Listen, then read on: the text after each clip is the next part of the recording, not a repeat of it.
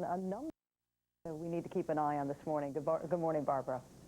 Hi, Paula. Well, as you look at these pictures of the crowds trying to pull down the statue in Kirkuk, it is northern Iraq that's getting a lot of attention from the U.S. military this morning because the situation there in the north still remains quite unstable, officials tell us. Now, in Kirkuk and Mosul, it is not clear to the U.S. yet to what extent there is opposition, to what extent there is control by the local community. This is a very fluid situation throughout the north. There are a number of U.S. Special Forces in the region, but there are not a large number of U.S. ground combat troops. So they are watching this very carefully. Of course, the huge economic stake here is the Kirkuk oil fields. And if the Kurdish population does move to take control of those oil fields, it will be something that the U.S. had not planned on and did not want to see happen. Now, the military situation, as we understand it up here in the north, officials tell us there are still elements of 8 regular Iraqi army units in the north. The U.S. does not believe those units will fight significantly once they are engaged, as it were, by U.S. forces. And there is also a Republican Guard, Special Republican Guard brigade near Tikrit still to be dealt with. Paula?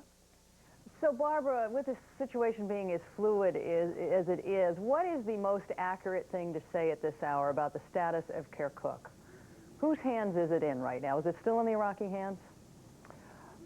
Uncertain at this point. The latest read is that it is not in the hands of the Iraqi regime, as it were, that certainly local people led by Kurdish elements have moved into the region. But here at the Pentagon, officials say they just don't have a really good read as to exactly what's going on up there. There may be an influx of additional U.S. military ground forces in the next few days, we are told, to try and get more of a U.S. military footprint on the ground and get control of it. Paula? And Barbara, what do you make of this latest report from Reuters suggesting that the Turkish foreign minister has said that Secretary Powell has assured Turkey that U.S. forces would remove Kurdish fighters from Kirkuk? Well, even before the war began, of course, the U.S. was trying to give Turkey reassurances that it would not allow northern Iraq to essentially become an independent Kurdish state. That's something Turkey doesn't want to see on its border. Turkey feels that would be very destabilizing and cause problems for the Turkish government with its own Kurdish minorities inside Turkey. So this has been an ongoing source of stress and tension in the region. The U.S. has given Turkey those reassurances, but clearly the situation on the ground shows that the situation is very uncertain today. All right, Barbara Starr, we're going to be coming back to you a number of times this morning. Thanks for the update. Let's quickly go to Jane Araf, who is on the ground not far from where you see the locals in the process of trying to take down yet another statue of Saddam Hussein, this time in Kirkuk. Jane, what do you see from where you're standing? Paula, I have to say first, if there are Iraqi forces on the ground here, they are certainly keeping a low profile. Now, what we're mostly seeing are Kurdish Peshmerga, the Kurdish fighters, and crowds, absolute crowds of Kurds who have choked the highway between here and Erbil, an hour's drive away, all afternoon long. Now, they've come here piled into the backs of trucks, on motorcycles, in cars, and they're all waving flags of the two main Kurdish parties. A lot of those people have congregated in that main square where we're seeing the statue of Saddam Hussein in tribal dress, very regal, that statue. An amazing sight, actually seeing that young Kirkuk man climb up there and beat the face of the statue with that shoe. Now, that has been going on for quite some time. They intend, obviously, to topple this statue, but they're having some trouble. A symbol, perhaps, of exactly how resistant and resilient that symbol of the Iraqi leadership is. Now, in other parts of the city, we're still parading Peshmerga, the Kurdish fighters, as well as just young people from Erbil going through. On the way out of the city, we were seeing people going the other way, and they were going the other way with whatever they could carry. Refrigerators in the backs of trucks, vehicles wheeled away. We talked to one person who had 2 of his cars stolen, and he said what a lot of people told us today: where are the Americans in all this? Paula? Jane, we need your help in giving us some context here. Barbara Starr just learning from the Pentagon that there are apparently 8 regular Army Force units in northern Iraq right now. You just said you saw some Iraqi forces on the ground. Who do you think they represent? One of these units of the regular Army forces? We've seen Kurdish forces on the ground. The Iraqi forces are certainly keeping a low profile, and they have been melting away from the front lines, including from Kirkuk. Now, when we left Erbil earlier, there was a convoy of tanks which we had been seeing, and those were actually the Abrams tanks, airlifted for the first time. Now, the intention is to send American ground troops, if necessary, into places like this. As for the Iraqis, they have essentially, as far as we can see, essentially melted away. There has not been communication, apparently, between Army units here in these cities and the rest of Iraq. And as they have retreated, the Kurdish fighters have moved forward to fill the vacuum. So basically what we've seen in Kirkuk and in other cities is the city essentially falling without real fighting going on, as those Iraqi forces have retreated. The U.S. Special Forces have come in small numbers, but mostly it's the Kurdish forces. And that, again, is why the Turks must be getting a little bit alarmed right now. Paula? Well, Jane, as you and I were watching that live picture coming out of Kirkuk, it looked to both of us like it was going to be a long-term project to bring the statue down, but just in the middle of your last answer, the statue did come down. And I know there's a lot of rejoicing over that, but still a lot of apprehension as well. Again, a lot of people on the fringes of that crowd that you're seeing were standing back and watching with some concern, wondering what comes next, essentially, especially as they were watching these convoys of Kurdish fighters parade through the streets with their flags. Now, this is a very multi-ethnic community, and that's part of why it's almost been claimed by so many groups. It's Kurdish, it's Arab, it's Christian, it's got all of these different groups in there, and particularly the non-Kurdish population have been telling us this afternoon as we've been standing in that square watching the attempt to topple that statue, that they're a little bit worried about what happens next if the Americans do not come in bigger numbers to stabilize the city. Paula? Jane Araf, thanks so much. We'll be checking in with you as well throughout the morning. Still to come, Saddam, dead or alive? How much does it matter now anyway? We're going to get a military perspective straight ahead. Please stay with us. This year, nearly 1 million families will have their most valuable possessions stolen right from here. It's their own identity. Bank statements, credit card and ATM receipts, pay stubs. In today's world, a little advice. Shred anything you wouldn't want in the hands of a stranger. Hey, Tom. Protect yourself at home with the shredder more businesses rely on for superior performance and durability. Fellows, the world's toughest shredders. All right, everybody, let's come to the table. From generation to generation. You're a much better father than I was. From father to son. You didn't exactly set the bar on that high. This family can survive anything. As long as they have each other. Schmuck! Michael Douglas, Kirk Douglas. It runs in the family. Rated PG-13. Starts Friday, April 25th at theaters everywhere. Where do you get your pet's flea, tick, and heartworm medications? Oh, what a hassle. I take the dog, drive to the vet's office, then sit and wait. I just call 1-800-PET-MEDS, and my pet's medications are delivered right to my door. Wow, I paid a lot at the vet's office. And I paid a lot less. 1-800-PET-MEDS guarantees the lowest price on all your pet's medications. Order now and receive free shipping.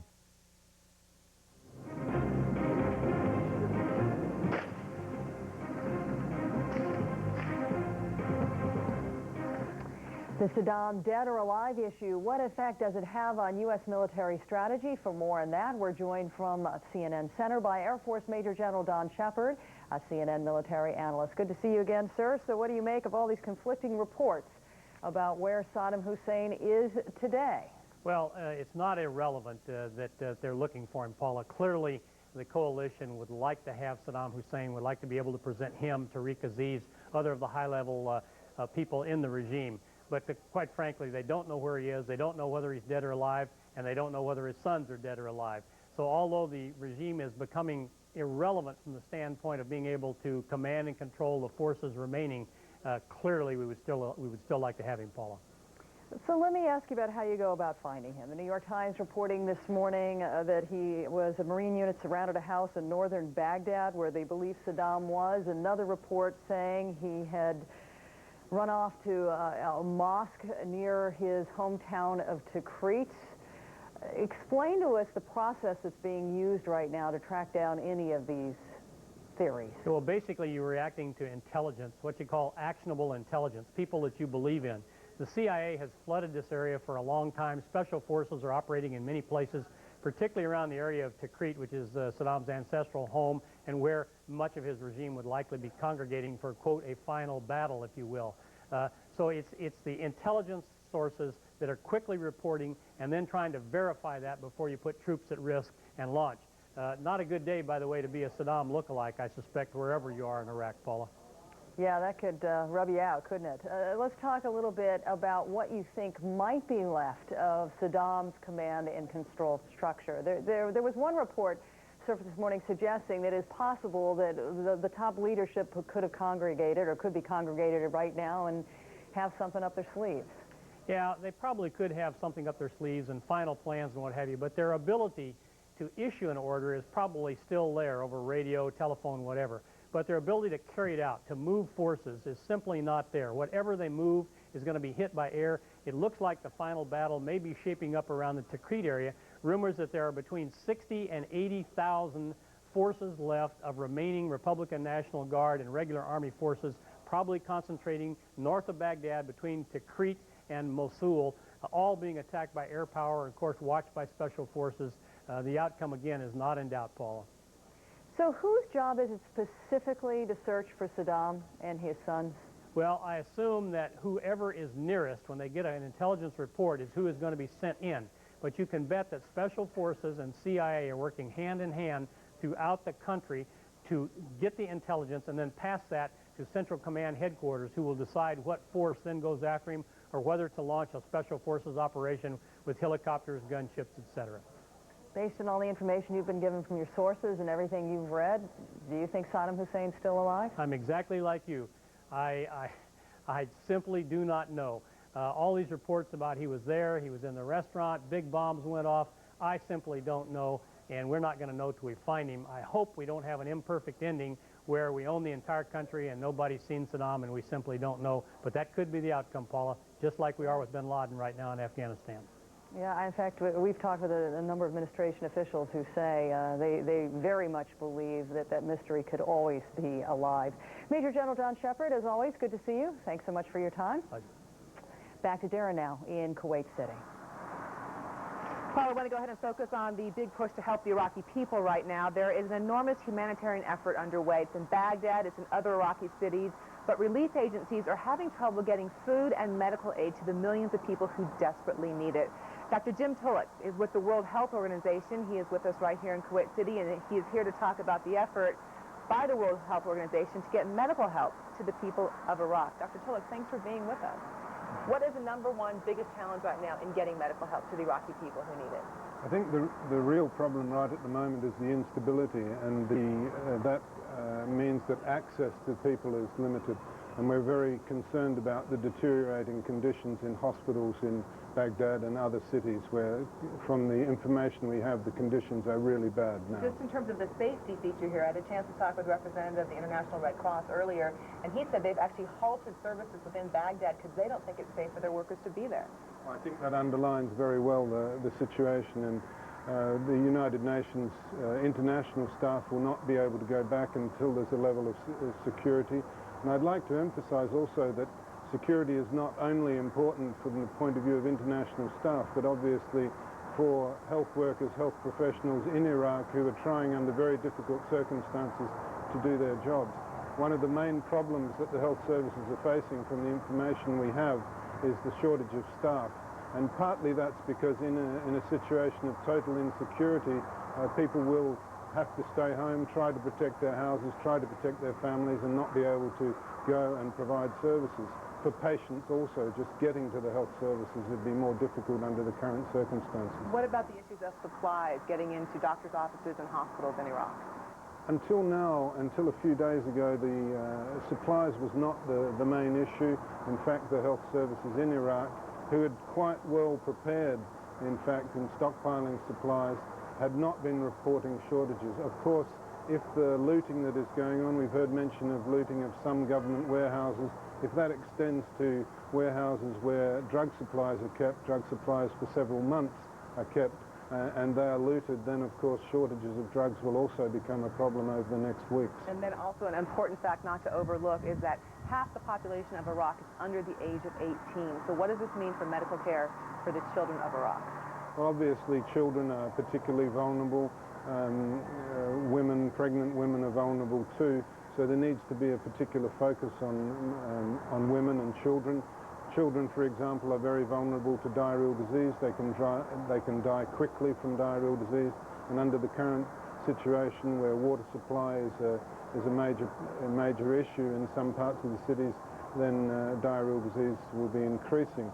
Also in the hospitals, dealing with trauma, perhaps burns to children, injuries to people of all ages for that matter, dealing with them under unhygienic conditions is also very difficult. You have a lot of work ahead of you. When it's safe to go in, to bring more of your workers in, we wish you well with your work. Dr. Jim Tulloch from the World Health Organization, thank you very much. Paula, we'll toss it back to you in New York. Thanks, Darren. See you in a little bit. And we're going to take a short break here, but as we lead you into the break, we show you pictures, live pictures coming from Kirkuk, where, I guess you're not going to see the picture just yet, but where dozens of Iraqi civilians pull down yet another enormous statue of Saddam, this time Saddam in tribal clothing. We'll show that to you on the other side. We'll be right back.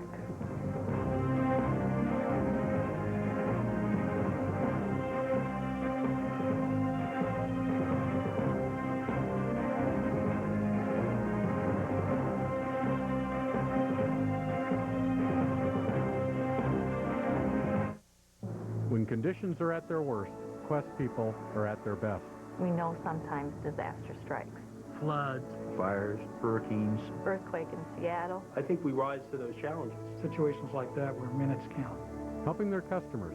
Employees have always rallied around blizzards. We are comforted in the knowledge that we can respond quickly when needed. I mean, you realize, how important what you do is. To the customer, we are the front line. The spirit of service, there for you. Tired of playing the mortgage rate game? You know, when you hear one of those ads that promise you the moon and you call up only to find out that the points are too high and there are hidden fees attached? Well, at Ditech.com, there are no games, just low fixed rates with no middleman or broker fees. You can be pre-qualified online or over the telephone. There's no advance fees prior to closing and no cancellation fees. Do it now before the rates go up. Ditech.com. Call 1-800-71-FIXED. Because things are changing so fast, trust CNN. With more frontline reporters, experts who have been there, and the most experienced journalists. Because you need all the facts. Stay with CNN, the most trusted name in news. CNN Tonight as Saddam's regime crumbles, how much fighting still remains. The latest from Operation Iraqi Freedom, only on Larry King Live.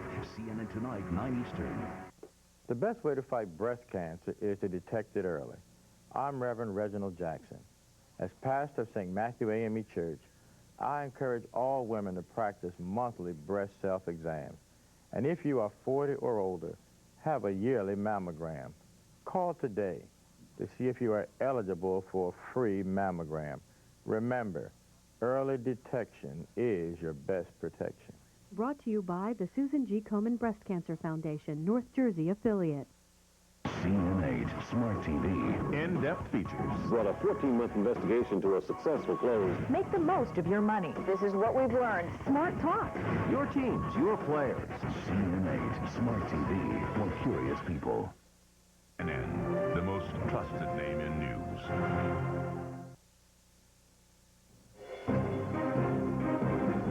Good morning, folks. Leon Harris here at the CNN Center, and our coverage of the war in Iraq will continue in just a moment, but first, here's a look at what is happening this hour. Symbols of Saddam Hussein's reign are coming down in Baghdad.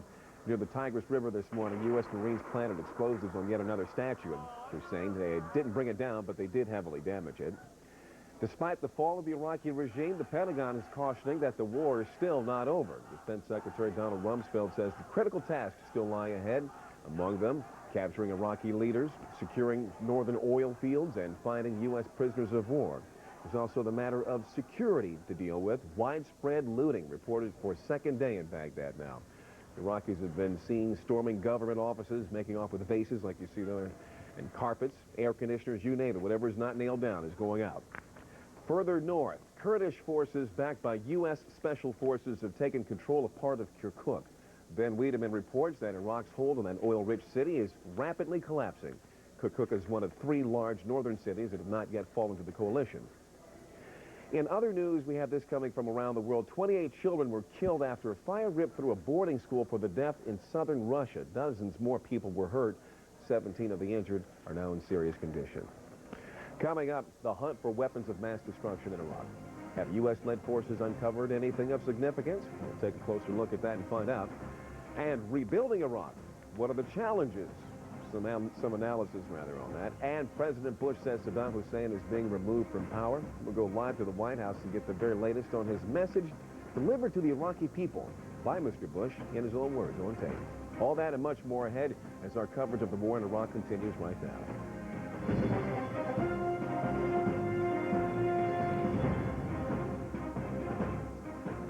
And good morning. Welcome. Glad to have you with us on this Thursday morning. Another busy morning here. The intense emotion the world saw yesterday in Baghdad is visible in northern Iraq today as well. We've been keeping an eye on this scene in downtown Kirkuk for quite a while this morning. Apparently, some believe this key oil city is collapsing to Kurdish forces who are backed by U.S. Special Ops troops. Earlier, people swarmed a statue of Saddam Hussein, pounding on it with their shoes, pushing it. Took them some time, but they finally got it to topple. The situation at Kirkuk has caught the eye of Turkey. It has just announced this morning it will send observers to the city to monitor events. And then in Baghdad, Central Command is warning that the situation is still very dangerous. U.S. forces went into 2 mosques today. They were trying to clear out some remaining Iraqi fighters. There was a question of whether Saddam Hussein was hiding in one of those mosques. He wasn't. The U.S. still doesn't know where he might be or if he is alive at all. Now, after one of the heaviest nights of coalition bombing in northern Iraq, Kurdish fighters today, backed by U.S. Special Forces, advancing quickly and are reportedly in the process of taking control of Kirkuk. Our Ben Wiedemann is there and joins us with the latest. Ben, please bring us up to date. Barbara Starr just reporting from the Pentagon. The situation is so fluid, the Pentagon won't even say who is in control at this hour.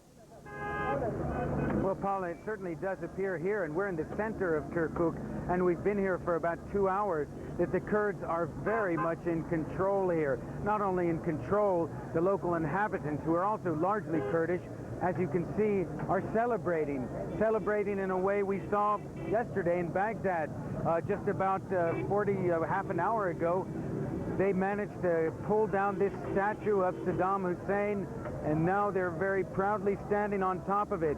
When it fell, there was a great cheer of triumph and victory. Now, it appears the U.S. and Kurdish forces were able to enter Kirkuk, a city of well over 500,000, without really much of a fight. We left Erbil, our base, and we basically drove at breakneck speed and arrived at this city to find Kurds very much in control. There was a lot of gunfire, but it was mostly celebratory gunfire. There was a good deal of looting. In fact, a real orgy of looting and theft, as we saw people going into factories, into offices, and just ripping off whatever they could get their hands on. But as I said, Paula, it certainly does appear that the Kurds are very much in control here. And what are some of the concerns of people there today, and in spite of the tremendous symbolic significance of what just happened in the square? Well, I think one of the top concerns here, Paula, is law and order. We really saw government stores and warehouses and factories being demolished.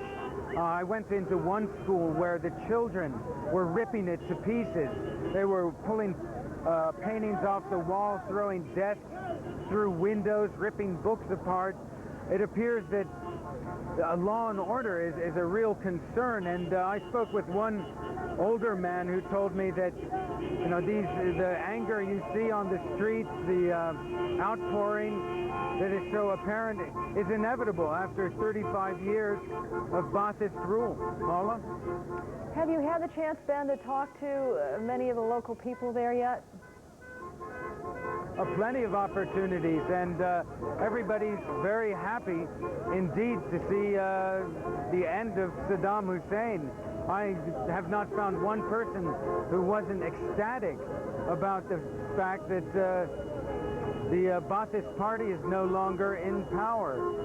People are worried a bit about the future. They don't know who's going to take over. The Kurds would like to see the Kurds run Kirkuk.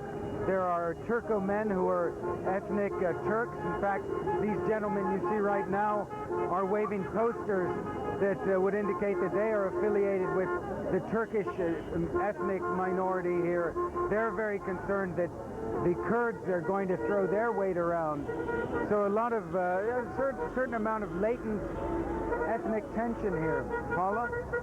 You know, Jane Araf was just describing to us the number of different ethnic populations. She talked about the Kurds, Arabs, and Christians all basically coming together in this city. Do you have a final thought on that? Well, yes, it is really a microcosm of the ethnic mosaic that is Iraq. Because, of course, I mentioned the Kurds and the Turks, but as Jane mentioned to you earlier, you do have the Christians, and not only one sect of them, but you have the Chaldeans and the Assyrians and many others. Now, by and large, ethnic relations have been fairly cordial, but that may be partially a function of the fact that Saddam Hussein imposed order and never really addressed any of the differences. Paula? Ben Wiedemann reporting from a very jubilant downtown Kirkuk today. Thanks so much. Let's go to the the White House, where our own Chris Burns is standing by there. Good morning, Chris. Good morning, Paula. Before I get to the part of what President Bush has said in his latest video statement, let me mention something about Turkey and Kirkuk.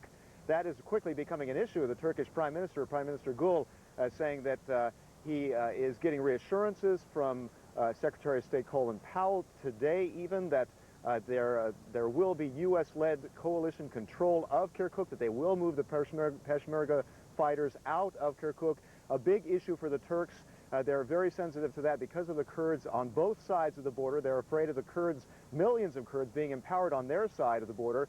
So they're very worried about that, and there had been concerns that perhaps the Turks could send in troops into northern Iraq if that remains unstable. So this is a very important issue. Ari Fleischer, the White House spokesman here yesterday, having said that they will insist on the territorial integrity of Iraq, that it not be taken apart, that the Kurds not seize control of northern Iraq, and that is why U.S. forces are there right now. Ari Fleischer is saying in his words, we mean that. Let me get to the main part about it, however, is this public relations offensive that the Bush administration is now getting involved in. If you look at the image from yesterday of the U.S. soldier draping the U.S. flag across the face of Saddam Hussein, that didn't last very long, but it lasted long enough to snap pictures, and it's on the front page of the New York Post today saying freedom, but in Arab newspapers across the Arab world, it's become the main front page issue, where they are seeing it not as freedom, but as an occupying force taking over an Arab country, very sensitive to that. And this is what the Bush administration has to combat within and without Iraq. That is why President Bush and Tony Blair have come out with a video that they will be broadcasting in the next hour or so to the Iraqi country, to the Iraqi people from a C-130 transport plane flying overhead, broadcasting that. What will they be saying? They will be saying that we come not as occupiers, we come to help you get your freedom back, to rebuild your country, to get the aid that you need. President Bush saying the troops won't stay forever. The goals of our coalition are clear and limited. We will end a brutal regime whose aggression and weapons of mass destruction make it a unique threat to the world. Coalition forces will help maintain law and order so that Iraqis can live in security. We will respect your great religious traditions, whose principles of equality and compassion are essential to Iraq's future. We will help you build a peaceful and representative government that protects the rights of all citizens. And then, our military forces will leave. Iraq will go forward as a unified, independent, and sovereign nation that has regained a respected place in the world. Now, coupled with this image problem, of course, is the power vacuum. They're going to have to fill this in with an interim administration. That is the big issue. Who's going to staff that, Paula? It's a huge obstacle ahead, everybody's saying. Thanks so much, Chris. We're going to go straight to Baghdad now, where our own Walt Rogers has been following the fast-breaking developments from there. He joins us from just outside the Palestine Hotel. Good morning, Walt. Good morning, Paula. War has many terrible faces, but perhaps none more terrible than the face of war which the children of Baghdad have seen. I've been out walking in residential neighborhoods, talking with families. I came upon a young Iraqi-American girl from the Chicago area, trapped here in Baghdad, trapped during the bombing. She's 14 years old. Her name was Sarah Horea. She said that the bombing was terrible. She would lie in her bed and cry at night. She said the very ground would shake. At one point, I asked this young Iraqi-American girl, how does it feel to be an American here? She said, it's weird. It's impossible to understand that the United States has such great power. I asked Sarah again, what's the worst thing you saw? She said, the worst thing I saw was looking out my front door and seeing the street littered with the bodies of dead Iraqi soldiers. And then she said, we would see cats and dogs nibbling on the corpses. Children should not have to see such things, and the children of Baghdad have seen far too many images like that. Most of the residents of the city continue to say they have ample food and water, although the only electricity they seem to be getting is if they're fortunate enough to have generators. The looting does continue today, but on a much smaller scale. Perhaps there just isn't as much to steal. The strangest thing I saw looted was a horse, an Arabian stallion. That, of course, is about as strange as it gets. Paula? Yeah, we've seen a lot of large items being taken away in wheelbarrows. Talk to us a little bit about what the chief concerns are of the people you talk to about this transition now that the country is going to have to go through in the months to come. You know, it's fascinating. The concerns of the Iraqi citizens are like the concerns of American citizens. They want nothing more than security. They don't want an uncertain future. They want a predictable future, and I think that's true of just about every society. The Iraqis are a very cultured and well-educated people. When you ask them, what are you afraid of? It's always the uncertainty. Remember, in most Arab city capitals like this, 50% of the children are under, or 50% of the population are under 16 years of age. They know nothing other than Saddam Hussein, and now there's this great black blank future ahead of them, and they don't know what to expect. And many of them say they are afraid, particularly that Saddam will merely be replaced by another despot. One Iraqi told me that he's afraid Saddam will be replaced by yet another oil thief. That is, they believe Saddam stole the riches of the country, and they're just afraid that someone else, another tyrant, will come along and steal the riches. Most of all, they would like security and peace. And one Iraqi I was speaking with just a few minutes ago said that more than anything else, he'd like a voice in his own government. Democratic aspirations, something that's been denied here. Paula? Walt Rogers, thanks so much. We'll see you a little bit later on this morning. In the meantime, let's go back to Kuwait City, where Darren is standing by. Good morning, Darren. Good morning to you once again. Paula, still ahead here. There are, of course, a lot of celebrations, but there are a lot of fierce battles that may still be ahead. We're going to look at some of the most dangerous areas in a moment. And as we go to break, we want to show you these pictures from Baghdad, from the home of Deputy Prime Minister Tariq Aziz. Marines moved into this home yesterday. Today, looters move in and take what they want. We'll be back in a moment.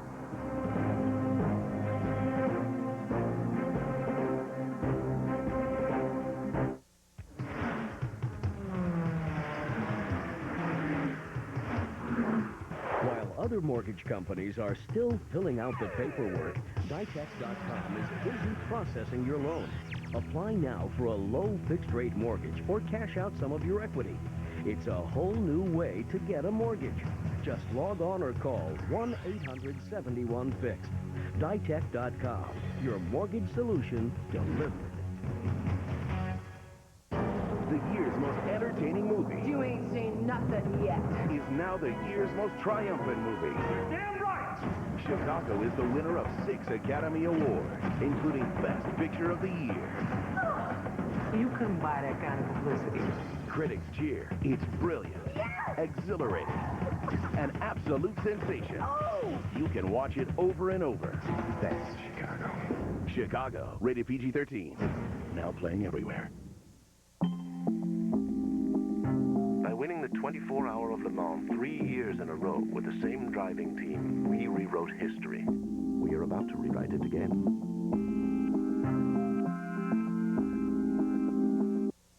You need to manage your business anytime, anywhere. Gateway's new business notebooks featuring Intel Centrino mobile technology help you stay productive with wireless connectivity. Plus the freedom of having up to 8 hours of battery life. Now get 0% business financing for 24 months when you purchase Gateway 450 E-Series business notebooks. Gateway, business, government, education. Gateway 450 notebooks feature Intel Centrino mobile technology. You decided. Once again, CNN is #1. For trust and experience, Americans choose CNN as the most credible news source.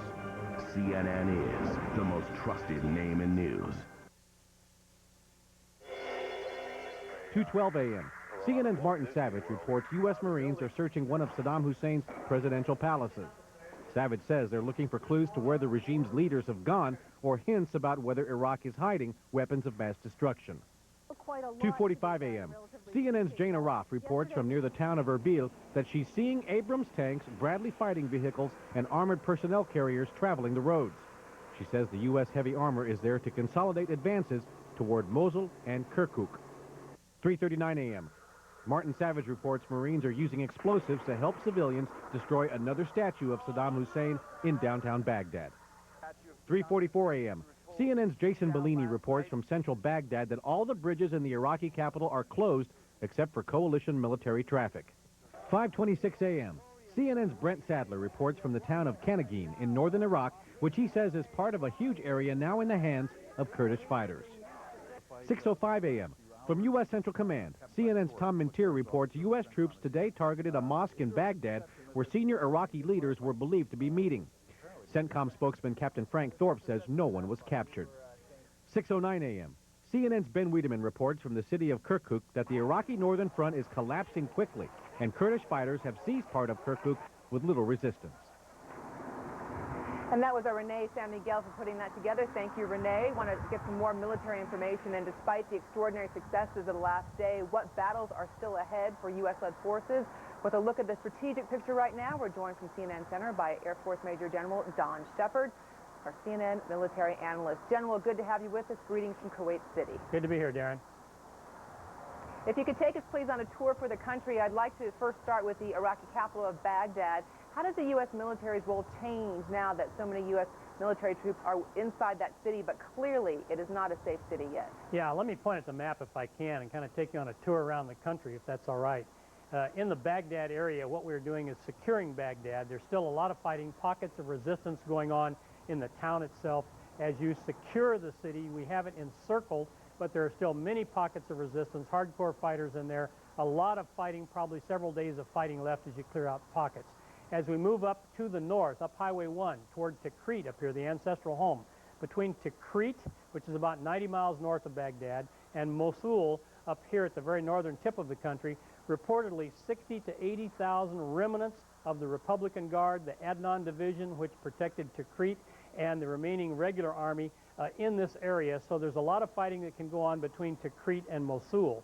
Now, what you're going to find is that in these areas, all of these fighters, deployed fighters out there, are going to be hit by air power. B-52s, B-1s, tactical air power from A-10s, from Harriers, from all types of jets.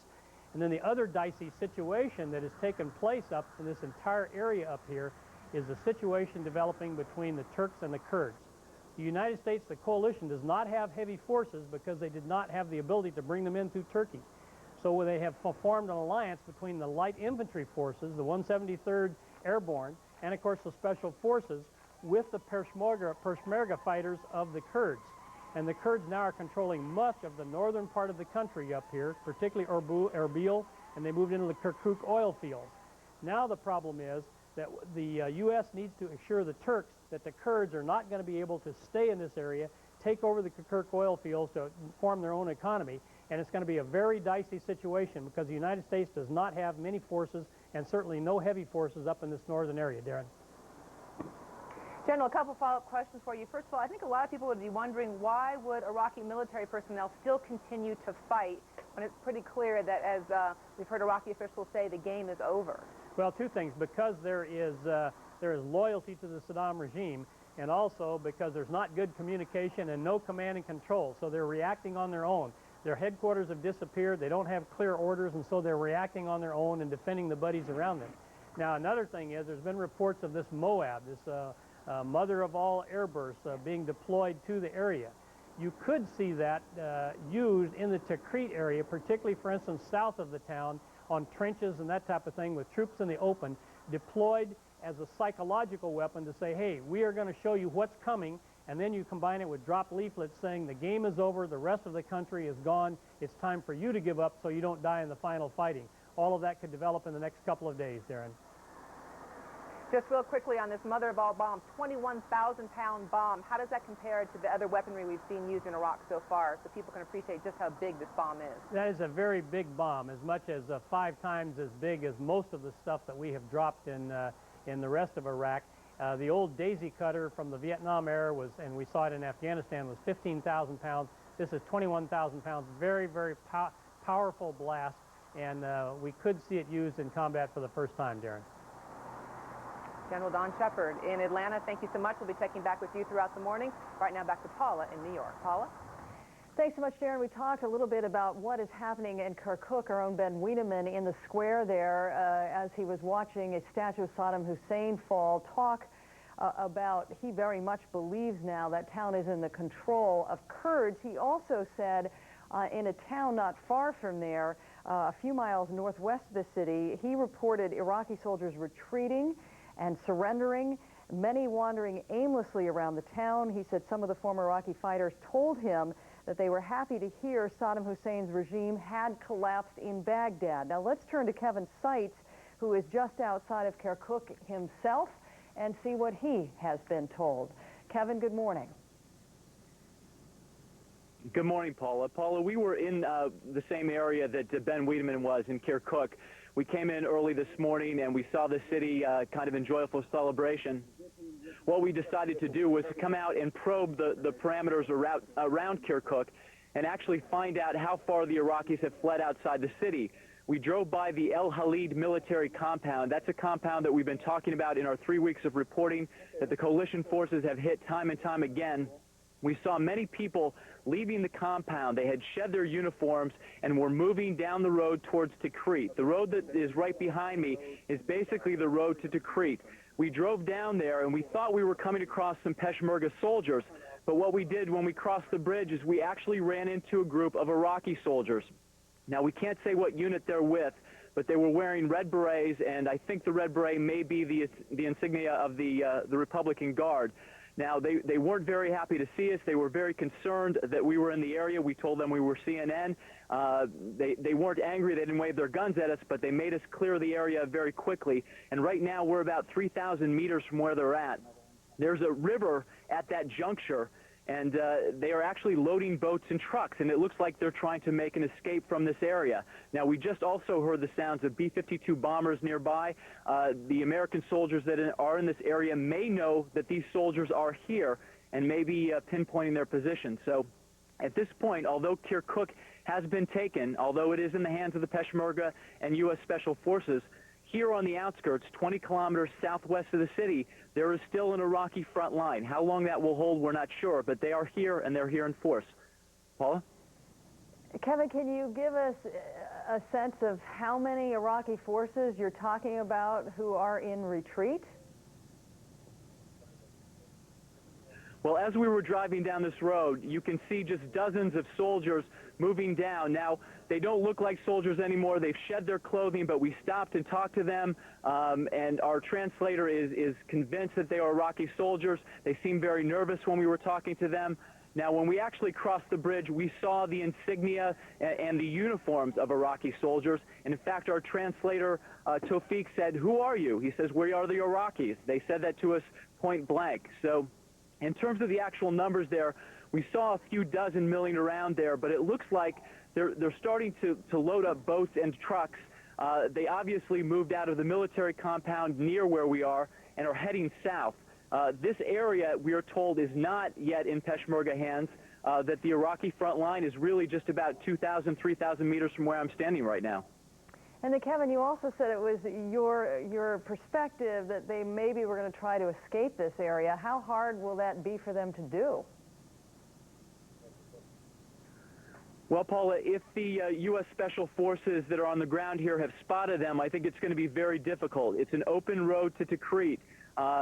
Could be like the highway of death if they decided to take that without, without proper safe passage. But they also, as I said, are loading boats. There is a river route that runs into Tikrit as well. That may be one of the options. But what most of the men here seem to be doing are shedding their uniforms. We saw boots by the side of the road, uniforms, full uniforms, and as I said, lots of men dressed in civilian clothing heading south. I don't think it's going to be a safe passage, but then again, I also don't think that U.S. forces may be aware that they're this close to Kirkuk, that they're at this juncture right now. Well, they might be now after this report. Kevin Seitz, thank you so much. Kevin giving us a very good idea of why the Pentagon believes this area is very much in play, and the situation's so fluid, it's very difficult to tell exactly who's in control of what at this hour. Coming up, where does Iraq go from here? Who will help restore desperately needed services? And what are the risks? That's coming up next.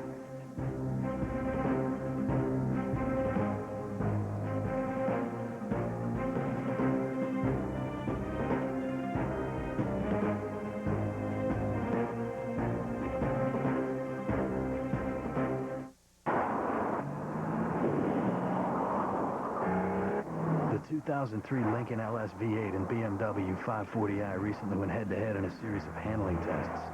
The result?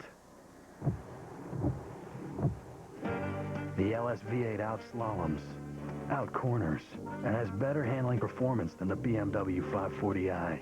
The new Lincoln LS V6, starting at $29,495. There are those who travel, and those who travel well. When it comes to your home phone, you want to make local calls. Let's say this jelly bean is a local call. You want to make unlimited local calls. Now, you also want to make long-distance calls. This is a long-distance call. And let's say you can make an unlimited number of them to anywhere in the country. Welcome to the neighborhood. Unlimited local and long-distance calling for one low monthly price. What a sweet deal. Call 1-800-JOIN-NCI today, the neighborhood, where local and long distance come together. From Christopher Guest, director of Best in Show and Waiting for Guffman, comes A Mighty Wind. Excuse me, I must be full. It reaches moments of comic genius. You rock. It's fantastic. Big time stuff. The large cast of regulars are hilarious. There she blows! You'll love A Mighty Wind. I don't remember much. A Mighty Wind, rated PG-13. Starts this Wednesday at a theater near you. CNN Tonight, as Saddam's regime crumbles, how much fighting still remains. The latest from Operation Iraqi Freedom, only on Larry King Live. CNN Tonight, 9 Eastern. The Philadelphia Chamber Music Society, winner of Philadelphia Magazine's 2002 Best of Philly Award, presents outstanding artists and music at affordable prices. The 2003-2004 season includes the world-renowned Tokyo String Quartet, Midori, Richard Good, Anonymous 4, Christian McBride, and more at the Kimmel Center and other locations. Come be inspired by today's leading chamber music groups, pianists, singers, violinists, and jazz artists at the best prices. Call 215-569-8080 or visit PhiladelphiaChambermusic.org. There's spring fever at Conacelli Autoplex, Ridge Pike, Conshohocken. Our customers know we go the extra mile. With over 1,500 new Toyotas, Hondas, Nissans, and Mitsubishis in stock to choose from. Financing as low as 0.9% and discounts up to $10,000. We go the extra mile to offer no money down and all those rebates on America's favorite import models. You'll see the savings during Conacelli's Spring Fever Sale. Whether you're buying or leasing, come to Conacelli Autoplex during our Spring Fever Sale and save thousands. CNN, the most trusted name in news.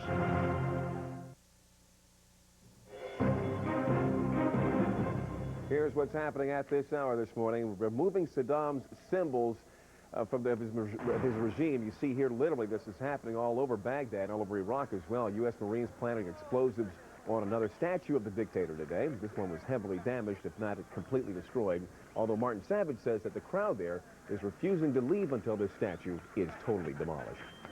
Central Command says that Marines battled Iraqi loyalists today at a Baghdad mosque where senior Iraqi leaders were believed to be meeting. No one was captured, though. Military officials said that there was a number of casualties there on behalf of the U.S. The strategic oil city of Kirkuk is rapidly falling into Kurdish control. Ben Wiedemann says that Kurdish forces appear to have taken over most of that city. Now, the Kurds also tried their hand at turning over a Saddam Hussein statue. They toppled this one that was in the center there of Kirkuk. Now, several relief organizations are demanding access to Iraqi civilians to assess the extent of the humanitarian crisis. Aid groups say that they want to do this without any interference from coalition troops. Coming up this morning, pictures of Saddam's falling bronze image were seen around the world, but still no signs of the actual leader himself or any confirmation that he's alive. This morning, we'll talk with an expert on Saddam's uncanny ability for survival, see what he thinks about that. And the Pentagon warns that some of the toughest battles may still lie ahead, and we'll tell you where the U.S. forces may experience some stiff Iraq resistance. And some Iraqis say it's too early to celebrate right now. They say coalition forces left them to face a formidable Iraqi regime back in 1991. They still have memories of that. We'll talk with the executive director of the American Islamic Congress about overcoming those memories. CNN's coverage of the war in Iraq continues right here, right now.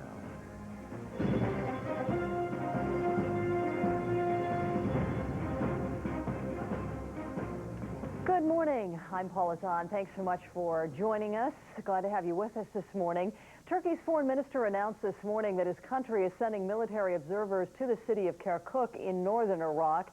It is still very much a fluid situation there with conflicting versions of exactly what is going on.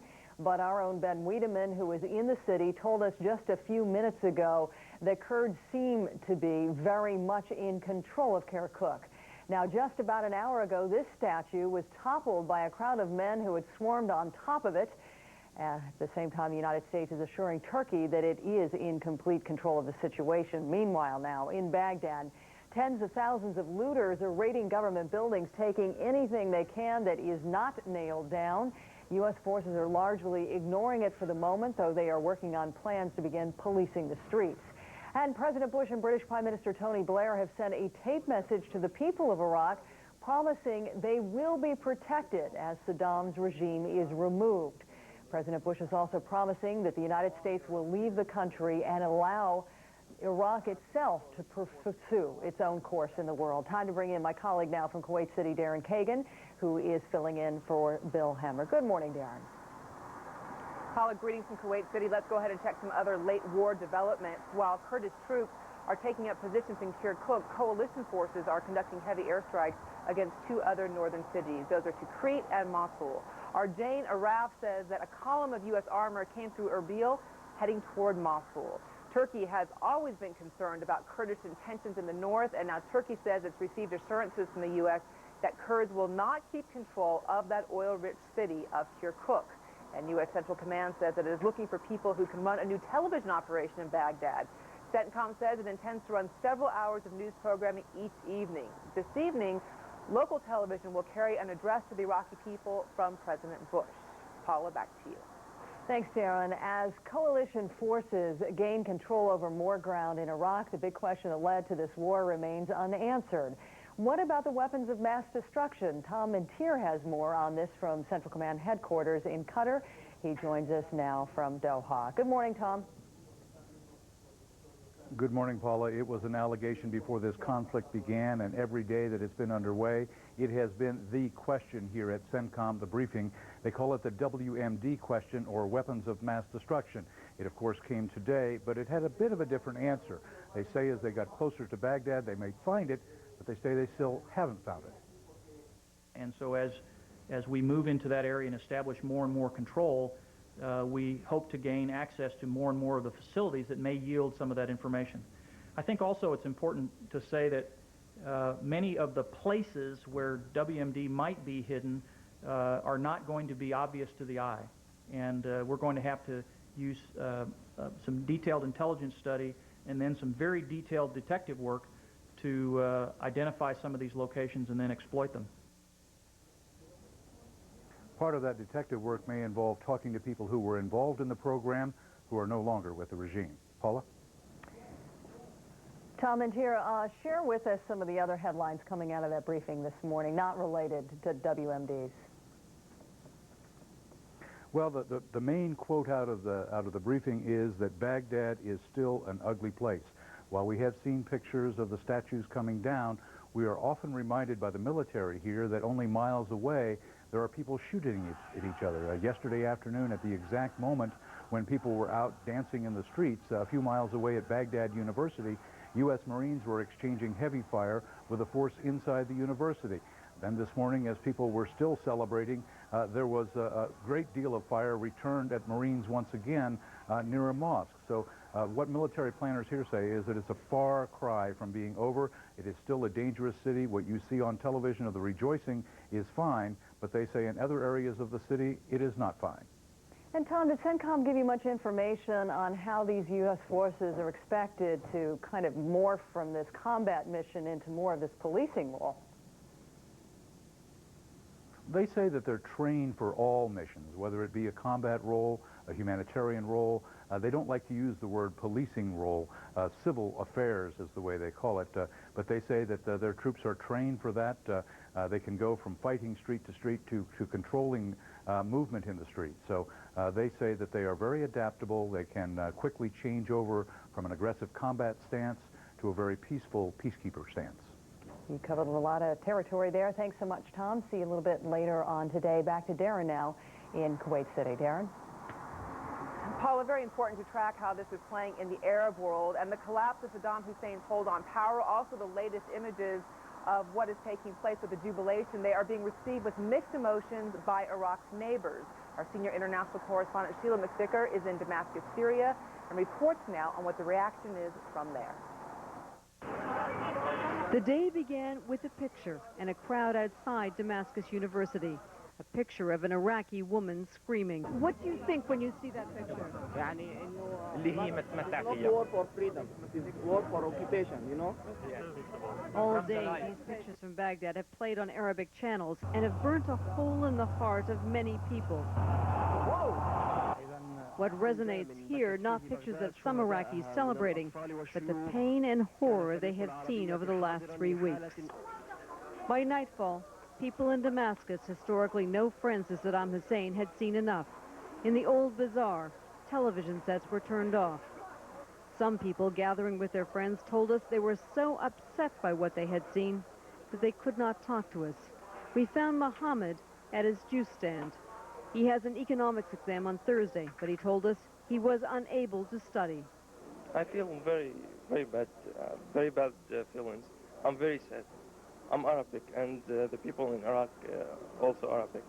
So they are our brothers and our families. So I'm sorry.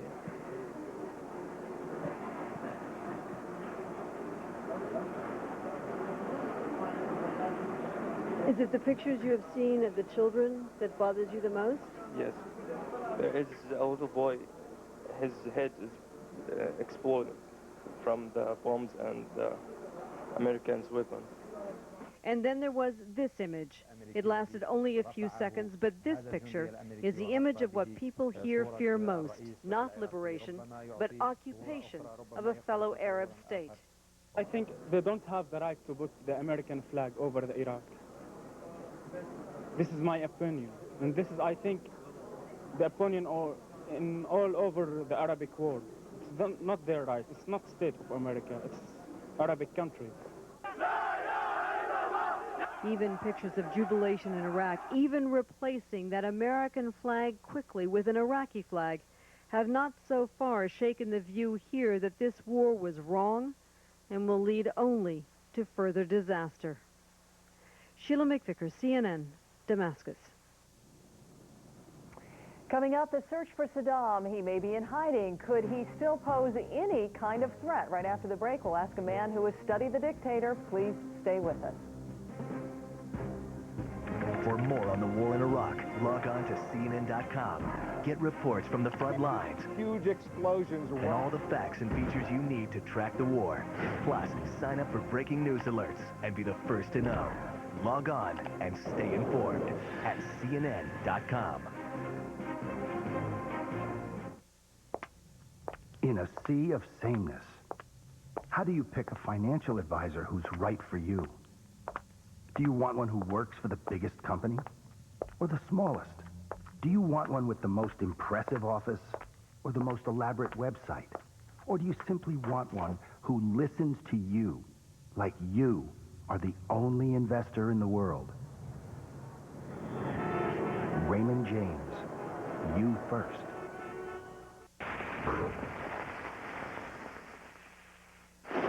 Tough heartburn? Try Extra Strength Mylanta. Nothing's faster or more soothing than Extra Strength Mylanta, the liquidator.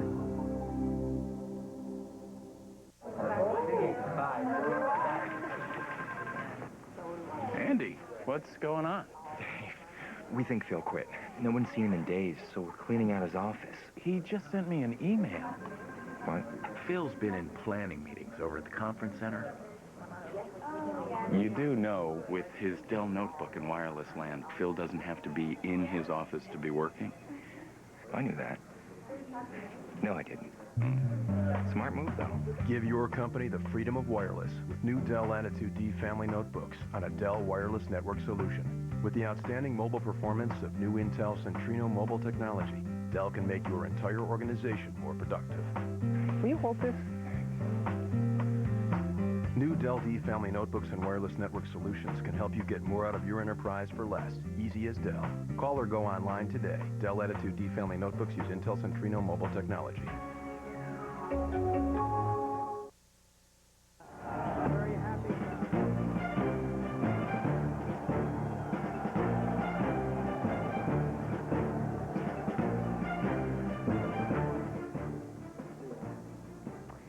Welcome back. That was a pretty dramatic scene that we saw just about an hour and 45 minutes ago in downtown Kirkuk when the locals there, after a painstaking effort, brought that statue of Saddam Hussein in his tribal costume to the ground. Now, Saddam Hussein and his Iraqi regime are nowhere to be found this morning. Iraq's opposition leaders believe Saddam may have survived the U.S. bombing Monday in the Mansour neighborhood of Baghdad. They say there are reports suggesting he's hiding in a town northeast of the Iraqi capital. Will it be any easier to find Saddam in a newly liberated Iraq? Con Conklin is the author, Saddam, King of Terror. He also is the executive editor of the London Daily Telegraph. Con joins us now from London. Good to see you again. Welcome. Good morning, Paula. You have probably seen the same reports we have, and they are all over the place this morning. Some reports putting Saddam in northeast of Baghdad, others saying he's in his hometown of Tikrit. A third report suggesting he's hanging out in some mosque outside of Tikrit. What do your sources tell you? Well, what I hear is that he's moving back towards Tikrit. Of course, anybody who knows precisely where Saddam is not going to tell us.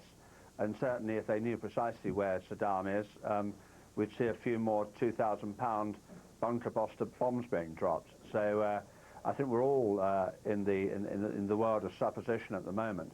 But what I'm picking up is that people expect him to move to Tikrit. That's where he's got the last bastion of loyal supporters that can really look after him.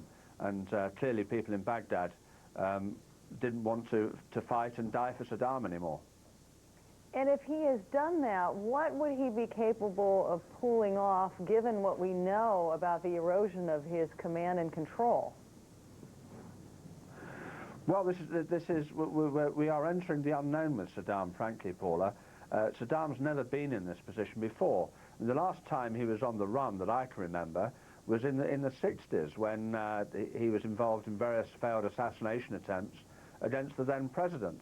What he did then was he ran back to Tikrit and he hid away in Tikrit, and then he went to Syria. So whether he's going to follow that kind of path this time round, we will see. But I expect him to be in Tikrit. I don't think, I mean, it's obvious that the regime is over, he is finished. But Saddam is a survivor. I mean, he is not going to give himself up. I don't think he's even going to put himself in a position where he has to take his own life. Saddam is a survivor. He will try and lay low, as he's done throughout this conflict, actually. He will try and lay low and survive it. At some point, the coalition forces will pack up their tanks and go home. And after that, Saddam will hope to make a comeback. Well, you have spent most of your adult life studying this man, and you've talked a lot about his ability to survive. You've also described him as a supreme megalomaniac who is very concerned about his legacy. Yesterday, one would think, had to be extremely humiliating to him, as we saw the group of Iraqi civilians work for hours to bring down this enormous statue that had just been erected on his 65th birthday last April. Yeah. Well, I think all these things are very, very hurtful to Saddam. But let's not forget, Paula, that Saddam is a realist. And I recall the whole period when the Ceausescu regime was overthrown in Romania. And I write about this in the book. Saddam was really struck by how quickly the Romanians turned on the Ceausescus, and they had a pretty vicious dictatorship there. And Saddam actually made a film of what happened to the Ceausescus in Romania in 1989 and showed it to the Revolutionary Command Council in Baghdad and said, look guys, unless we're really tough, this is what will happen to us. So I don't think Saddam was under any illusions about what Iraqis really thought about him, which of course is why he had this ferocious security apparatus, this brutal secret police with its interrogation centers to keep him in power. So Saddam will not be surprised to see Baghdadis pulling down his statue. But of course in Tikrit it's a different matter. He is genuinely popular in Tikrit. He's also spent a lot of money on Tikrit over the years, and he will expect the Tikritis to repay the loyalty he showed to them during the 25 years that he was in power. Well, we always appreciate you trying to shed some light on one of the greatest mysteries of this war. Con Conklin, as always, good to see you. Thanks for dropping by. And you, Paula. Keep well. Thank you. Time to sample some voices of America, and one voice in particular that I'm very interested in hearing this morning. Jack Cafferty, how are you? Hi, good, Paula. The voice that we're going to listen to this morning actually is in Vacaville, California. Students in a 4th grade class there are learning about life in Iraq from someone who has seen it firsthand. Their teacher, Kathy Hively, taught in Iraq for a year and says she would like very much to go back. I would love to be part of the rebuilding. Just imagine if I had the opportunity to be part of putting the school back together. One of Hively's Iraqi students turned out to be Saddam Hussein's niece, though she didn't realize who it was for the first 3 days that the little girl was in class. Talk about a small world, huh? Yeah, I'll say. All A's. A. Right? Yeah, really? A+? She's a perfect student, A. Can't say anything bad about her. We're going to take a short break here, Jack, and on the other side, we're going to introduce you to the parents of one of the Marines who was involved in actually getting that big chain wrapped around the neck of Saddam Hussein, that statue yesterday in the central square of Baghdad. We'll be right back. Tired of playing the mortgage rate game? You know, when you hear one of those ads that promise you the moon and you call up only to find out that the points are too high and there are hidden fees attached? Well, at Ditech.com, there are no games, just low fixed rates with no middleman or broker fees. You can be pre-qualified online or over the telephone. There's no advance fees prior to closing and no cancellation fees. Do it now, before the rates go up. Ditech.com. Call 1-800-71-FIXED. Your pet's same exact heartworm and flea medications delivered to your home, saving you time and money. 1-800-PET-MEDS. We deliver savings and convenience on HeartGuard, Advantage, Frontline, and all other pet medications. Order now and receive free shipping. Miles O'Brien takes you inside the war in Iraq. A zone of control around Baghdad. You realize that this rather significant Special Forces operation has come of age. Miles O'Brien, experience you can trust only on CNN. CNN Tonight. Join Paula Zahn with Wolf Blitzer at 8, Larry King Live at 9, and Newsnight with Aaron Brown at 10. Stay with CNN, the most trusted name in news. The best way to fight breast cancer is to detect it early. I'm Steve Adubato. I encourage all women to practice monthly breast self-exams. And if you are 40 or older, have a yearly mammogram. Call today to see if you are eligible for a free mammogram. And remember, early detection is your best protection. Brought to you by the Susan G. Komen Breast Cancer Foundation, North Jersey affiliate.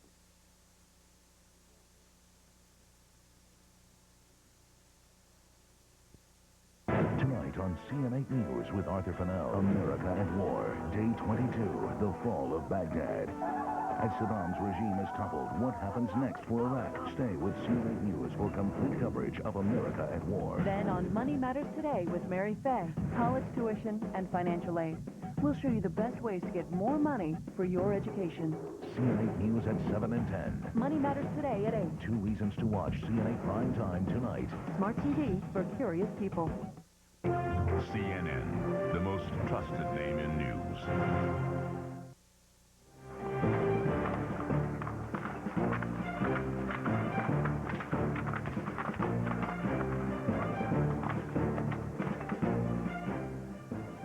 For Leslie and Jerry Sager of Oakley, California, the war is a very personal issue. Their son, Sergeant David Sutherland, is a Marine tank commander, so imagine their surprise when they realized that David was one of the 2 men scaling the statue of Saddam Hussein yesterday in that central square in Baghdad.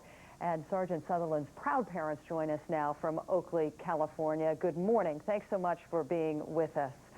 Leslie, at what point did you realize that was your son on that statue?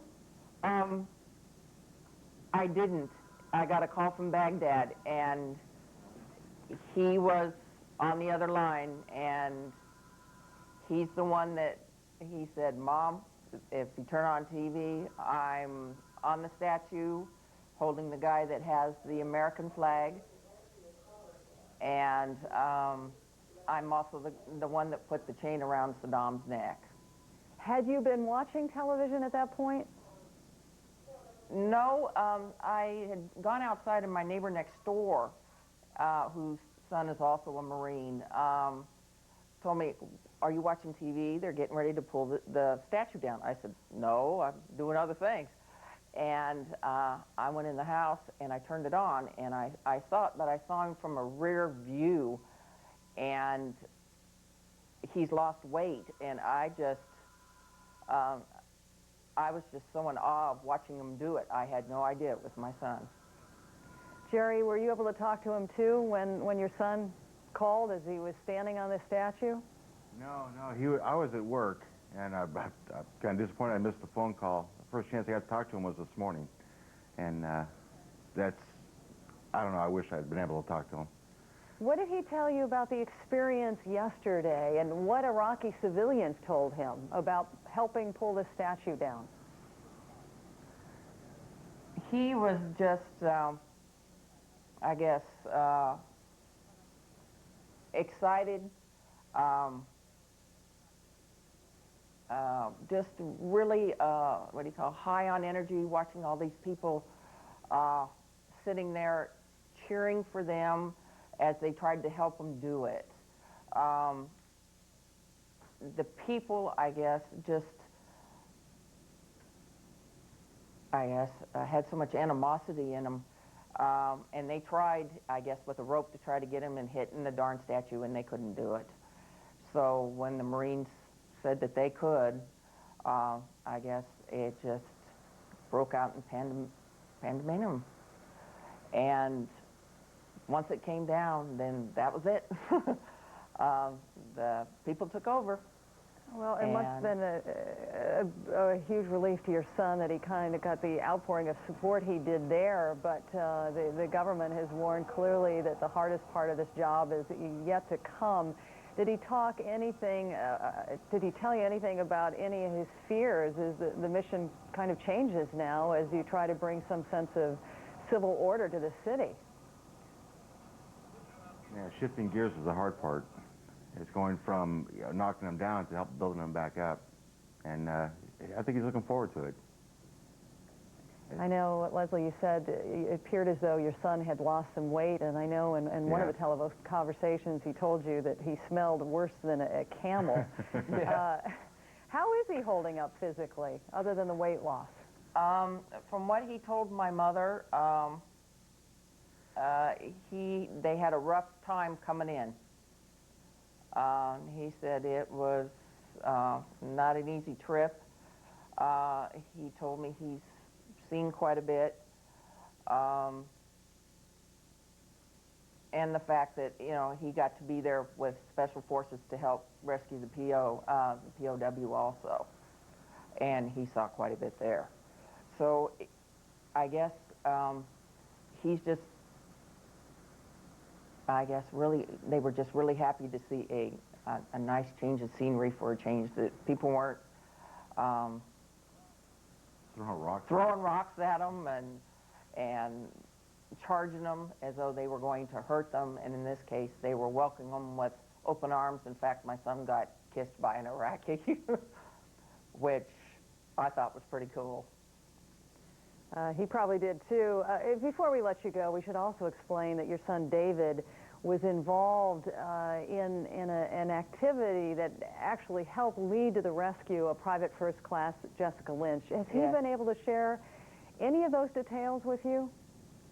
He said they were out in front with the crossfire going while Special Forces was sneaking in the back door, and he said that she was pretty badly beat up. And he said it was an experience he'll never forget. It was the rush of helping her get out and picking up the other fallen soldiers, but there was also the sadness and of seeing just how bad it was. Well, we can only imagine how much pride you have in your son David. Also, your son Kevin, who's a Navy corpsman. Yeah. I can't even imagine how much worry you must have in your heart. Yes. I mean, with him being in one end of Iraq and my other one in the other end, it's quite a jolt when you get a phone call. And like I said, when I got the call yesterday, I thought they were going to tell me he was dead. That was the last thing I expected, to get a phone call from Baghdad, because he had already told me before he left that he wasn't going to be able to call. It's been a rough couple of weeks. Oh, yeah. My mother, my neighbor next door, we sit and live for CNN, NBC, Fox, anything that shows any sign of our guys. Well, you certainly got the surprise of your life yesterday when your neighbor told you to turn on the television set and you see your son straddling that statue of Saddam Hussein. Yeah. Leslie and Jerry, best of luck to your family, and thank you so much for sharing your story with us this morning. Well, thank you. Thank you very much. Thank you. It'll be a very happy day when you get both of those sons back, won't it? Looking forward to it. Yes. Looking I forward bet to it. you are. Thanks again. Back to Leanne Harris now at the CNN Center to bring you up to date at the headlines at the top of the hour. Hi, Leon. Hi, Paula. Good morning, folks. Leon Harris here with more of our coverage of the war in Iraq with a look at what's happening this hour. A turning point in the war reached now. Right now, many Iraqis are watching a taped television address from President Bush. This is part of a media campaign to convince Iraqis that they will soon be free. Now, a day after the fall of the regime, U.S. Marines seized yet another of Saddam Hussein's presidential palaces. And our Martin Savage got a chance to go along and get inside and take a look. And he says much of the palace is still intact, despite the bombing. And he says it is so opulent, so extravagant, it looks like something out of Walt Disney World. The mood is jubilant in the northern oil city of Kirkuk. Ben Wiedemann says it appears that Kurdish forces there are now in control of the city. Kurds toppled a statue of Saddam Hussein, as you see here. This statue was one that was dressed in a tribal garb. It stood once in the city's central square. A U.S. military convoy advancing toward that collapsing northern front line. Jane Araf says the forces will stay in Erbil while awaiting the reinforcements. The convoy includes tanks that were airlifted into the area recently, a first time for the M1A1 Abrams tank. And that live picture is now coming from the UN. Secretary General Kofi Annan. Action and allowing lawlessness and chaos and bullying to go on. Is that a violation of the convention? What should they be doing to clear up the situation? Let me first say that from what we have seen in the reports, it appears there's no functioning government in Iraq at the moment. We also saw the scenes of jubilation, but of course when you think of the casualties, both military and civilian, the Iraqis have paid a heavy price for this. And we've seen scenes of looting, and obviously law and order must be a major concern. Regarding your question, I think the Council has also reaffirmed that the Hague Regulation and the Geneva Conventions applies to this conflict, and that the coalition has a responsibility for the welfare of the people in this area, and I'm sure that will be respected. Why did you call in Ambassador Al-Duri on Monday, and what do you understand his status at the moment to be? I don't know what his status is, but I did talk to him on Monday. We reviewed the situation in Baghdad and what was happening. He didn't have much information. I don't know where he is or what his status is at the moment, but naturally we did talk about what happens depending on the evolution of things on the ground. Did he ask at that point for asylum or discuss the question of asylum or potential need for protection in any way? No, he didn't ask for an asylum or protection. He had indicated some time earlier that he and his staff sometimes felt harassed and followed by local authorities and police. This was some time ago, and I think we had raised it with the authorities, and that has stopped. When I saw him on Monday, he didn't ask me for help with his status.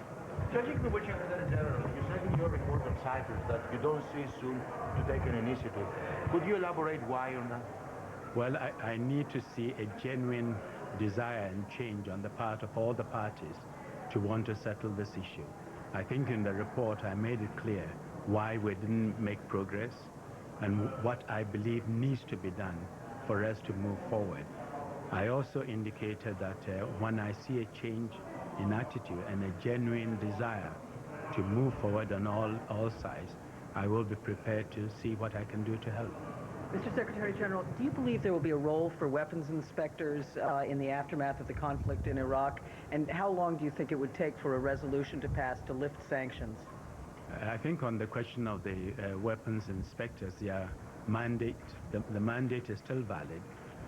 It's only suspended because it became inoperable on account of the war. And I would expect Mr. Blix and Al-Baradi to be able to return as soon as it is possible. And I think they are the ones with the mandate to disarm Iraq.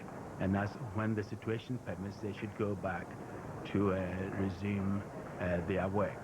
As to the question of lifting of the sanctions, I know there's been some preliminary talk about it, but the Council has not really discussed it. You said that it appears that there's no functioning government in Iraq. If I heard you correct, it's kind of a little bit low here. What does that mean in practical terms as far as how the UN deals with an entity in Iraq, the future of Iraqi authority? What does that mean? These are the things we need to sort out in the next few days. Does Mr. Al-Duri have a role here, sir?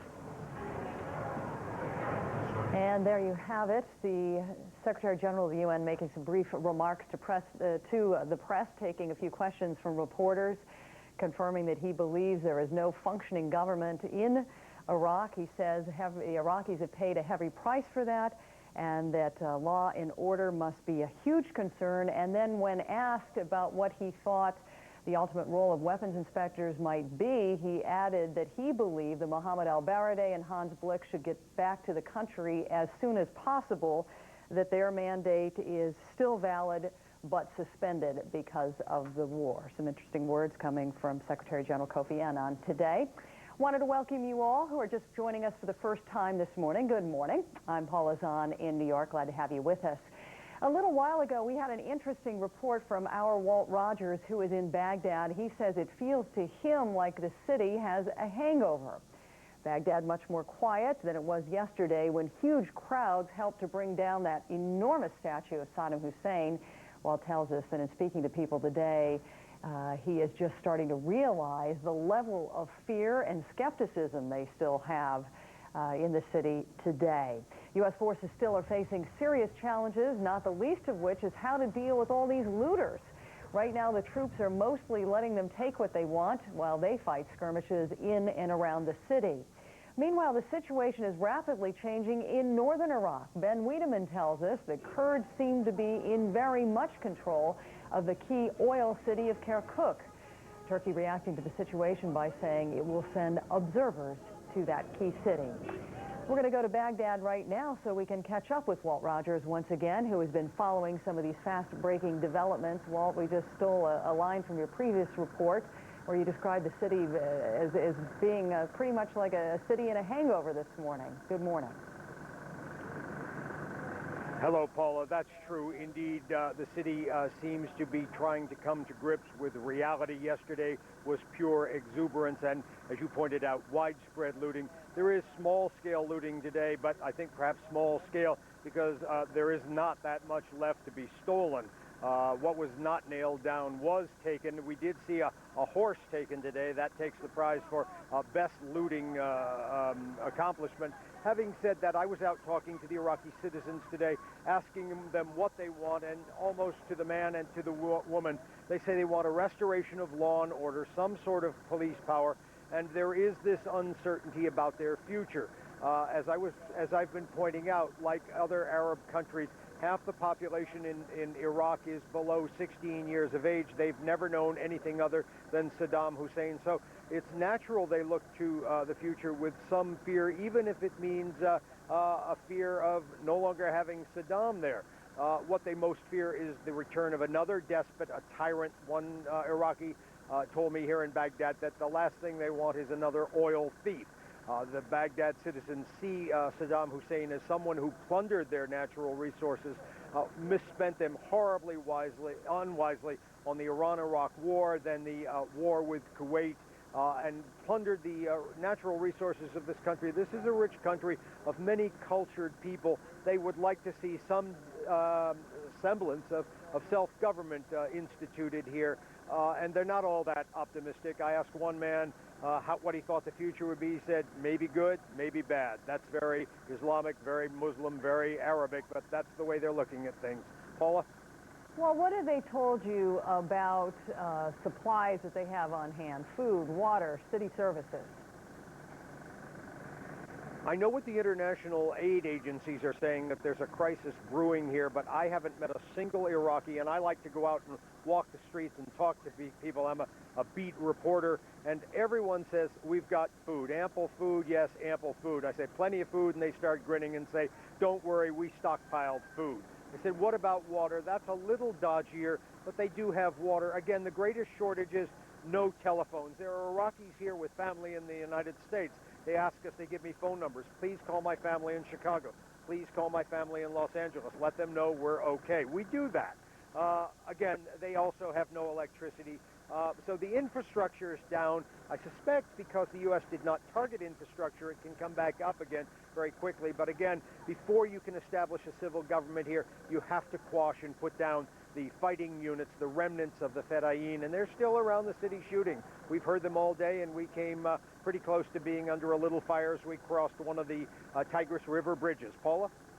The other thing, Walt, I want to ask you, I don't know whether you've heard this or not, but the administration announced that the president is going to, he videotaped a message that I guess will be broadcast at 6 p.m. Baghdad time tonight, and there's talk of 2 newscasts a day that will be fed to the Iraqi people. Just based on the reaction you've heard on the street, how much traction do you think the message of the administration will get there? I think the Iraqi people will be interested because, remember, they haven't seen that sort of thing before. But, you know, the best thing the United States could do for the Iraqis, and it's not feasible yet, is to get those tanks out of here. The Iraqis try to drive down the streets of their own capital, Baghdad, and they get turned back at a military checkpoint. The military can't let them through. It might be a suicide bomber. but the Iraqis can't drive around their own city. And the Iraqis do not feel secure as long as they see U.S. Marine tanks, U.S. Army tanks on the capital of their city, because they know that while the tanks may not shoot at the daytime, the guerrillas, the Fedayeen, come in at night. They take pot shots at the U.S. tanks. The tanks shoot back out again at night, and that means it's not safe on these streets at night because of the continuing sporadic firefights. Paula? Well, Rogers, we're going to leave it there for now. We'll be seeing you, I believe, in our next hour. Thanks so much for the update. We're going to head straight to the Pentagon, where Barbara Starr is standing by with an update from there. Good morning, Barbara. Good morning, Paula. Well, here at the Pentagon, officials are watching the situation in northern Iraq very closely. Of course, the pictures we've seen this morning from that area show us now that the city of Kirkuk is largely under the control of the Kurdish population in that area of northern Iraq. Officials here confirming that, yes, Kurdish fighters are in control, also confirming to us that there are a small number, they say, a small number of U.S. Special Forces in that area with the Kurdish fighters, basically simply accompanying them. No real action by U.S. military forces there yet, but that may be something to come because, of course, Turkey now is looking at this Kurdish area with a great deal of concern. The U.S. had promised Turkey before the war that there would not be any kind of independent Kurdish entity in northern Iraq. Turkey having a lot of concerns about its own Kurdish minorities. So these movements through the north by the Kurds are causing a lot of concern at the moment. Officials also telling us that within days there will be additional U.S. ground forces in northern Iraq, so all of that may still settle out. And officials also telling us that the northern oil fields at this moment are still under the control of Iraqi forces, but being watched very closely by the United States for any evidence of tampering or sabotage. There is also a unit of the Special Republican Guard still functioning in Tikrit in the north. We are told that unit is in a defensive posture, and U.S. officials say they may take that on fairly soon as they can get some additional U.S. troops in the region. Paula? Barbara, anything new on the status of U.S. POWs? That is an issue of very much of sensitivity here and of growing concern, I can tell you. We have spoken to a number of officials. They say they are very worried that the POWs have not turned up in the last several days, that clearly this may be an indication that someone remains holding them. A lot of concern. The ICRC, the International Red Cross, has not been to see them, and officials here making public statements almost every day now that even as the regime disintegrates, whoever is left will be held accountable for their fate. Officials have also confirmed that they did have intelligence that the POWs were being held at the Rashid prison in southeastern Baghdad right before the Marines got there. Not sure how quickly they'd been moved before the Marines got there, but that was the last time they felt they had any intelligence about where they were. Paula? Too bad. Barbara Starr, thanks. We will see you a bit later on today. Back to Kuwait City now, and Darren Kagan. Darren?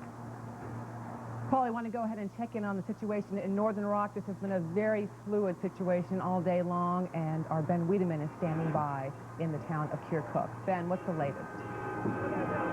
Well, Darren, it appears that the Kurds are definitely in control of this city, Kirkuk. They took control this morning without really much of a shot being fired. No evidence of any battle going on. They were assisted by U.S. Special Forces, who it appears have moved on to the edges of the city. Now, if we can just show you the situation here, some very, very raucous celebrations here. What you're seeing and hearing, I hope, is members of the Turkoman minority. Those are ethnic Turks who've lived for many hundreds of years in this northern Iraqi city.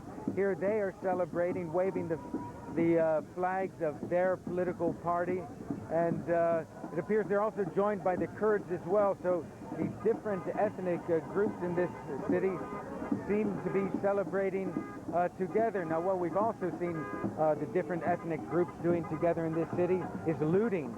We saw several factories, warehouses, government stores where hundreds of people were basically taking away everything they could carry.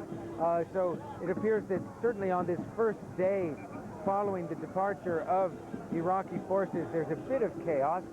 but we've also seen that there has been an attempt by the Kurdish militias who've taken over this town to impose some kind of law and order. Karen? Ben, not to worry, we certainly can hear that celebration going on behind you. Let's talk for a moment about the significance of Kirkuk, this oil-rich city.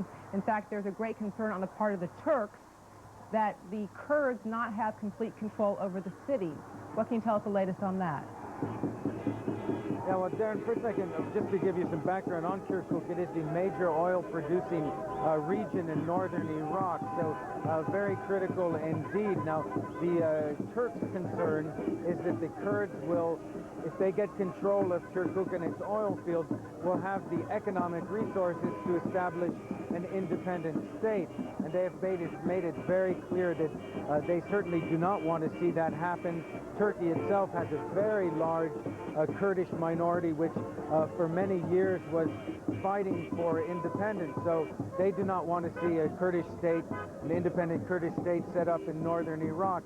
Now, the Kurds, of course, have said that that is never, certainly is not their intention now, that the Kurds tell us very often that they consider themselves Iraqi, and what their main objective is to set up a democratic, pluralistic, and federal Iraq in which all the constituent minorities have equal rights. And certainly the Kurds would like to carry on to some extent the kind of autonomy that they've enjoyed over the last 12 years since Saddam Hussein pulled out of the 3 Kurdish provinces of the north. Darren? Ben Wiedemann joining us from Kirkuk as the celebration goes on behind him. Ben, thank you. Paula, you take it from here in New York City. Thanks, Darren. And coming up, where does Iraq go from here? Who will help restore desperately needed services? And what are the risks? That's next.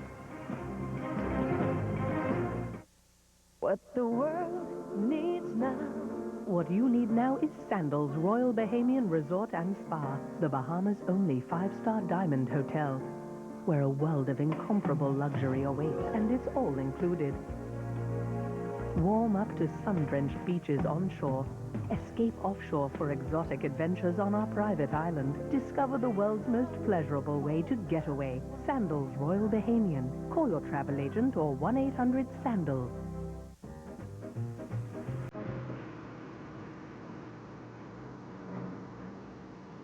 The GMC Yukon XL Denali. The tightest turning radius in its class.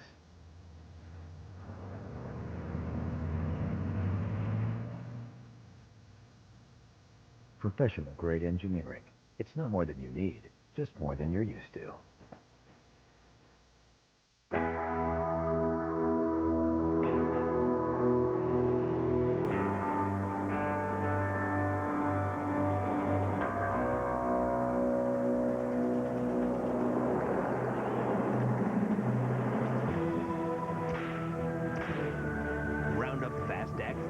Its patented formula knocks out weeds in 24 hours. The leading imitator doesn't.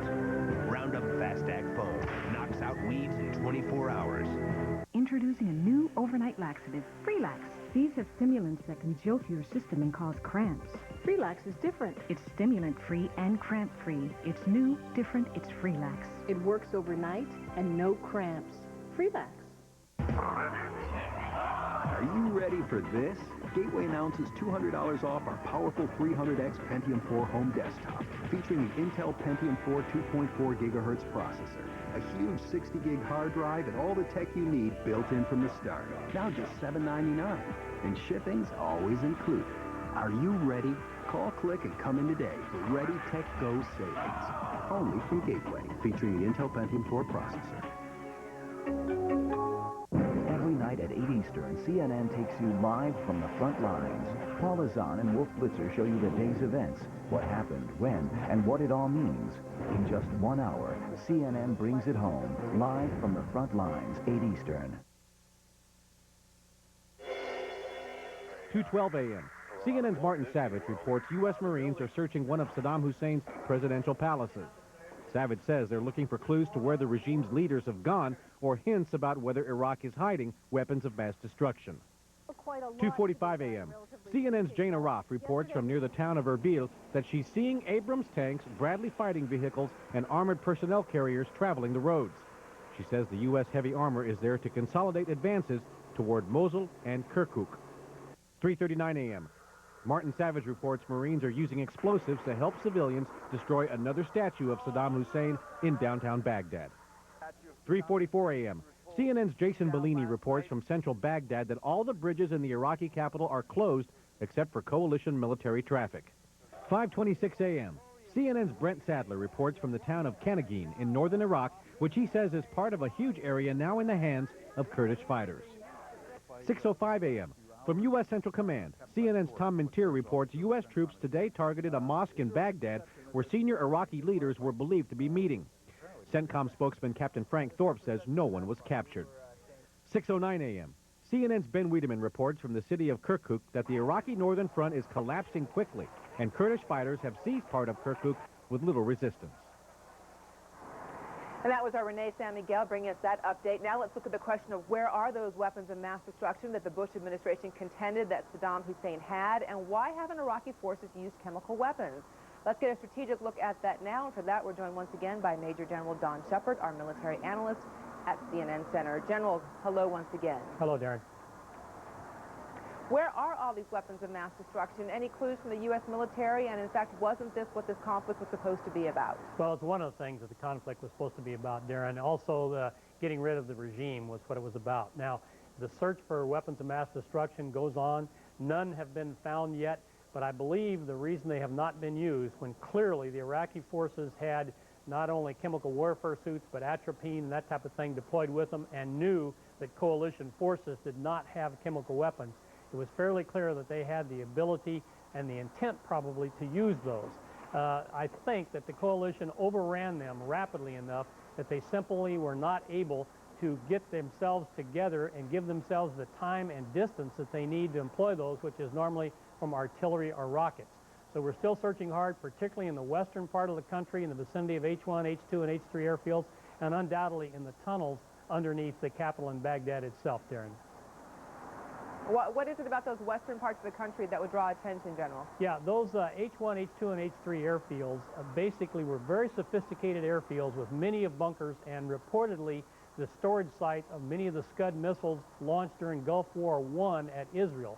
So the fear was that they would have the ability to hide a Scud missile, put weapons of mass destruction on it, launch it into Israel, and thus draw Israel into this conflict, complicating the coalition problems, Darren. That did not happen. Again, rapid seizure of H1, H2, and H3 airfields. But again, the search goes on, and we still very well may turn up some of these things as the search does go on, Darren.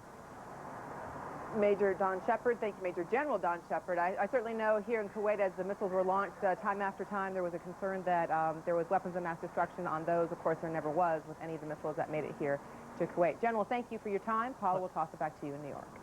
Thanks, Sharon, and we're going to try to ask the question in our next half hour, where is Saddam Hussein? We'll take a short break. We'll be right back. First mortgage interest rates can change daily, but there's one place that guarantees your rate won't change. You've got the green light. The rate you see is the rate you'll pay. And the closing cost? $995. No points, no other fees. Lock in this great deal now at 866-66 faster. 866-66 faster. You've got the green light. Does anybody check the interior? Some of the finest leather I've ever seen. Premium leather. Rear seat DVD entertainment system. Entertainment system. And navigation. Power rear door. 11 speaker Mark Levinson audio. Mark Levinson audio. It's a camera. It's a rear view camera. Introducing the entirely new Lexus RX 330. Putting the world on notice again. 3 people are staying at the same 3-star hotel in identical rooms, but one of them is paying 40% less. Can you guess who? Now Priceline has the guaranteed best prices at top-of-the-line hotels. You choose the price, neighborhood, and a 2, 3, or 4-star hotel, and they'll find it. You'll save up to 40% off Expedia and Travelocity. Top-of-the-line, guaranteed best price, Priceline Hotel. CNN Tonight as Saddam's regime crumbles, how much fighting still remains. The latest from Operation Iraqi Freedom, only on Larry King Live. CNN Tonight, 9 Eastern. It's classic, it's contemporary, it's Peter, Nero, and the Philly Pops at the Kimmel Center. Any swing goes as Peter and the Pops combine the sounds of the big band with the vocal stylings of the legendary singers who accompany them. Jump and Jive, April 25th through the 27th at the Kimmel Center. For tickets, call 215-893-1999 or visit phillypops.com. Please join us for a season of great music, blues to Broadway, big band, and beyond. The arts, come be inspired. Capture the spirit of golfing legends from the past to Tiger Woods. Golf's greats are on the Golf Channel. Buick quality defines American style and luxury. Now Buick goes 0 to 60. 0 APR for 60 months. Or choose $3,000 cash back on every new 2003 Buick. Move up to Buick, the official car of the PGA Tour. See your nearest Buick dealer today. CNN, the most trusted name in news.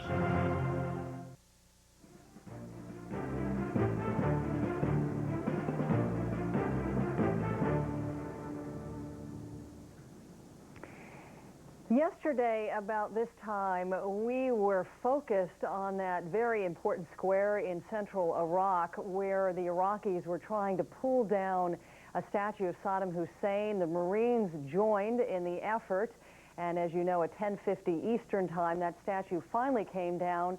Joining us now is Corporal Edward Chin, which should be a familiar sight to all of those who were watching yesterday, because he was sort of on the top of that totem pole yesterday and ultimately helped in bringing down that statue. Corporal, good of you to join us. Can you describe for people who were watching yesterday what it took to pull off what you did yesterday? It took a lot of teamwork. We pretty much saw the Iraqi people trying to pull down the statue, and they couldn't do it with just a piece of rope. So our commanding officer gave us the go-ahead to give him a hand. So we came in and set up our big boom or ladder, if you like.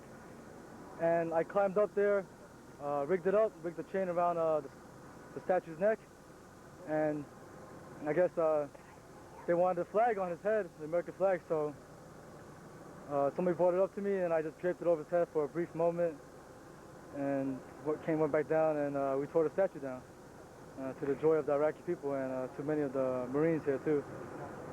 Let's come back to the American flag. A lot of Americans understand why you were quite exuberant as you were involved in this, but apparently at the Pentagon there were gasps of concern because they were very afraid the local people would think that you all were occupiers and not liberators.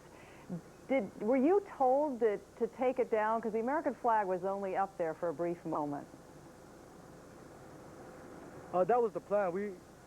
It was more like a symbol that, you know, we were here to free these people, and the Iraqi, the crowd, they were egging us on. They were very happy to see what we were doing, and we took it down after a brief moment. You know, I put their flag up, and kind of to symbolize, you know, that we're here. You know, we're gonna free this country and give it back to the people. So you didn't get any trouble for doing that? It was pretty. No, hopefully not. Yeah, I guess, you know, obviously the perception was how that was all going to play in the Arab world. Tell me a little bit about what these local Iraqis told you after you successfully brought down this statue. How did they treat you?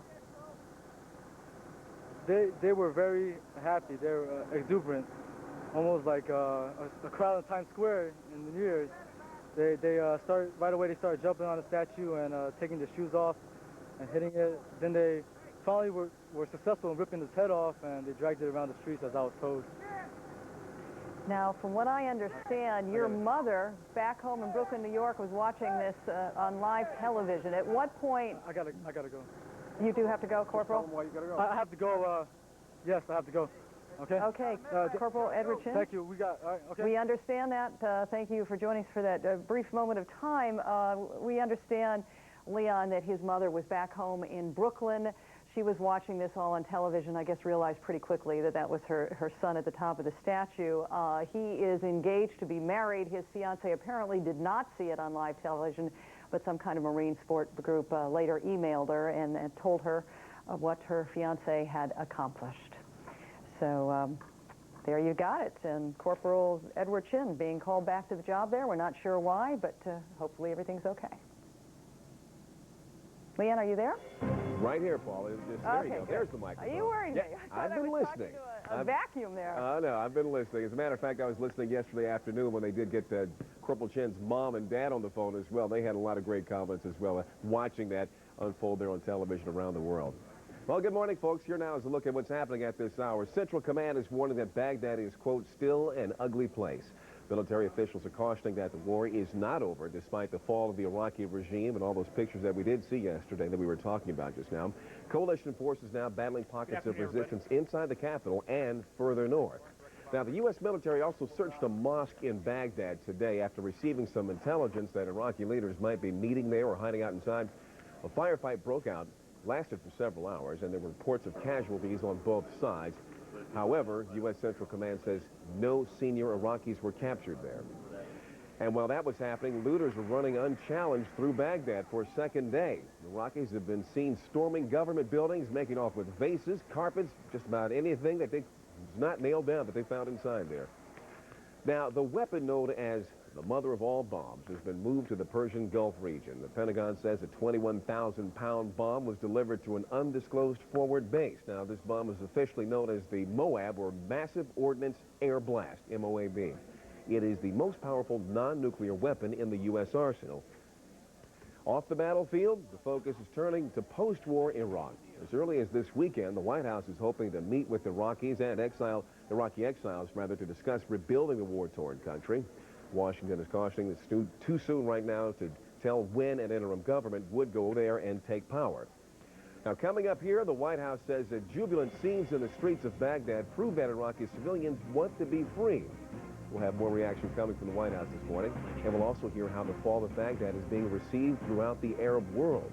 Arab League Secretary General Amr Moussa is going to be our guest this morning. And temperatures in Iraq are expected to soar in the next couple of days, and we'll talk about how that could affect the military operations that are still underway. That and a great deal more is coming up as our coverage of the war in Iraq continues right now.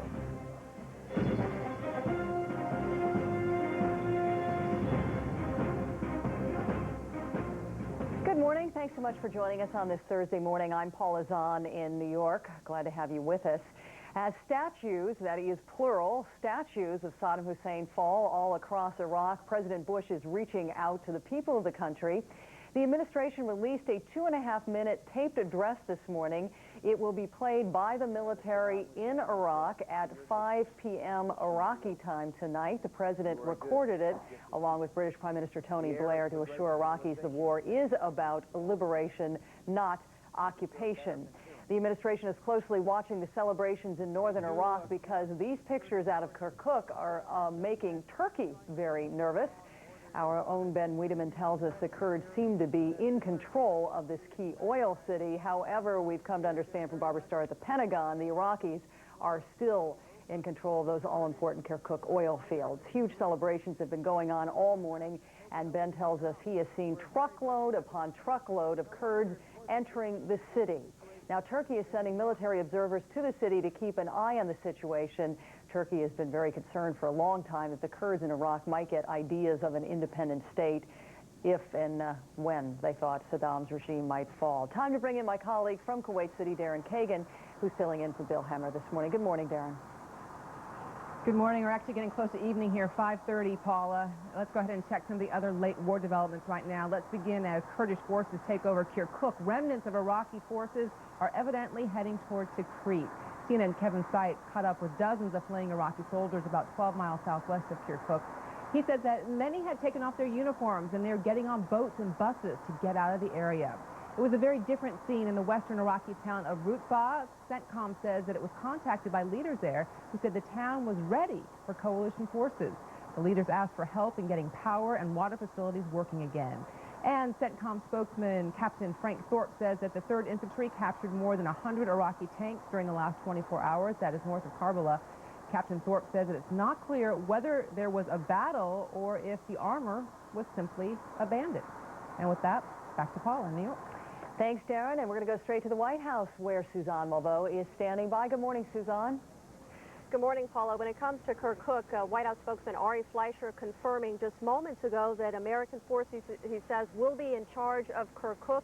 He also confirmed that Secretary Powell spoke with the Foreign Minister of Turkey, giving the go-ahead for those monitors, military observers, to enter the region, to coordinate, to observe, of course. Everybody keeping a close eye on that to see just how that develops. Could be definitely a hot spot in the days to come. And also from the Bush administration, it is all about managing the message. We saw just yesterday the Saddam Hussein statue coming down. We saw a U.S. soldier putting an American flag on its head before that happened. This was raised quite a bit of concern for those in the Middle East who are concerned that the administration is acting as a conqueror, as an occupier. The Bush administration now putting out its own message, a media campaign, if you will. Mr. Bush taped a video address to the Iraqi people, 2.5 minutes on videotape. He and British Prime Minister Tony Blair made those messages on Tuesday when they were in Belfast together. The message is very clear to the Iraqi people that the Saddam regime is crumbling and that soon they will be free. At this moment, the regime of Saddam Hussein is being removed from power, and a long era of fear and cruelty is ending.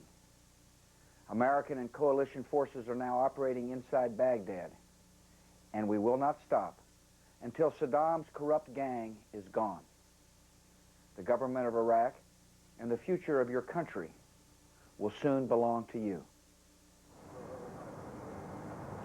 Now, that was part of a message that just aired in Baghdad some 30 minutes ago. That was 6 o'clock local time, 10 o'clock Eastern time. This is all a part of a nightly newscast that is going to be broadcast in Baghdad from an American aircraft that essentially will be circling overhead Iraq. It's going to air from 6 o'clock until 11 o'clock local time. This is all a part getting the American message out that no, the U.S. is not conquering, that yes, the Iraqi people will be free, that they will continue to manage that message. Also, Paula, there's going to be a newspaper, we're told, a British newspaper, a circulation, some 10,000, that they'll start distributing sometime on Saturday. Paula? Thanks so much, Suzanne Malveaux from the White House this morning. The U.S. and Britain may be winning cheers for many Iraqis in the streets of Baghdad, but they could face a tougher battle ahead, winning over Arabs elsewhere in the Middle East. What is the vision for the future of Iraq, and what role will the Arab world play in that future? We are joined now by Arab League Secretary General Ambassador Moussa. He is here in New York to meet with his UN counterpart, Kofi Annan, and he joins us from the United Nations this morning. Welcome. Good to have you with us this morning, sir. Thank you, Paula. Thank you. First off, are you able to share with us some of what you might be asking for of the Secretary General? Well, we are going to talk about the future of the region, especially from the standpoint of the security of the region, and also the reconstruction, the role of the Security Council, which has a big question mark on it nowadays. But the future of Iraq is of great concern for us in the Arab world, as well as in the United Nations itself, which was marginalized in the last phase of this Iraqi episode. As you see, there is a new page being turned, but the future is uncertain. The future is very much uncertain, not only in Iraq, but in the whole region. That is the source of concern for all of us. Sir, do you think Syria is next?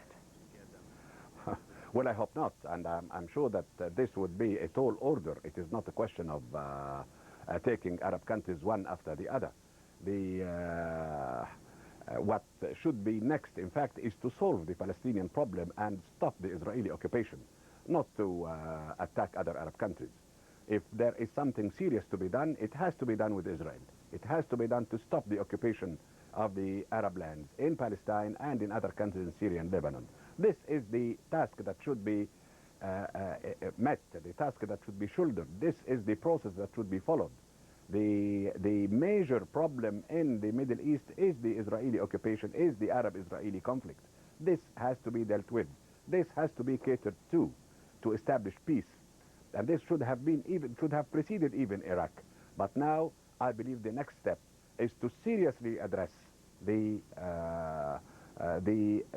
Palestinian problem and the situation in the occupied territories. Sir, you say you hope Syria is not next, and yet you heard the remarks that Secretary Rumsfeld made about Syria. How did you interpret them? Well, I really disapprove of such insinuations that, well, Syria is next because Syria has done this or that. All claims that nobody is sure of. At the same time, the threats addressed to the Arab world, one country after the other, raises or gives rise to this talk about clash of civilizations and the campaign against religions and against the identity of the region. This is, I believe, is very, very serious for the stability. And sometimes, you know, if you can swallow one pill, perhaps you can't swallow the next.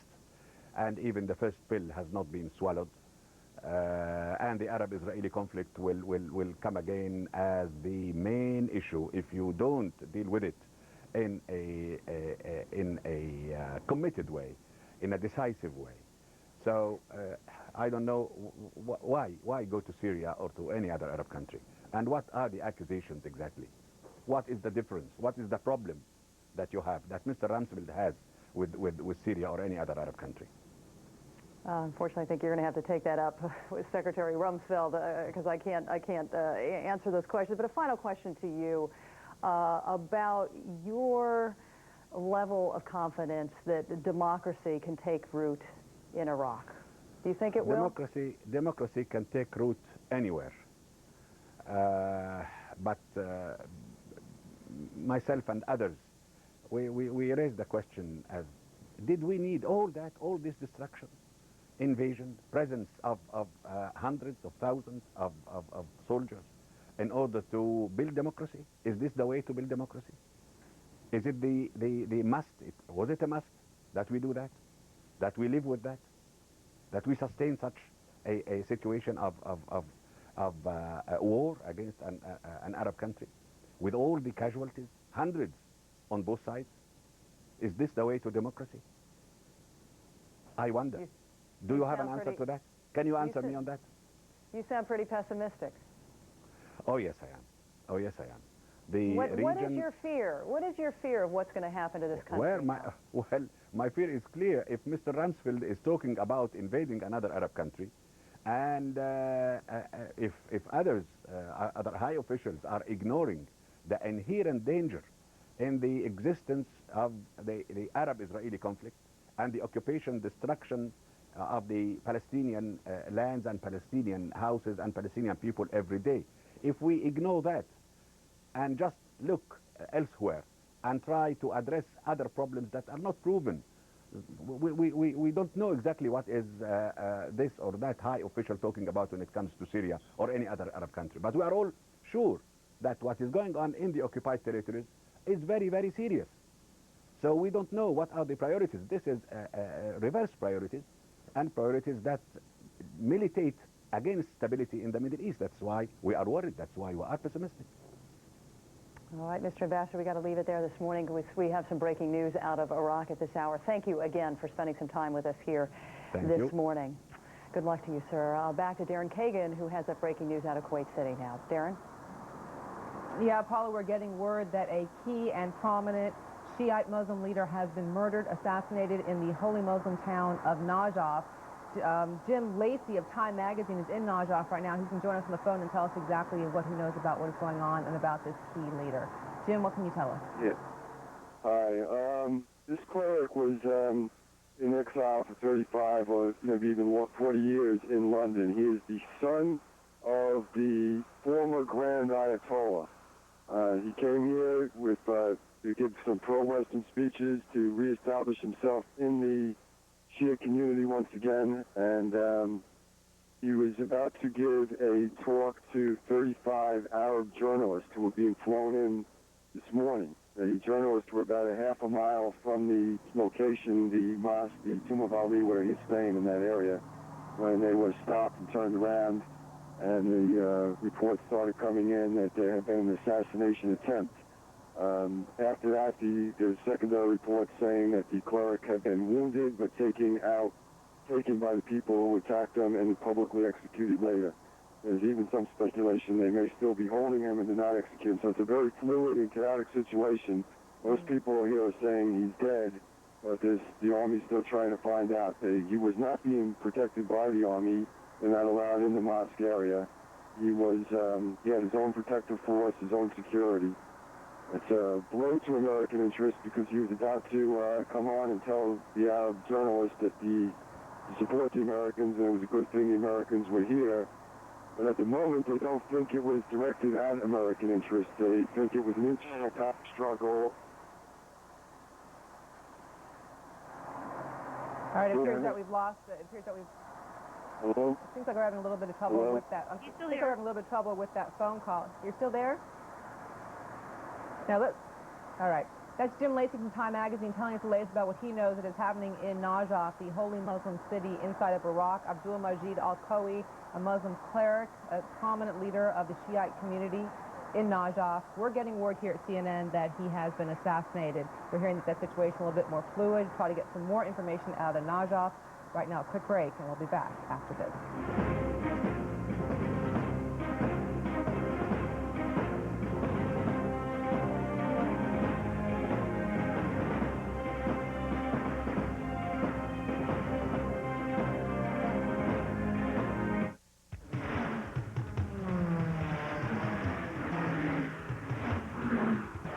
Other mortgage companies are still filling out the paperwork. Dytex.com is busy processing your loan. Apply now for a low fixed-rate mortgage or cash out some of your equity. It's a whole new way to get a mortgage. Just log on or call 1-800-71-FIXED. Dytex.com, your mortgage solution delivered.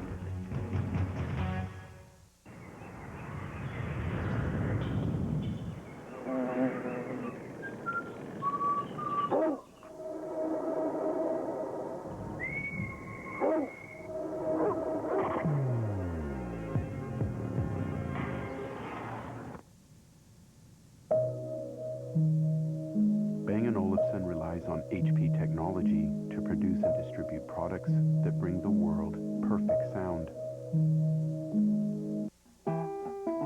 It's easy to take electricity for granted. A lot of us aren't even sure where it comes from. So we're sometimes surprised to learn that over half of the electricity we use comes from coal. Mrs. Wendler! And thanks to a $50 billion investment in clean coal technologies by America's electric utilities that use coal, it's getting cleaner every day, helping us protect something we can't take for granted. Our environment. Hey, you're gonna love this new quick rent at National Car Rental. When you get to the airport, they let you choose your own car. Whatever make and model you want. Whatever color you want. You can walk right past the counter. And you don't stand in any lines. All you need is a major credit card and access to the internet. You rent online at nationalcar.com. They ought to call it quick and easy. Bypass the counter. You don't have to stand in line. Choose your own car. Click, click, click on the computer. It's all about me. Rent, huh? Choose the rental car company that lets you choose your own car. Quick rent at nationalcar.com. You know what it takes to reach your goals in life. You're ready to meet any challenge, no matter how great. It takes persistence, performance, and strength. That's why you choose Pacific Life. For insurance, annuities, and investments, rely on the strength of Pacific Life. Who should govern Iraq? Who should govern Iraq, sir? What do you make of that? Well, really, they are everybody in Iraq. I have nothing to do with that. The Iraqis govern themselves, sir? Looks like as the Iraqi ambassador to the UN headed to work today, this has become a constant theme around his house. Throngs of reporters standing by as he gets into his town car. It's not clear what his status is. He said yesterday on the record, quote, "The game is over." And today the U.S. Secretary General Kofi Annan came out and basically said he has not asked for any kind of protection or asylum recently, although apparently Mohammed al-Douri had claimed he had been harassed by law enforcement officials months ago and had gotten some help on that note. That is all we can say about the status of Mohammed al-Douri at this hour, but it's hard for him to leave his home without all this attention these days. Darren? All right, Paula, Zainab al-Zawaj was born and raised in Iraq. She remembers very well the first time that she thought Saddam Hussein was being forced out of power. Of course, that was back in 1991 at the end of that Gulf War. When Saddam remained in power, al-Zawaj fled to the U.S. She became an American citizen and an outspoken critic of the Iraqi regime. Today, she is executive director of the American Islamic Congress, and she joins us live this morning from Watertown, Massachusetts. Thanks for just having a little technical problems today. We just lost her. We'll work on reestablishing that connection, also on getting the latest out of Najaf. Paula, why don't you take it from here? All right, so Darren, since we have a minute pause as we're trying to get that live shot back up, I just wanted to ask you about some of your observations in and around Kuwait City lately. I know much earlier today you showed some of the headlines in the papers and how Kuwaitis were reacting to that triumphant scene of local Iraqis and Marines pulling down that statue of Saddam Hussein. Do you have those papers around anymore? You could tell us a little bit more how that's playing there. Actually, well, we can talk about that. The papers have moved on since it's already almost 6 p.m. in the evening. I can tell you, Paula, the reaction here in Kuwait has actually been amazing from the very beginning. Of course, this is a place that has welcomed not just American but British troops as well and has been very supportive of this war. It has been very unique within the Arab world. People very supportive of what has taken place. I found Kuwaitis have been a lot more patient, perhaps, than Americans have been. No matter how long this war was going to take, they support what was taking place in Iraq because they know what it feels like to be liberated from Saddam Hussein. There was an interesting editorial I just might mention in the paper yesterday that talked about, though, showing mercy on what some people might perceive as war criminals, saying that everybody who might have been in the Iraqi military do not perceive them as war criminals, that a lot of people were doing just what they had to do because they had no choice, mainly because of fear and lack of opportunity here in Kuwait. I'm hearing we need to get a little break in. We'll get more with Paula, also Leon in just a moment. More from Kuwait City after this. First mortgage interest rates can change daily, but there's one place that guarantees your rate won't change. You got the green light. The rate you see is the rate you'll pay. And the closing cost? $995. No points, no other fees. Lock in this great deal now at 866-66 faster.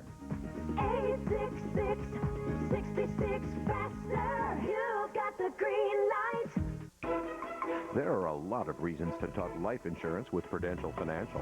After all, we've been growing wealth and protecting it for 125 years, with hundreds of offices all over the country, where we offer professional one-on-one advice to help you find the coverage you need at a price you'll like, all from a name you know and trust.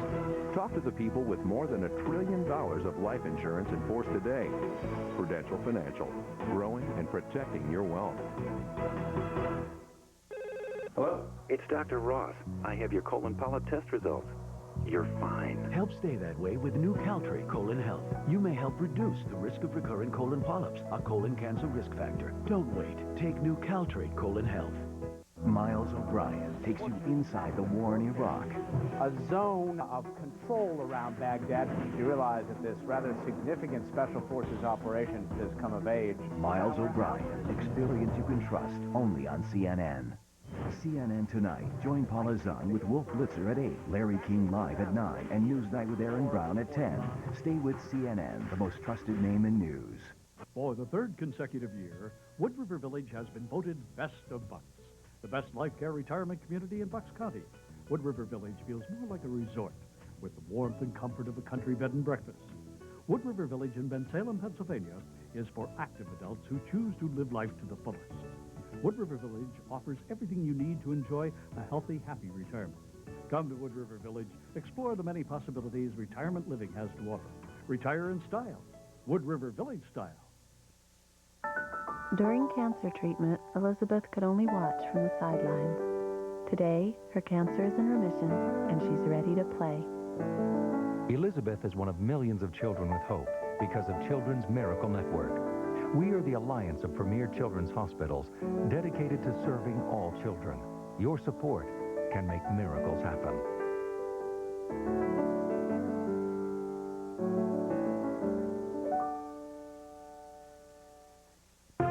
CNN, the most trusted name in news. Looks like we fixed our technical problems in bringing in our guest from Massachusetts. She is Zainab Al-Suwaj, and she is an Iraqi, now an American citizen, and she's joining us now. Thanks for being with us, and thanks for being patient with our technical problems. Thank you for having me. First of all, I know you still have family back in Iraq. Have you talked with them in the past couple of days, given how much has changed in your home country? No, actually, there was no phone connection. It's been very difficult to get through. But I have a friend just came out of the country, and they said that they are fine. As you watch what has unfolded on television, what's your reaction to the incredible event? Well, it was overwhelming yesterday to watch all of the things that's happening in Baghdad. Reminds me of 1991 when everybody was there, everybody was in the street congratulating each other, and I wish that I was there. And we are just picking up what we left 12 years ago, and I think it's wonderful, and we hope to see the rest of Iraq in the same excitement, same happiness that you see in the eyes of the people there. But does it feel different than 1991? Does it feel like this time it's for keeps and Saddam Hussein will be gone forever? That's right. This time is for sure, and Saddam is gone forever, and his regime and his thugs, they are no longer there. And I hope the whole Iraq will be free very soon. And what about the entire Iraq? Do you think this is a country that can actually support a democracy, given how many different types of groups there are that will be struggling for power? Sure, we are, as Iraqis, we don't have a problem with different ethnicities and different backgrounds. We never had a history of civil war between the different religions or ethnicities in Iraq. I think Iraqis, all of them, they shared the years of suffering under Saddam Hussein's regime, and it's about time now for them to be free, to be liberated, and to establish their own democratic government and rule their own country. Zainab Al-Suwaj, thanks for joining us. Thanks for being patient with the technical problems, and we wish you well in getting in contact with your family members in Iraq. Thank you very much. Appreciate it. Paula, back to you in New York. And Darren, thanks for all your hard work today. I know you pulled a long shift. Bill Hemmer traveling, and we wanted to all thank you very much for joining this morning. Please stay with us at the top of the hour. Leon Harris will bring you up to date on the rest of the day's headlines. Again, hope to see you tomorrow morning. We'll be back at the top of the hour. You need to manage your business anytime, anywhere. Gateway's new business notebooks featuring Intel Centrino mobile technology help you stay productive with wireless connectivity.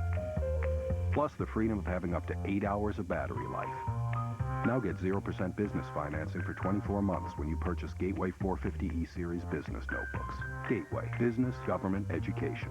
Gateway 450 notebooks feature Intel Centrino mobile technology.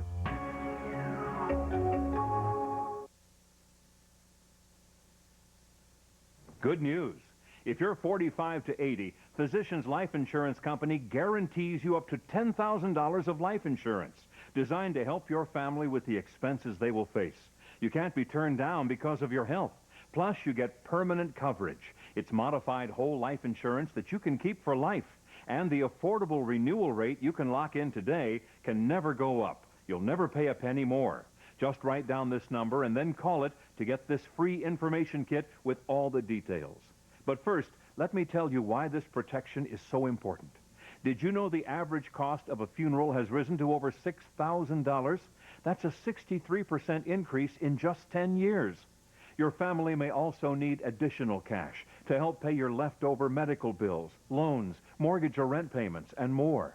If you're counting on the government for help, you should know that Social Security currently pays a one-time death benefit of just $255, and only if you qualify. That's why I urge you to take a look at this insurance policy. It guarantees up to $10,000 for your loved ones in their time of need. This is a great way to strengthen any coverage you may have now. And if you don't have life insurance, this is your opportunity to help leave your family with dollars instead of debts. It's exactly the kind of security you'd expect from Physicians Life Insurance Company, a leader in providing solid coverage you can count on. I'm proud to be their paid spokesman. So call this number to get your free information kit directly by mail. There's no cost or obligation of any kind, and you'll be one step closer to making your family's future more secure.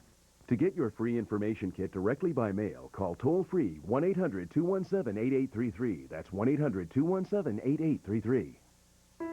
We're here when you need us, Physicians Life.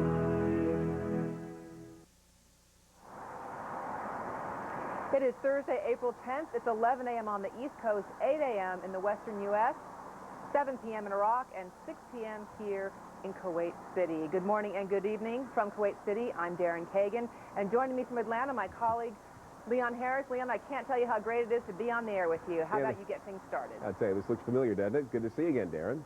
All right, time for a look at the latest developments in the war. At this hour, U.S. forces are working to clear out remaining resistance in Baghdad. Troops today targeted a mosque where senior Iraqi leaders were believed to be meeting. CENTCOM says there was a fierce firefight and a small number of casualties on both sides. However, no Iraqi leaders were captured. U.S. Marines, meantime, have found an old Al-Samud missile about 200 miles southeast of Baghdad.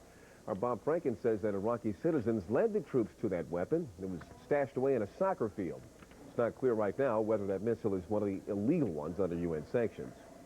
And another symbol of Saddam Hussein's power is toppled. The latest scene unfolded in the northern city of Kirkuk after Kurdish troops rolled in with the aid of U.S. Special Forces. The Kurds there have taken nearly 300 villages in the north after a near-constant bombing campaign from coalition aircraft. Now, a major focus is on getting humanitarian aid out to the people of Iraq. And there is a shortage of food and water in some parts of the country. International aid agencies are asking coalition forces to provide access and security so that they can get that relief to those who need it most. Now, we're expecting to learn more about the status in Iraq in about an hour from now, maybe a little over an hour from now. The White House scheduled to hold a briefing at 12:15 Eastern, 9:15 a.m. Pacific time. CNN will, of course, bring you live coverage of that about 1 hour and 10 minutes from now. And now, our continuing coverage of the war in Iraq rolls on.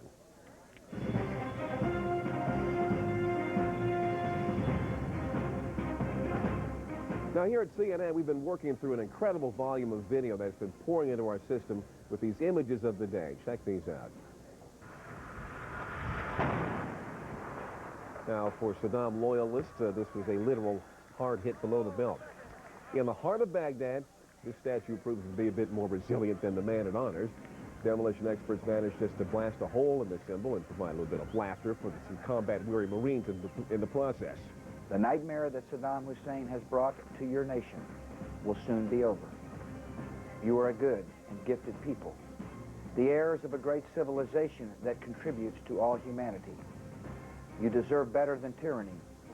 President Bush delivers a message directly to the Iraqi people. 2.5-minute long statement, part of a nightly U.S. government broadcast that is going into Iraq. And now, let's go to Darren Kagan. Darren?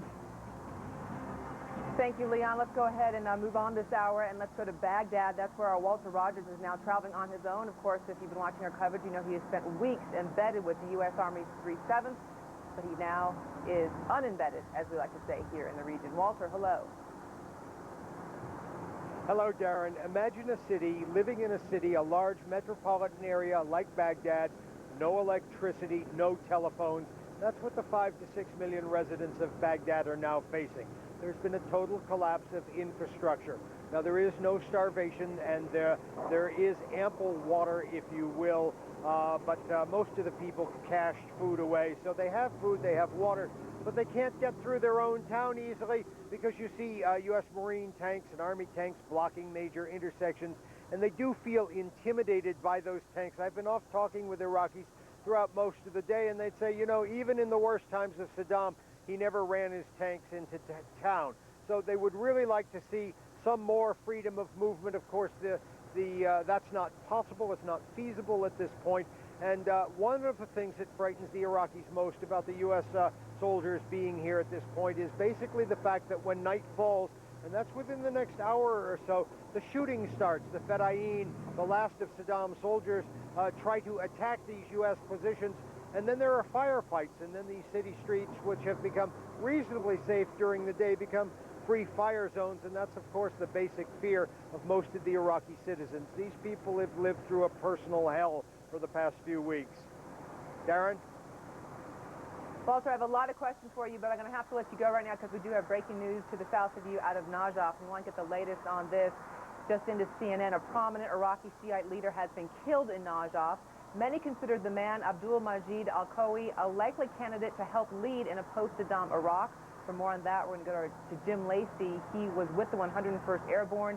He is a reporter for our sister publication, Time Magazine, and he is in Najaf right now. Jim, what can you tell us about what happened there? There's been a lot of speculation, a lot of confusion and chaos trying to figure it out. The cleric himself was in exile in London for about 4 years, and came here with either help of the United States or with their acknowledgement. He was considered pro-Western. He was about to give a pro-Western, pro-U.S., pro-coalition speech to 35 Arab journalists who the Army was flying in here early this morning.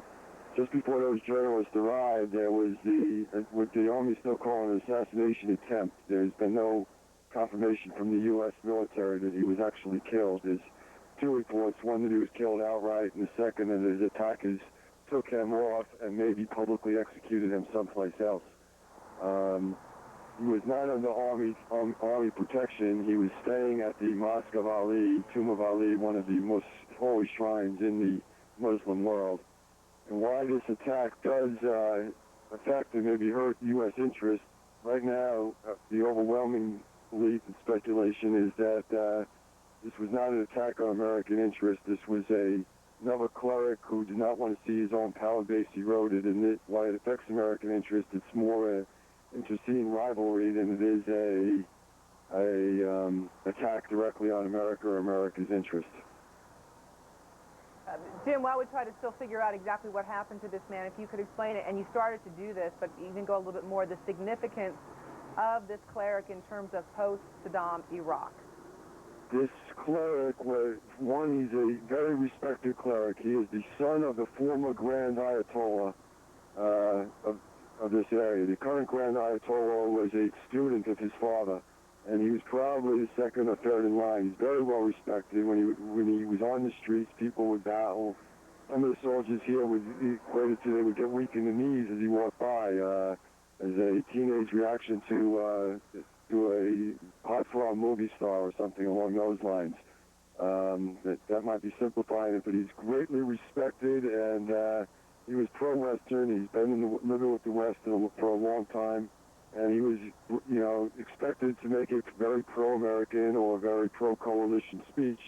And these people were already behind us, but this would have solidified the religious dimension, because a lot of the clerics are still sitting on the sidelines and waiting to see which way the wind falls for a number of reasons. But he was a highly respected cleric. He was very pro-Western. I'm told, supported church and state as much as any cleric is possible in the Muslim world. And now he's dead.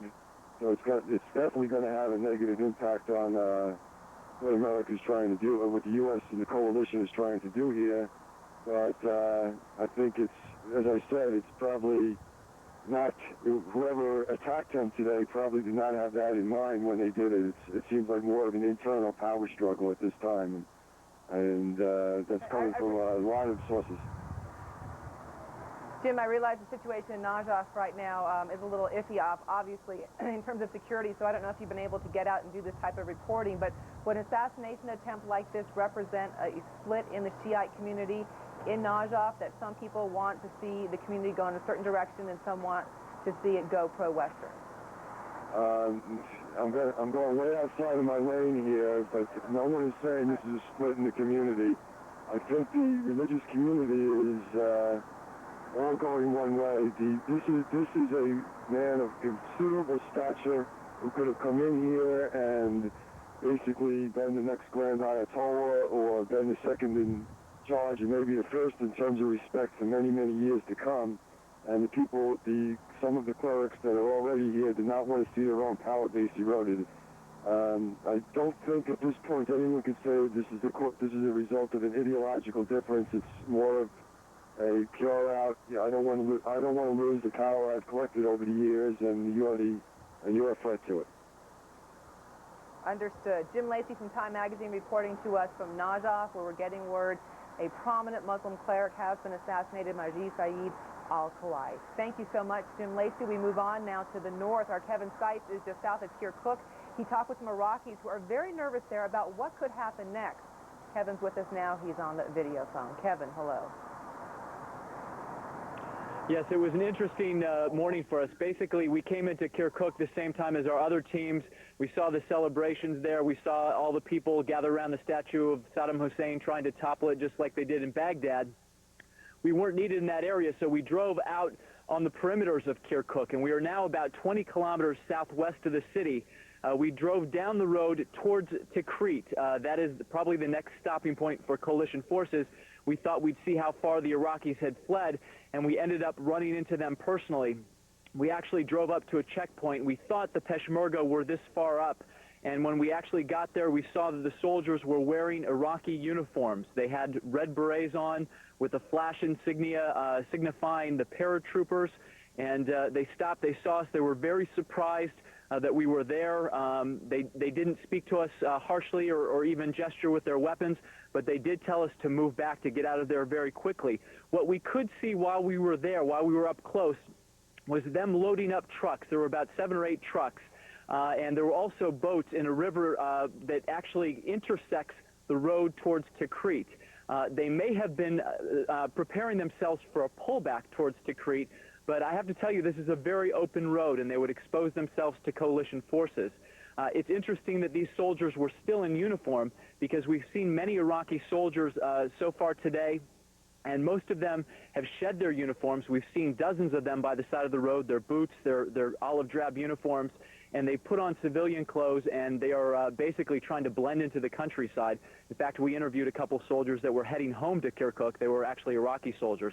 And also very interesting, just about 20 minutes ago, we actually saw some Iraqi soldiers in the field. They were wearing civilian clothes. They actually had AK-47s and other weapons with them, and the Peshmerga came flying up the road and actually apprehended them. They took away their weapons, and the Iraqi soldiers held up their hands and actually moved through basically is an agricultural field in this area. They had been crouching down there, but the Peshmerga came and took their weapons away. But surprisingly enough, they didn't take them captive. They said that these Iraqis were all Iraqis now.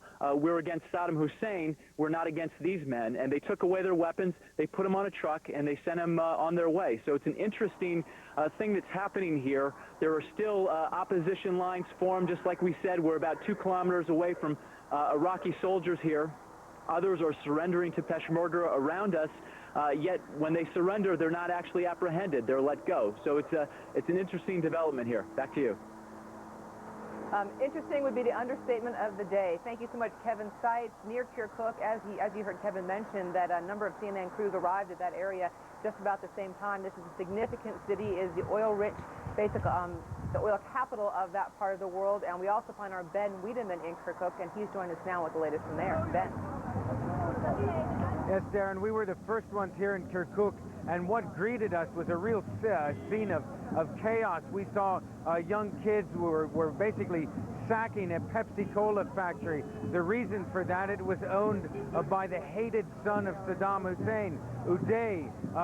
We went up the road further. There was further looting. Really scenes of chaos here as people were stealing food from a government store. Now here we're in the main square of Kirkuk, where people are celebrating in a fairly peaceful manner the fall of Saddam Hussein. In fact, celebrating the fall of a statue of Saddam Hussein. They spent quite a long time trying to tear it down. Now you can just barely see the stump of it, essentially. But real scenes of chaos here earlier in the day. Now we've learned that one of the Kurdish factions, and all of these Kurdish factions are very well armed, has appointed a governor for this city, but that governor has as yet not been able to make much impact here. We do know that he is backed up by U.S. Special Forces. In fact, the main office for the governor is just in front of me here, and there are several U.S. Special Forces vehicles outside of it, but they don't seem, at least the U.S. Special Forces, don't seem to be making any attempt to stop the looting, to stop some of the chaos that has broken out in this city. Darren? Well, and on that note, Ben, I'd like to pick up on a place where we were talking, I think it was last hour or the hour before, and that is the significance of Kirkuk, of the oil there, of the fears of the Turks to the north, and also the Kurds that control that city apparently right now.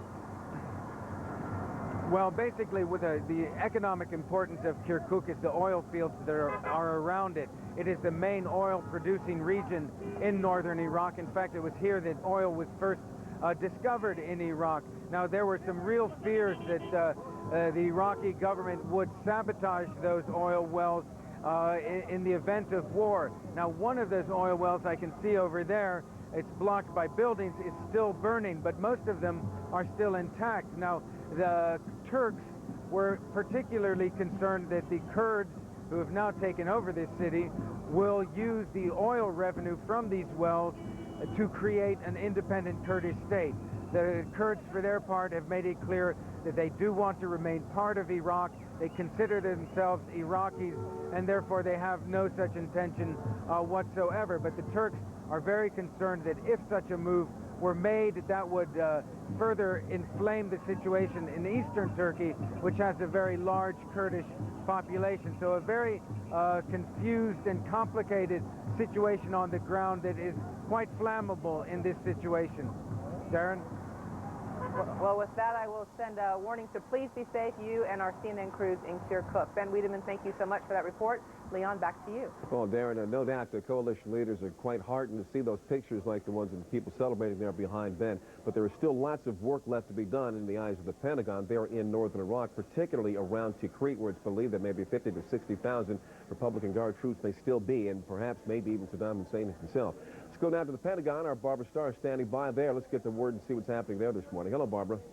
Hello, Leon. Well, you're absolutely right. Northern Iraq is an issue of major concern here at the Pentagon this morning. They do believe there are regular Army units of the Iraqi military still in the north, as well as a special Republican Guard unit around Tikrit. They do believe once that the U.S. military starts engaging them in that area that they will collapse, that they eventually will stop fighting as the rest of the Iraqi military did. The situation, however, in Kirkuk is one of considerable concern, officials tell us, because the situation is that there's actually a relatively small number of U.S. ground troops in northern Iraq at this point. It probably is somewhere in the low thousands at best. Not a lot of ground forces up there.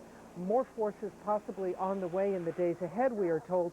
But in Kirkuk, for example, once the Kurdish people started moving in, indeed, they were accompanied by some special forces, as Ben Wiedemann just reported, but only accompanied. There was no U.S. military action in Kirkuk today to organize or try and restrain that effort. So there is a view here that they need to understand the situation and get it a little bit better under control. Leon?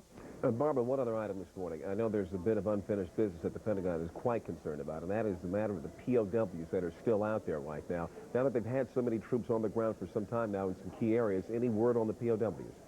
Unfortunately not. Senior officials tell us they are growing increasingly worried as the hours and days go on that the POWs have not shown up. They say they simply do not have any information at this point about where they are, although several days ago they believed that they were being held at the Rashid military prison in southeastern Baghdad, and that's why the Marines stormed that prison, found some uniforms, found some evidence that they might have been there, but they had clearly been moved. Officials now saying they have lost the trail and they have no information, but officials also adamantly saying that the remnants of the Iraqi regime, whoever is left, will be held accountable for their safety, and they still want the ICRC, the International Red Cross, to be let into Baghdad or wherever the POWs are to visit them. Leon? So weeks later, neither the ICRC, the Red Cross, nor the Pentagon is able to get in there. And that's rather troubling. Thanks, Barbara. Barbara Starr at the Pentagon. Let's now get another view in Baghdad, one that actually would have been quite totally unimaginable just a few days ago. Reporter Luke Hunt is with the French press agency, and Luke had been embedded with the 1st Marines, and he now joins us by the telephone, and he's calling in from a compound where the Iraqi secret police train. Luke, what is that place like? It's quite amazing. We're sitting back and just spanning the region now. It's about a square kilometre. It has 6, 7-storey buildings which we use to house anywhere between 5,000 and 10,000 men. It's got 2 4 to 5-storey buildings which were the main operation rooms. It has a theatre, gardens, fountains, a tennis court. It has all sorts of luxuries. It also has one of the most hideous prisons I've ever seen. Extraordinary solitary confinement rooms. The cells are for 8 people apiece, and they're only divided by steel bars. And the entire complex has been bombed out of, well, the smaller buildings have been bombed out of recognition, and the larger buildings have been hit directly by Tomahawk missiles. Well, look, we've been watching over the past 24 hours or so, we've been watching the Iraqi people tearing down all these other symbols of oppression there. Any sign that perhaps they might be wanting to go in there and tear that place apart as well? There's a fairly heavy Marine presence here at the moment, and it's probably the most secure place in Baghdad, as it was for the secret police who occupied the premises. So there's not much chance of getting them in. It's surrounded by extremely high walls, gun towers, and I'm not... one PAO, public affairs officer, said this place was... he described it as a shroud of evil that had cast itself over the local community. And I'm sure if they wanted to get in, I'm sure there'd be a lot of people who'd like to get in here. Whether that happens or not remains to be seen. But there's not much left. It really is, at the ground level, it's quite a sight. It's been bombed beyond recognition almost. Luke, quickly, two real quick points. I just finished speaking with Barbara Starr at the Pentagon. There's still concern there about trying to find the POWs who have been missing. Do you get a sense that the Marines may believe that there may be some evidence of the POWs being held there? Do you see any sign of that, or is there any sign of any torture or anything of that nature in that particular compound? Regards to the first question, there are no signs that POWs were here, have been here. It's probable that well, a lot of people have been held here, that's obvious. But in regards to POWs, the place was vacated before it was bombed, and a lot of it was cleaned out. And in regards to POWs, there is a general feeling that there's not enough of them. We picked up a couple today that are being treated for wounds with the hospital platoon that I'm with, but they're not coming in great numbers.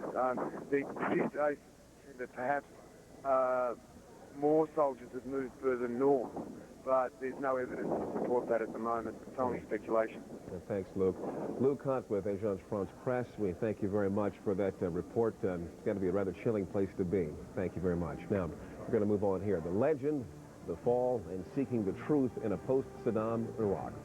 First and foremost in many minds is, where is that man? That man now without a country. CNN national security correspondent David Ensor is going to check in with a look at the possibilities and the implications. And where are those American prisoners of war? Now that the fighting has begun to end, many U.S. troops turn to a different mission, the search and rescue of their comrades. And coalition forces have seized control of much of the capital. Now the ongoing battle for the hearts and minds of Iraqis. A major component of that, bringing in relief supplies to stem the deepening humanitarian crisis. Introducing a new overnight laxative, Freelax. These have stimulants that can jolt your system and cause cramps. Freelax is different. It's stimulant-free and cramp-free. It's new, different, it's Freelax. It works overnight and no cramps. Freelax. It's hard enough rushing through a stressful world during your waking hours. So why add to that stress in bed, tossing and turning on an uncomfortable metal spring mattress? You deserve a good night's sleep. And that's just what you'll get with the Tempur-Pedic Swedish Sleep System, the only mattress that uses the gravity-defying Tempur material originally developed by NASA. Instead of uncomfortable metal springs, the Tempur-Pedic mattress uses billions of viscoelastic memory cells.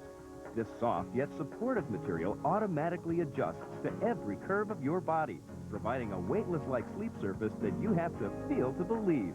It feels like it's actually forming its own glove to me. I can't really find an uncomfortable position. It's like nothing I've ever felt before in a mattress. Now you can feel it for yourself.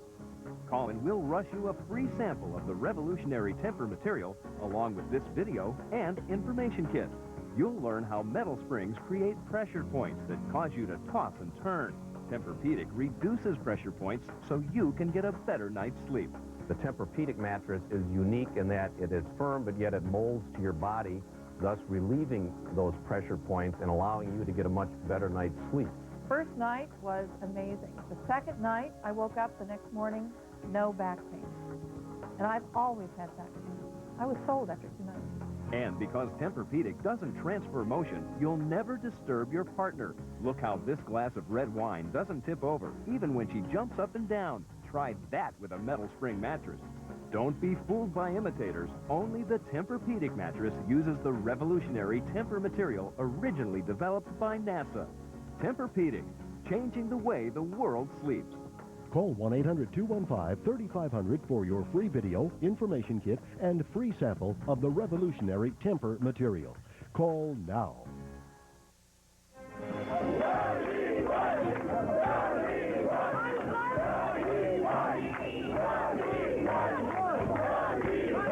Okay, so this is an impromptu move here around.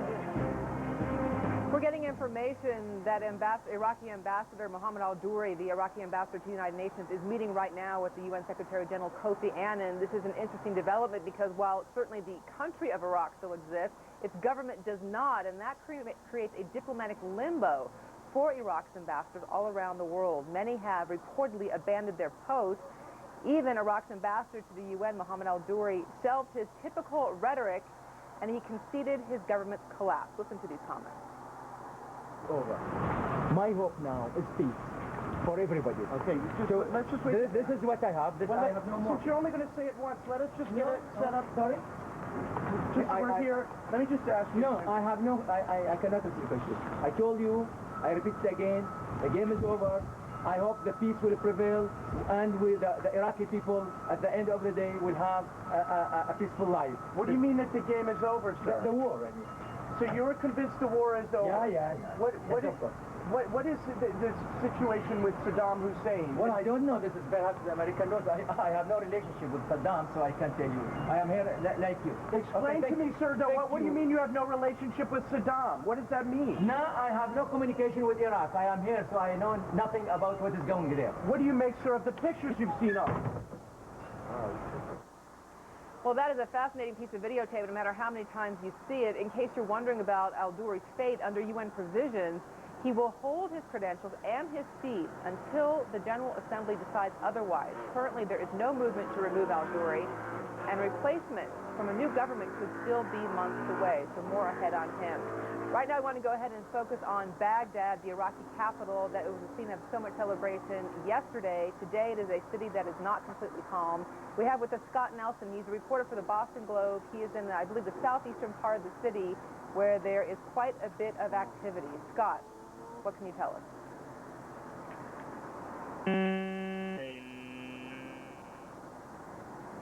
Well, kind of been one of those kind of days. Technically, not everything has worked. We will work on getting Scott Nelson back on the line. Right now, let's go ahead and toss it back to Leon. Leon?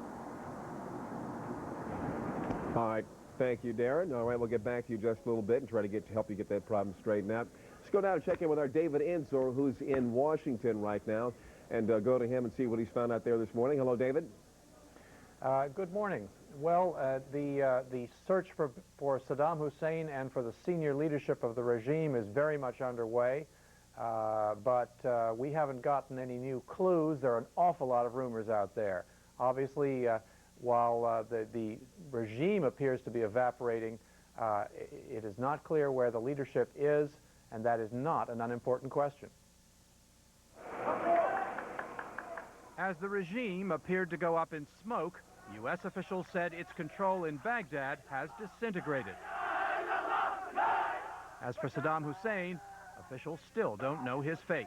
He's either dead, or he's incapacitated, or he's healthy and cowering in some tunnel someplace, trying to avoid being caught. He is still important because there are people who will continue to fight as long as he is alive. Rumors flew that Saddam might be in the Russian embassy in Baghdad. False, said the Russians, and U.S. officials too. It seemed clear after meetings at the White House that senior intelligence officials were pleased with the way things are going. But urgent tasks remain, including finding weapons of mass destruction, keeping any of them from moving out of the country. The U.S. is offering rewards and amnesty for help. U.S. intelligence must also account for all the members of the regime, the intelligence, the police, the Fedayeen Saddam that may still be alive, and figure out who in Iraq can be trusted. It is a mammoth task. Vet Iraqi personnel, vet Iraqi bureaucrats, determine those who really do have enough blood on their hands that they probably should be excluded from a post-war administration, and those who can be brought back in and help to set up a new transitional authority to help to administer the country. Then there are the neighbors to worry about. Secretary Rumsfeld complained about the role of Syria. Senior regime people are moving out of Iraq into Syria, and Syria is continuing to send things into Iraq. We find it notably unhelpful. U.S. officials say they have no solid intelligence suggesting that any senior Iraqi officials have moved into Syria, though some members of their families most certainly have. That border is getting close attention. And as I said at the beginning, there are just a lot of rumors out there and a lot of reports. There were reports this morning suggesting Saddam Hussein might have been seen in the eastern suburbs of Baghdad and in the northern suburbs. There are reports that some senior Iraqi officials may be in a small town that's pretty close to the Syrian border, and quite a few reports that Saddam Hussein and or other members of the leadership may be in Tikrit, which is, of course, a regime stronghold that is yet to be taken by coalition forces. But U.S. officials that I speak to say they've seen all these reports. They are not sure about the reliability of any of them, though clearly this is job very close to job one after protecting troops, finding the leadership. The other job, of course, as we mentioned, is locating the weapons of mass destruction. Interesting. You mentioned Tikrit, David, and I was wondering whether or not there's been any, if there's any kind of intelligence at all coming out of Tikrit at this point. But before that, let me ask you this. That pit of that restaurant that was destroyed, in which they believe that Saddam may have actually been last, are they any closer to actually getting inside that pit right now and getting any kind of DNA out of it? I have to tell you that there are some reports that U.S. personnel may have reached that area, but they are unconfirmed. I cannot yet confirm them, Leon. Okay, very interesting. David Inser in Washington. Thanks, David. We'll check back with you later on, all right? In the meantime, here's a look at the headlines at this hour. CNN's Ben Wiedemann says that Kurds now control much of the northern Iraqi town of Kirkuk. He says countless truckloads of Kurds have poured into the city, one of the last strongholds of the regime. The Pentagon says Iraqi forces, however, still control the oil fields there. The U.S. has dispatched one of its newest and most massive conventional bombs to the Persian Gulf for possible use in Iraq. The Moab bomb weighs 21,000 pounds. You may have heard about this one, called the mother of all bombs by nickname. It's officially known as the Massive Ordnance Air Blast, though. Health officials in Florida's Panhandle here stateside say that a 6-year-old boy may have that potentially fatal SARS illness. He's been pulled from school in Niceville, Florida. A 4-year-old Miami boy may also have this disease. Florida health officials are investigating a case of infection, apparently from a co-worker, and that would be the first of its kind. Well, the Green Jackets may need to be waterproofed at the storied Masters Golf Tournament. Rain has postponed today's opening round, and that's the first time that's happened since 1939.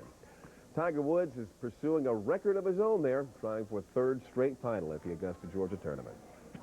Now, less than 1 hour from now, we'll have live coverage of the White House briefing on the war. That is scheduled to start at 12:15 Eastern, 9:15 Pacific, about 45 minutes from now. Right now, we want to bring on the phone. We're getting Scott Nelson in on the line. Scott Nelson is standing by in Baghdad. Scott, what have you learned there? What's going on?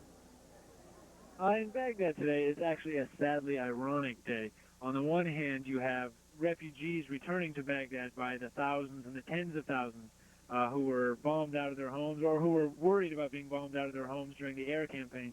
They're coming back today in mass, on donkey, on foot, in buses and in cars, and they seem genuinely happy and euphoric that the war is over.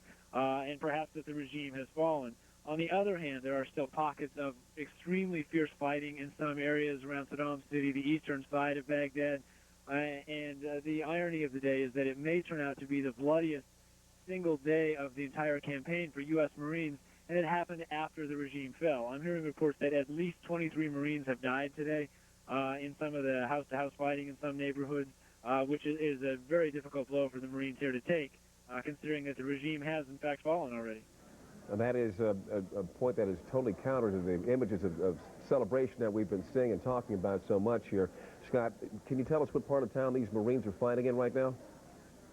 I'm not witnessing it firsthand, but I'm under the impression that it's along the eastern side of Baghdad, since that's where the Marines are the heaviest and where the 3rd Infantry Division is heavier on the western side of the city. So I believe it's along Saddam City in the eastern half of Baghdad in some neighborhoods, some pockets of resistance. Have you been able to confirm that number of 23 Marines dead? I'm not confirmed that number. That's the number I've been told by some Marines here, and the Marines that have been informed about the fighting seem a little bit shocked by it, coming the day after yesterday's big event, as it did. What about the people who you say are streaming back into town? Have you been able to talk with them and find out what it was that convinced them to come back? What was it that made them decide it was time? I haven't spoken with any of them. I don't speak Arabic, so my ability to communicate with them is fairly limited, but they seem very happy. They seem to be relieved that the fighting is over. They seem to be happy that they can come home without fear of being bombed. And quite frankly, some of them probably want to return home to make sure that their homes are not looted in areas where the U.S. troops are in control. They're not acting as police forces, so people are running wild and looting everything they can. So I'm guessing that some of these people want to return home to protect what they have also. All right, have you seen yourself face-to-face evidence of this looting, and do you have any idea about how widespread it is right now at this hour? Oh, absolutely. I've seen it firsthand. And my sense is that in every neighborhood where U.S. forces are firmly established and on the corners and patrolling, you're seeing looting because there's no other force there. There's no police. There's no Iraqi government.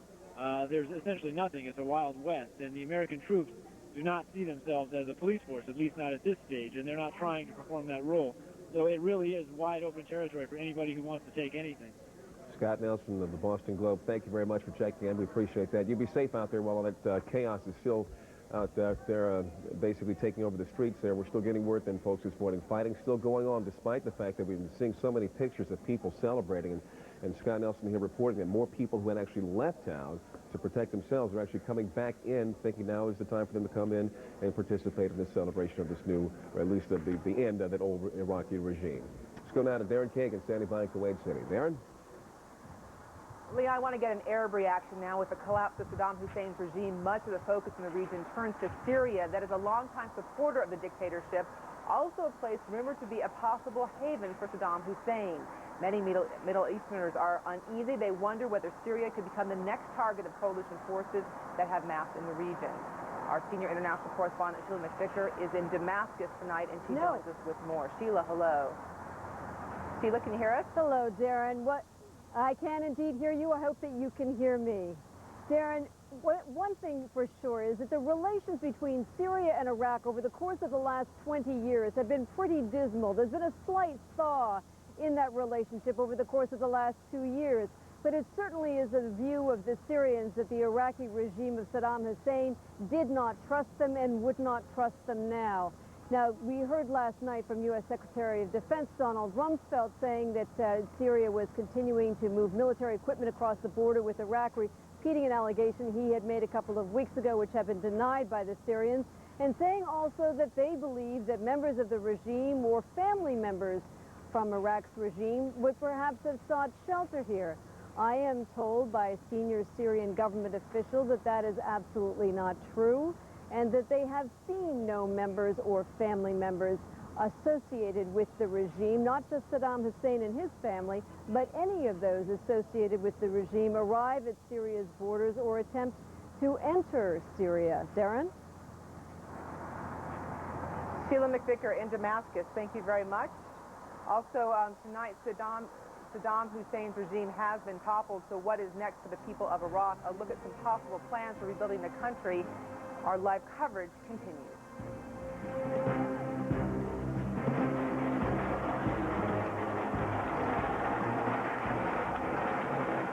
Tired of playing the mortgage rate game? You know, when you hear one of those ads that promise you the moon and you call up only to find out that the points are too high and there are hidden fees attached?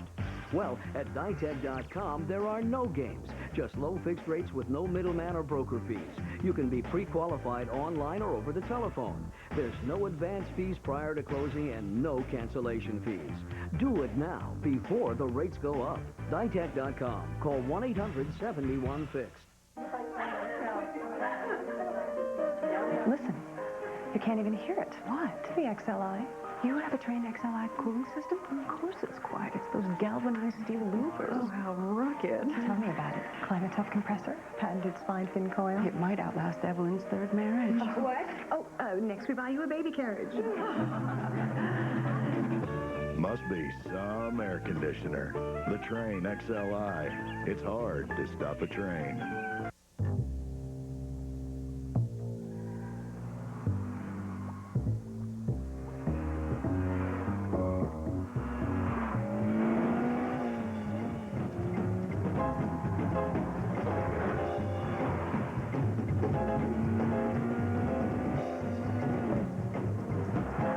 Introducing a new level of performance from Acura. The all-new TSX. Wolf Blitzer takes you inside the war in Iraq. U.S. troops on the ground. Experience you can trust only on CNN. This weekend, the savings are easy at Macy's. Forget the coupons, get the savings. It's all on sale. It's that easy. All spring suits for her, $59.99. All shoes and sandals on sale. All men's suits, sport coats, and dress shirts 40 to 50% off. Jessica Sanders bed in a bag, any size, $48.98. Forget the coupons, get the savings. It's all on sale, Friday through Sunday. The savings are easy at Macy's. If you have lost money in the stock market over the past few years, we may be able to help you. Wapner Newman, a prominent Philadelphia law firm, represents investors who bought certain stocks through several national brokerage houses. You may have been treated unfairly and have the right to recover money you have lost. We can assist you in seeking reimbursement for your losses. Call Wapner Newman today for a free consultation.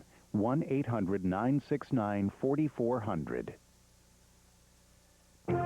CNN, the most trusted name in news. Well, as the focus now shifts from the actual fighting war in Iraq down to a transformation of Iraq, there is some news that's developed this morning that may complicate things to some degree. A key figure in the post-war power equation has been assassinated at a mosque in Najaf. A family friend said that the prominent Shiite Muslim cleric Majid Saeed al-Khouei was shot and then dragged outside by a crowd and there stabbed to death. He had recently returned to Iraq from exile in London and was expected to urge cooperation with the coalition. Well, as the U.S. tightens its grip on Iraq, there are many questions about what will happen after the hostilities are over. CNN's Chris Burns checks in now from the White House. He's got to look at what the president is planning there. Hello, Chris. Leon, hi. What the Bush administration is trying to tackle with now is the after-Saddam era. Two main issues. One is that power vacuum that we're seeing. Perhaps the assassination of that cleric is indicative. Also the question of a public relations image. If you look back yesterday at the American soldier draping the American flag across the face of the Saddam statue, that was seized on by the New York Post today with the words liberty, but that also was seized on by the Arab media across the Arab world as a sign of domination, of conquering forces, of occupying forces. So a video by President Bush and by Prime Minister Tony Blair, his chief ally in the U.S.-led coalition, couldn't be timed better, coming out today, being broadcast during a show that is being broadcast as we speak across Iraq this evening by a C-130 transport plane that broadcasts Commander Solo. The message is that these forces are here to liberate you, so the Iraqis can set up their own government, so they can get aid and rebuild their government. President Bush, in his message, saying the troops won't stay there forever, and that this brutal regime will lead to freedom and democracy. The nightmare that Saddam Hussein has brought to your nation will soon be over. You are a good and gifted people, the heirs of a great civilization that contributes to all humanity. You deserve better than tyranny and corruption and torture chambers. You deserve to live as free people, and I assure every citizen of Iraq, your nation will soon be free. Another indication of this dangerous power vacuum is what's going on in northern Iraq, where Kurds have now taken control of Kirkuk, at least according to our reports. That oil-rich city that Turkey over the border is very nervous about, nervous that the Kurds could use that as an economic base to declare independence in the north. Shades of nightmares of 1991, the dissolution of Iraq itself. Those were the worries that led the Bush administration then to abandon encouraging people to rise up against Saddam at that time. This is an issue right now that the Bush administration is dealing with. They're reassuring the Turks, saying that according to White House spokesman Ari Fleischer, U.S. forces will be in control of Kirkuk, and that the Bush administration has said that the Kurds will pull out and that the U.S. forces will move in that area. Leon? All right, thanks, Chris. Chris Burns at the White House. All right, it's time for us to take a break here. Now, what started as a small pro-troop rally in New York has evolved into a major show of support for the troops now controlling much of Baghdad. Live pictures you're looking at right now. This is them from Ground Zero in New York, where 9/11 workers and others are gathering right now, and we'll go there live and see what they're saying. Stay with us. Leon. Guys, what do we want to do this weekend? Let's go to the beach. It happened at 10 till 6 on a Tuesday night, just before the steamed carrots were served. Guys, it's important. Yes, this is Louisa. What are you saying? A phone call she would always remember. We got the house. We got the house. For a free guide to help you on the path to homeownership, call the Fannie Mae Foundation. We're showing America a new way home. There must be 50 ways the aero bed saves the day. Like reason 19. You've got the guest room, but no guest bed. Number 3. Your guest bed invites your guests to go away. Relax. Just plug in the aero bed, push the button, and you have a comfortable, adjustable, extra bed in less than 1 minute. The new pump is recessed, and it's 30% more powerful, with quadra-coil construction for a smoother surface. It's even adjustable with our exclusive one-touch comfort control, and it can hold up to 650 pounds. Plus, it stores away in seconds. And now you can get the new and improved aero bed at the same low price. Call now to get the aero bed for just 3 easy payments of only $33. Plus, get this free carry bag and get our 30-night money-back guarantee. Buy now. That's just 3 payments of $33, or visit a fine retail store near you. How many ways will you use your aero bed? I've always talked fast. Ooh, give me 55, come on, give me 55, I got 125, give me 125, come on, But the chemo slowed me right down. For the first time in 30 years, I was too tired to work. Time to go, Charlie. Are you or someone you love about to start chemotherapy? Call this number now to receive important information about Procrit. Procrit is for chemotherapy-related anemia in patients with most kinds of cancer. Procrit helps rebuild red blood cells lost during chemotherapy, and more red blood cells can mean more strength. Call now for helpful information on how to manage chemo side effects and how to find out if you could be anemic. Procrit is proven and safe. In studies, only diarrhea and edema occurred more often with Procrit than placebo. So talk to your doctor. Okay, folks, I'm back. Call now and learn how Procrit can help you get back the strength you need. Your strength for living. Yeah, I got 2 speeds, fast and faster.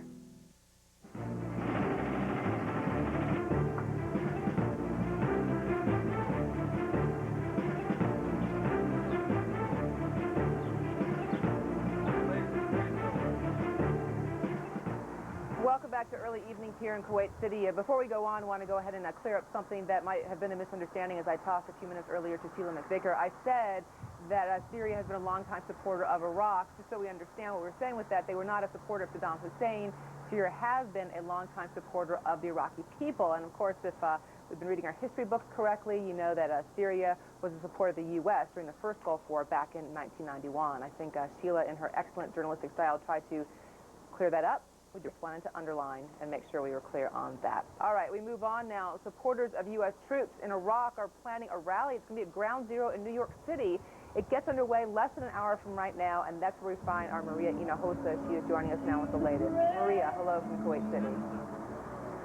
Hello, Darren. Well, I have to tell you, I have not seen this number of smiling faces ever around the area of Ground Zero, but that's what you're seeing here today. You're seeing a lot of people who are very much saying that they are not so much in celebration, but feeling vindicated by the victory that was celebrated yesterday in Baghdad.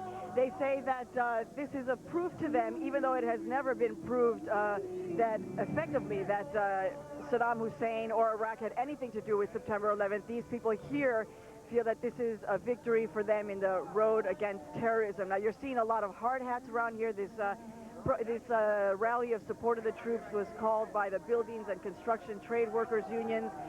Now, you're probably going to see some September 11th families here, but not all of them. Just like the rest of the country, there are also divisions among those who lost loved ones here at Ground Zero.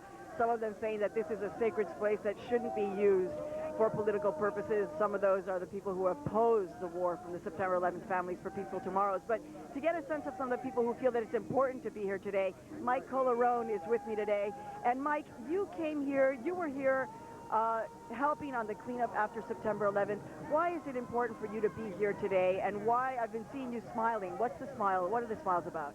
Well, the smile is that, first of all, we're in Iraq. We liberated the people. This is sort of like a sense of closing for the people that were lost here. And, you know, we're here together to show our support for all the girls and boys of all race, colors, and creeds that fought in our war for us. And I'm just here to show support, and I just hope that this is somewhat of a closure for all the families and victims of 9/11. So that's why I'm here.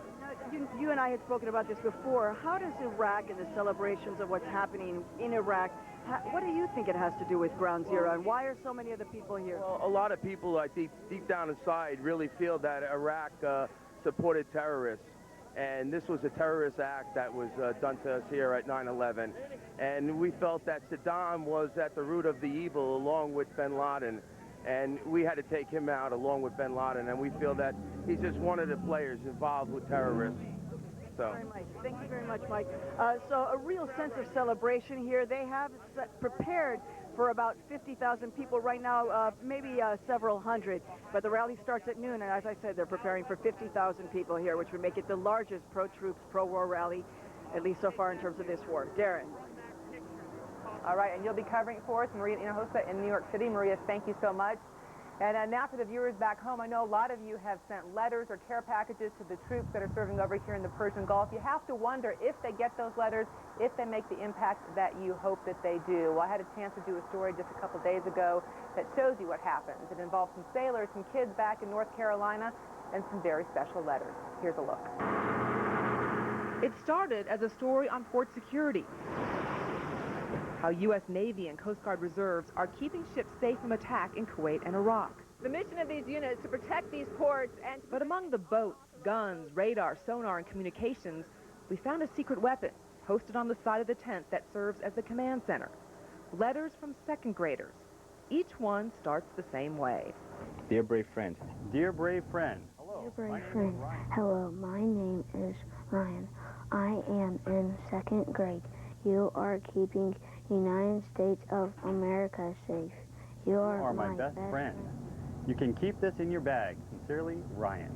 I'm the big brother, and Turns out, this is actually a story about a brother, Lieutenant Commander Mike Roberts, and a supportive sister, Christine Kubala. Yes, I do. My brother's in Kuwait. My sister is a grammar school teacher in Clayton, North Carolina. He's been over right next to the Persian Gulf now since New Year's Eve. Her second graders were very interested in sending some letters out to the troops.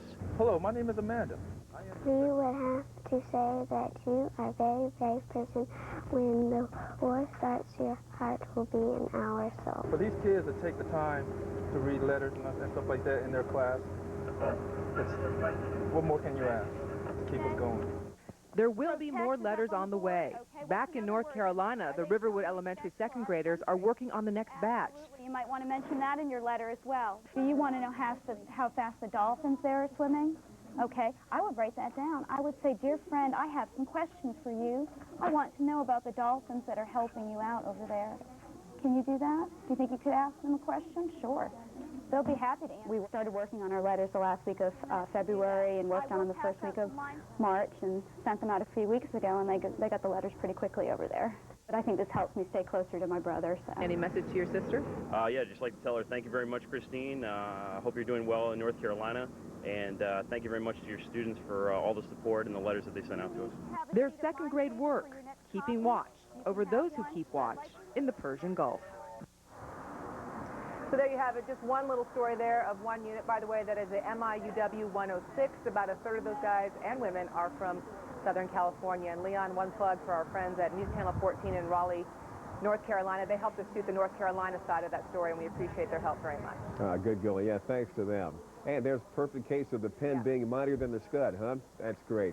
Troops got to be awfully encouraged by those kids' letters and then the scenes they're seeing there playing out throughout Iraq. Thanks, Darren. I guess we're going to let you go get some rest right now. It's been a long day for you, I know. Yeah. All right. Have a good one, partner. We'll see you later on. Now, the search continues for the 7 U.S. prisoners of war in Iraq. The Pentagon expresses increased concerns over their fate. What's being done to find them? Military insight coming from General Don Shepard. Straight ahead. Stay with us.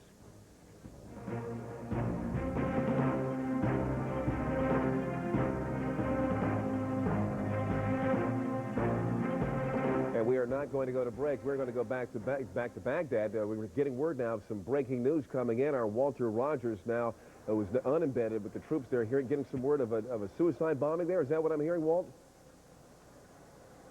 That's correct, Leon. Just a few minutes ago, I can still see the smoke rising in the distance, perhaps 400 yards away. Several Marines were standing post, that is, at least 4 of them. An Iraqi civilian walked up.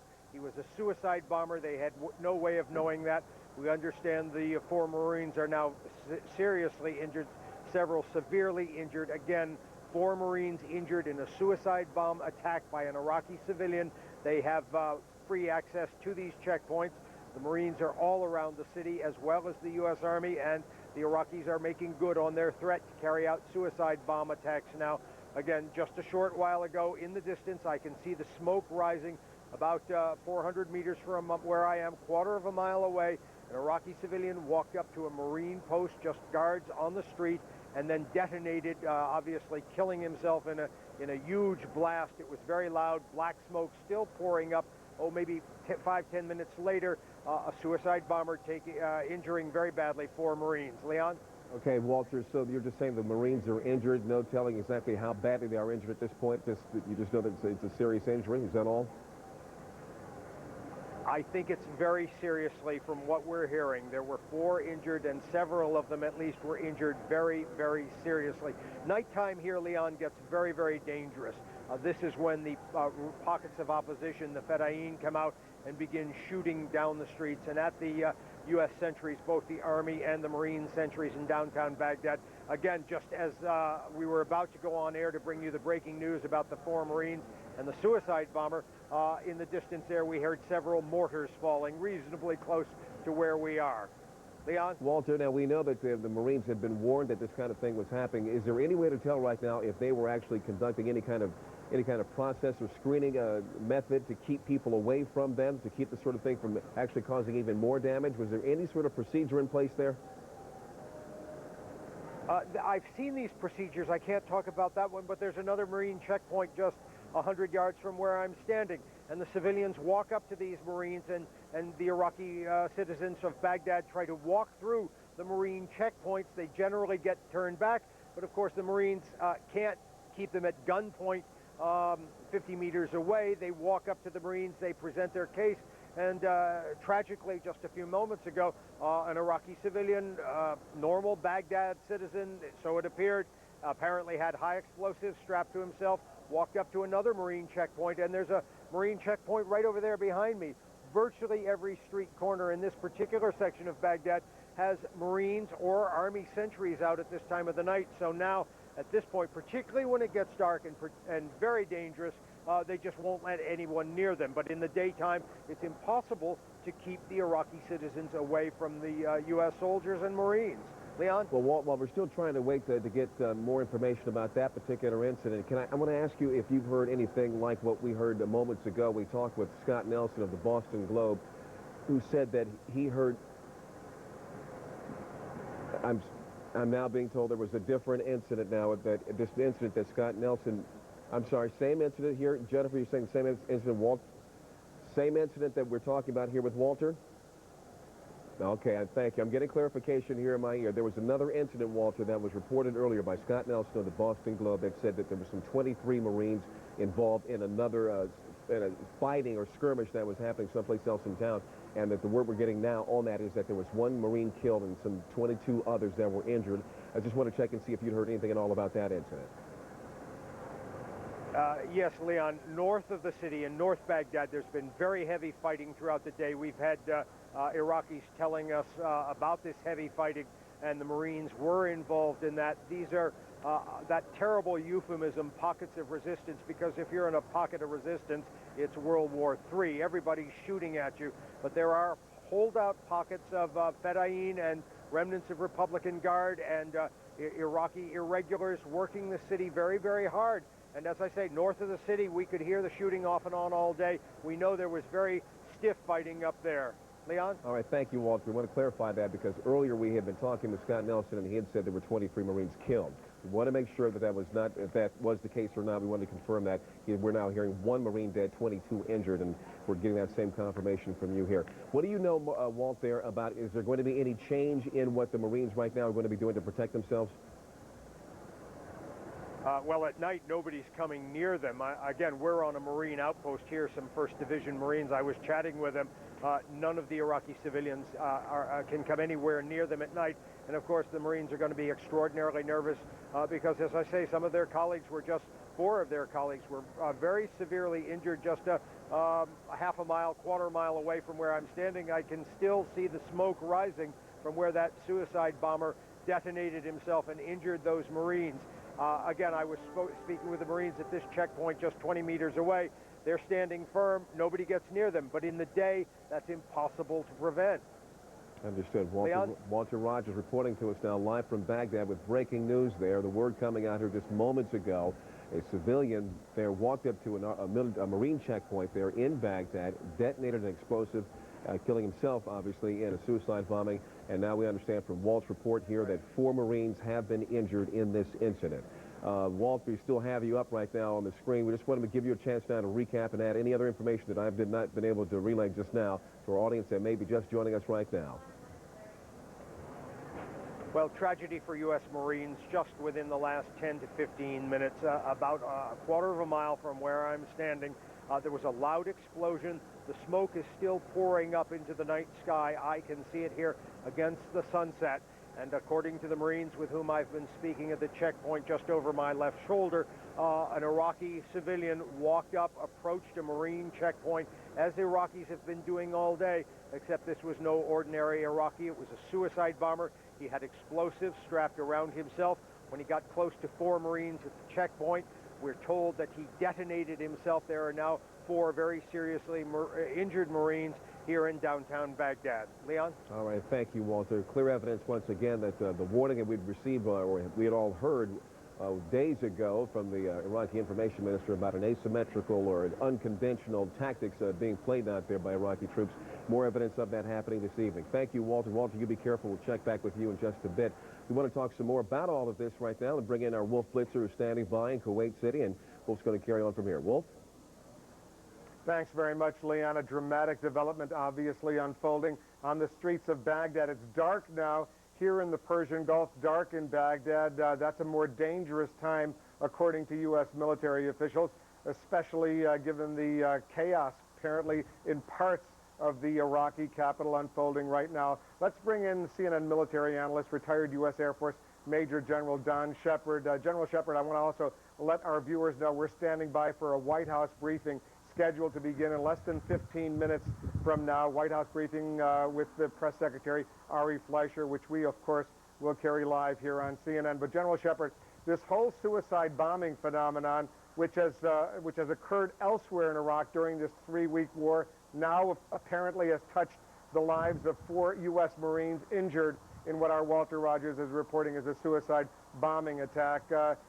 There's not much you can do to prevent these kinds of suicide bombings. If someone wants to kill themselves, it's going to be pretty difficult in a city of some 5 million people to prevent that, although not necessarily completely impossible, General Shepard. Yeah, Wolf, it's the most difficult of scenarios. You simply can't shoot everyone that walks up to a checkpoint.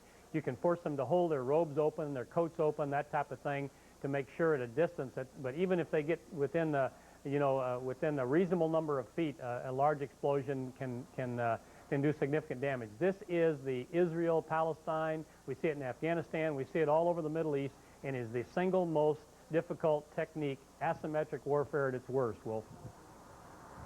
And it certainly complicates this opportunity that the U.S. military has to win over the hearts and minds of the Iraqi people if you're afraid to even go near them physically. And certainly this kind of suicide bombing attempt is going to send another chill through the U.S. Marines and soldiers who are now on the streets of Baghdad. Indeed it does, and that's exactly why it's being done by remaining Iraqi loyalists there and the regime loyalists. It's very, very difficult. We've dropped, as a coalition, we've dropped leaflets warning citizens to stay away from forces, from U.S. forces.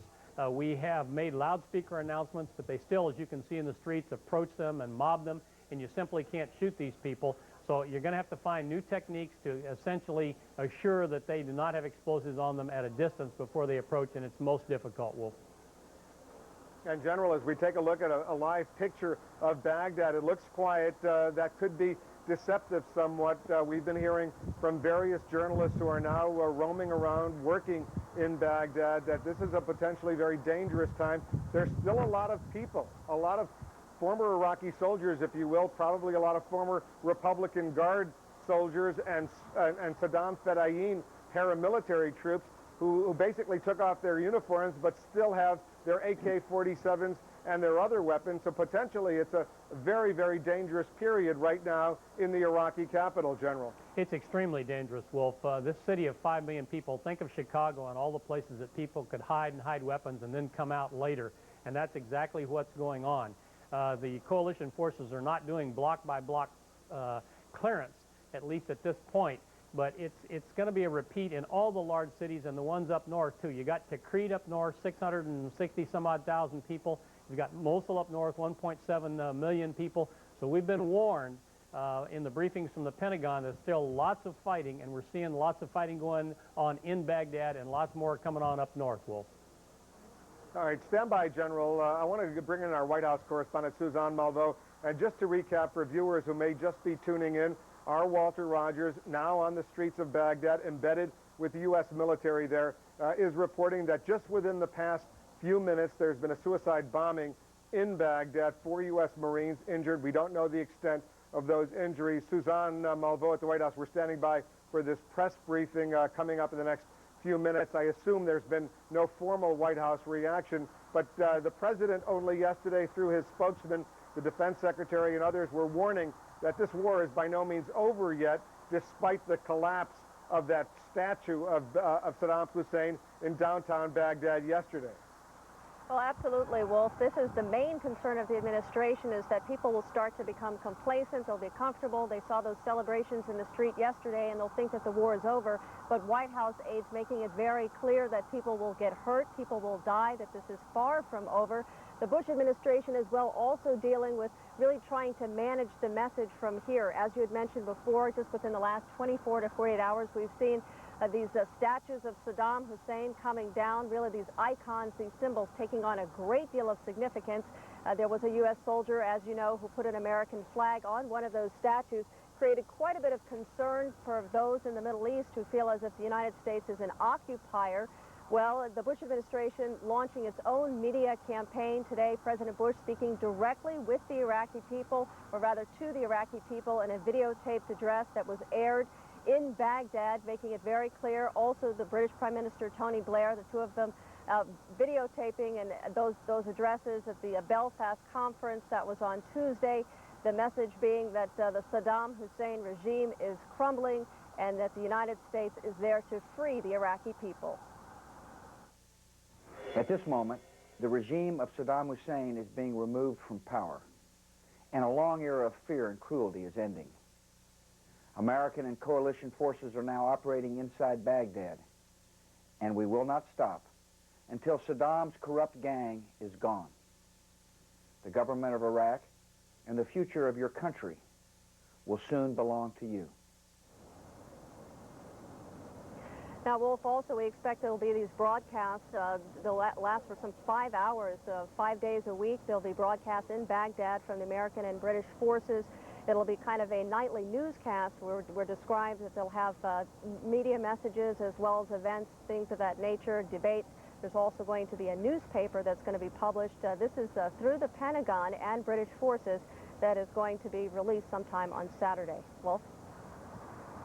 All right, Suzanne, stand by. We're going to be getting back to you. Just to remind our viewers, we're standing by for the White House press briefing. Ari Fleischer will be answering reporters' questions. The next few minutes, we'll go there live once he begins. General Don Shepard, our military analyst, is also standing by. General Shepard, just to recap for our viewers, our Walter Rogers on the streets of Baghdad right now reporting that 4 U.S. Marines seriously injured in the aftermath of a suicide bombing that occurred not far from the Palestine Hotel in downtown Baghdad, the center of the city. The Palestine Hotel now being famous, of course. That's where most of the foreign press corps, the international journalists, are based. Clearly, it was audible from that site from where Walter Rogers is, and he's quoting U.S. military officials as saying 4 U.S. Marines seriously injured. We don't know the extent of the injuries. General Shepard, you were saying before, the Israelis certainly have had an enormous headache with suicide bombings over these many years. They have an excellent military. They've been unable to cope with it completely. I assume the U.S. military has tried to learn from some of the Israeli military experience in dealing with this kind of military challenge, namely suicide bombing. Indeed they have, Wolf, but it's a different situation in Israel, where Israel has more residents than Palestinians, and there are checkpoints to which people can come before they get into the populated areas. In the case of Baghdad, we have a very small number of forces now. Even though they look numerous, they're not a large number of forces in a city of 5 million, essentially surrounded by people that could be full of suicide bombers. This is a very, very difficult tactic. When you can get people that are willing to commit suicide and blow themselves up in your presence, it is the most serious and most difficult threat to overcome, and there's no magic bullet to do it. You spread security very carefully and very slowly. You disarm the population, and you produce confidence, and it takes time, Wolf. We're just at the very early stages. All right, General, stand by a second. Barbara Starr, our Pentagon correspondent, is joining us now. Barbara, there's been one suicide bombing in the southern part of Iraq earlier in this war. There's been another one in the northern part of Iraq, killed a journalist, as well as some Kurds. Now in the center of Baghdad, Walter Rogers, our embedded reporter on the streets of Baghdad, reporting 4 U.S. Marines seriously injured. Going into this war, there certainly was a great fear among the Central Command and other U.S. military officials that suicide bombings could become an enormous challenge. So far, 3 as far as I can count, but it's probably still early in the game. Barbara? Well, Wolf, this had been one of the things that the U.S. military had been extremely concerned about. And even since yesterday, the scenes of euphoria and celebration in Baghdad, there had been constant warnings from the U.S. military that there could still be plenty of trouble ahead. Even this morning, earlier today at the briefing at Central Command, they addressed the point that Baghdad is still a very dangerous place. Here's what they had to say. Baghdad's still an ugly place. There are many parts of the city that are either not secured by U.S. forces or are sort of unsecured at all. And there are other places in the city where we believe there are still pockets of remaining small elements of Republican Guard, Special Republican Guard, and paramilitary forces. And that's really the objective of our operations in Baghdad now, is to go to those locations and return some stability. That's really the problem for the military now, Wolf, is how to bring stability to the city, how to become somewhat of a security force without becoming too much of an overwhelming occupation force for the citizens of Baghdad. Wolf? Barbara, there's going to be a Pentagon briefing later today. First of all, what time is that briefing, and who are going to be the briefers? They will be at 1:45 Eastern Time here in the United States. And today, in the regular routine rotation, we expect the Pentagon spokeswoman, Victoria Clark, and Brigadier General Stanley McChrystal of the Joint Staff to provide an operational update. And we expect them to address the question also of what's been happening in northern Iraq around the city of Kirkuk, where the Kurdish population has now apparently taken over most of the city. Very few U.S. military ground forces in northern Iraq. The situation there also moving rapidly ahead, and still plenty of Iraqi forces, including Republican Guard, for them to deal with in northern Iraq. Wolf? All right, Barbara, please stand by. We're going to continue to cover this story. 4 U.S. Marines seriously injured, according to our Walter Rogers, on the streets of Baghdad following a suicide bombing. Leon Harris is standing by in the CNN newsroom. He's got more. Leon? Yes, Wolf, that's a breaking story from Baghdad now, pretty much underlining the words that we've gotten from the Pentagon, from CENTCOM in recent days about Baghdad still being a very dangerous place, and there's still much to be done there. We'll be going back to our Walt Rogers in just a moment, but first we want to remind folks that we're waiting for the White House press briefing to begin. It should be getting underway any moment now, and when that does happen, we'll go there live. In the meantime, let's go back live to Baghdad. Walt Rogers still standing by there in the dark there in Baghdad. Walt, give us the very latest on what you've been hearing there about this suicide bombing. Hello, Leon. Well, the area we are in is a Marine checkpoint, so you can imagine the soldiers over my shoulder are more than a little anxious. The hotel over there has locked out all reporters. So nervous is the hotel about a suicide bomb attack. What happened, as I say, about 20 or 25 minutes ago, dusk here in Baghdad. U.S. Marines were on a checkpoint, and an Iraqi civilian walked up to them, simply detonated his explosives, killed himself, obviously, seriously injured 4 U.S. Marines. Now, as for these suicide attacks, there have been actually many more than I think I've heard being discussed. We heard a military briefing here with the various commanders in the U.S. Army, and they were warned against the Iraqis using ambulances and fire engines, emergency vehicles, as a kind of way to force their way in close to U.S. military convoys and blow themselves up. But I need to tell you that every U.S. Marine standing guard in this city of Baghdad, every U.S. Army soldier, 3rd Infantry Division, is extraordinarily vulnerable to this, and at night you can keep the civilian populace far enough back. You just don't let them anywhere near you. But in the daytime, the civilian populace believes it has the right to roam its own streets, and they come up to the Marine positions. I've watched them all day, seek permission to pass. The Marines have to have this social intercourse with them. They at least have to talk to them and tell them, no, don't come any closer, go away.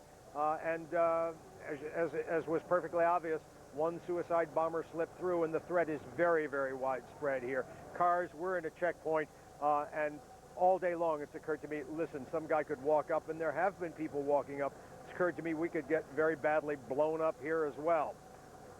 Leon? Well, we're certainly hoping that's not going to be the case. Well, we then, want you to be very careful, you and whoever else is traveling with you. Please be very careful. We want to hear back from you later on after you get some more information about this story. In the meantime, let's go back to Wolf Blitzer standing by in Kuwait City. Wolf? I can only echo what you're saying, Leon. I want all of our reporters, obviously, in Baghdad and around Iraq to be very, very careful. It's still a very dangerous time, despite the celebrations we all saw on television in Baghdad. Elsewhere, yesterday, Baghdad and other cities in Iraq still very, very dangerous. Remember, we're standing by for the White House briefing, expected to begin very, very soon. In the meantime, let's bring in our CNN analyst, Ken Pollack. He's joining us from Washington. Ken, a suicide bombing attempt, not an attempt, an actual suicide bombing in Baghdad, not far from the Palestine Hotel. 4 U.S. Marines seriously injured. We don't know the extent of those injuries. Is this something the U.S. military now in Iraq should be anticipating a lot more of in the days and weeks to come? Well, certainly they've got to be anticipating more such attacks, and I think that you're already seeing Walt Rogers talking about the fact that they are taking ever greater precautions to deal with it. We have to remember there are still pockets of resistance out there. There are still Saddam's loyalists out there. And as Central Command was suggesting this morning, it's also important to remember that the war is not over in a geographic sense. There are still Iraqi cities which are still under the regime's control. And in particular, Saddam's hometown of Tikrit is still not under coalition control. And certainly, as long as all of those things are true, you've got to expect that there may be additional attacks like this. Tikrit was always considered one of the most secure locations for Saddam Hussein, given the fact that his clan, the Tikriti clan, has basically ruled Iraq for so many years. There's a lot of speculation, I don't know how serious it is, that Saddam Hussein himself and his 2 sons, had they survived the latest U.S. attempt to kill them, may have wound up, in fact, in Tikrit. What is your assessment? Yeah, I think that is the most obvious, the most likely scenario, Wolf. the thing about Tikrit that makes it different from Baghdad is that in Baghdad what we saw was that most of the population of Baghdad was apathetic. They didn't particularly care for Saddam. Some of them welcomed U.S. forces. Many of them seemed to welcome U.S. forces. Many others may not have necessarily liked the presence of U.S. forces, but they certainly weren't going to fight for Saddam. In Tikrit, as best we understand it, it's a city of about 250,000 people, and they seem to actually genuinely like Saddam. Saddam is their favorite son. Saddam has done tremendous amounts for the people of Tikrit. So many of Saddam's inner circle come from Tikrit. So much of his Republican Guard and Special Republican Guard come from Tikrit. They've all gotten all kinds of privileges and extra pay for it. And everyone's expectation is that in Tikrit, what we may find is not only large numbers of Saddam loyalists, but an entire population that may be willing to actively support Saddam and his loyalists. And earlier today, in the southern part of Iraq, in Najaf, two Shiite clerics were hacked to death by a crowd. Tell our viewers what happened, and as you do, give us some perspective what this might mean for the U.S. military inside Iraq. Well, if I want to be honest with you, I do not have details about those attacks. I think it's premature to make any real statements. But the fact of the matter is this does speak to a larger issue inside of Iraq, which is that Iraq is in many ways a traumatized society. After 34 years of Saddam's rule, during which Saddam played different groups against each other, we could see all kinds of retribution going on. Undoubtedly, there are going to be people both from inside Iraq and outside of Iraq who are going to come forward and try to stake a claim to rule in a new Iraqi government, and there are going to be people inside of Iraq who are going to oppose that. And that opposition could express itself in the form of violence if coalition forces are not able to spread out across Iraq cities and ensure stability and order in all of those cities. One of those Shiite clerics was a Saddam loyalist. The other, though, was considered a moderate. Presumably they were getting together, according to widespread reports, Ken, to try to unite the Shiites in the face of the U.S. military victory there, the triumph in Najaf. But apparently some people in Najaf not happy with the Shiite cleric who was a Saddam loyalist and taking their revenge, moving quickly on that front. We're going to continue to monitor that development, potentially significant, given the fact that the Shia population of Iraq is still the majority in that country, especially in the south, especially in the eastern parts of Baghdad, the Sunni, the minority, and we're getting back to that whole Tikriti clan, Saddam Hussein coming from Tikrit. It's obviously a hugely complicated situation. Let's go to the White House and listen to Ari Fleischer. The President began his day with an intelligence briefing, then an FBI briefing, had a meeting with the National Security Council. He's met today with the Secretary of Defense, the Secretary of State. He's having lunch today with the Vice President. He has also called two world leaders. He spoke with President Kwasniewski of Poland and Prime Minister Howard of Australia.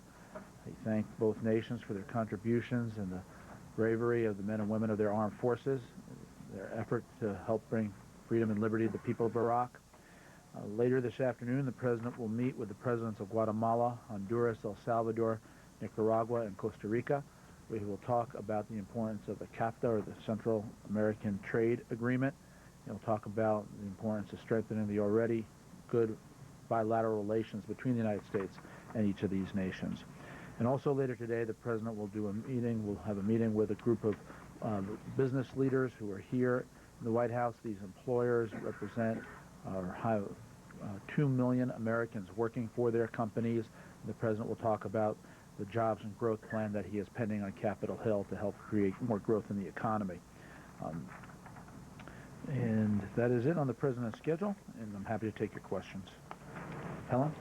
The President's contemplating any other regime changes in the Middle East, because you hear, I mean, there seems to be something in the atmosphere that may not stop with Iraq. Let me remind you, specifically using the words regime change, that this was an act of Congress signed by the previous administration that coined the word regime change, and it's obviously something that this administration supported. As the President has made very clear, Iraq is unique. Iraq presented a whole set of threats to the world that were unique in the world. And there are other, of course, elements of the world that are not complying with the efforts of what the United States and others around the world would like to see in terms of peace and security. But every region of the world presents a unique set of challenges or difficulties for the United States and for partners in peace. and each is dealt with separately. And so Iraq is a unique set of circumstances, and that's how the president treats it. The answer is no. It's exactly as I said, Iraq is unique, and that's how the president treats it. Steve? Kofi Annan is saying that there's a lot of looting in Baghdad, and it appears that no one is in charge. What's being done to impose some sort of controlling authority immediately in Baghdad and other areas too? Well, I think one of the things that I think you have seen in what's been a rolling effort in Iraq, there were originally reports of looting, and there was indeed looting in Basra and other cities in the south, and as the security situation stabilized, the looting did indeed decline. Of course, our coalition forces are there for a military mission, and they also are mindful about what is taking place on the ground, and these things need to be measured over time. Beyond that, I would refer you to the DoD officials who provide for security on the ground. But as areas come under coalition control, their mission changes somewhat. The president says in his broadcast to the Iraqi people, coalition forces will help maintain law and order. So they are becoming the Iraqi police force. Well, again, I think that you take a look at security, and we've always said that the forces will stay there to help provide security for the Iraqi people, and we mean it. The definition, again, part of our overall policy is you should talk to DoD officials about operational aspects. But there are also signs, and if you take a look in western Iraq, this was briefed this morning out of Doha, there's a town in western Iraq in which the mayor and the town council have already started working very closely with coalition forces that move through their town and remain in their town. They're beginning their self-governance once again. And I anticipate that you will see different places inside Iraq, different reactions from the local officials, the assumption of government infrastructure accelerating in different places inside Iraq depending on events on the ground. And we will continue to work with the local Iraqi authorities to make that happen. Fair enough. As the president said, coalition forces will maintain law and order. And in Baghdad, after the extraordinary scenes yesterday of liberation, today you have a suicide bombing. Does the mission of policing the streets of a city of 5 million people like Baghdad make American troops more vulnerable to this kind of suicide attack? Well, let me remind you, we are still in the middle of an actual military mission, and suicide attacks took place in other places along the battlefield. This is a tactic that some of our enemies employ, and this remains a dangerous country, a dangerous place, as I indicated yesterday, in many places. The assassination, the very regrettable assassination of a sheikh from Najaf, which the United States strongly condemns, and we express our sympathy to the people of Najaf over this assassination, is another reminder of how dangerous the situation is inside Iraq. It was dangerous before this military mission. It remains dangerous. We are still in the middle of a military mission. The United States is committed to helping the people of Iraq with their security, and DoD will be able to talk about that as they talk about their regular day-to-day activities. Can you bring us up to date on who is responsible for programming the television broadcasts which the Iraqis will receive? Okay.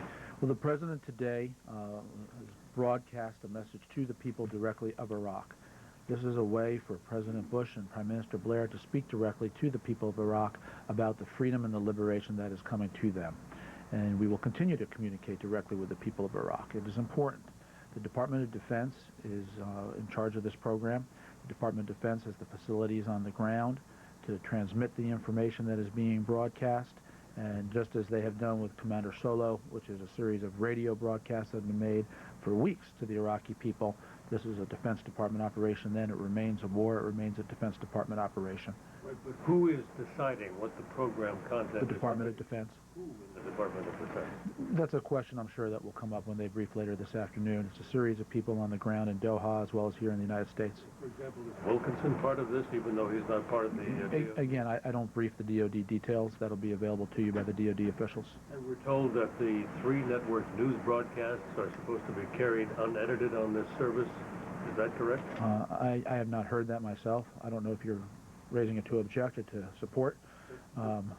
Just to confirm. Okay. No, that's a question of the DoD. They're in charge of the content of it.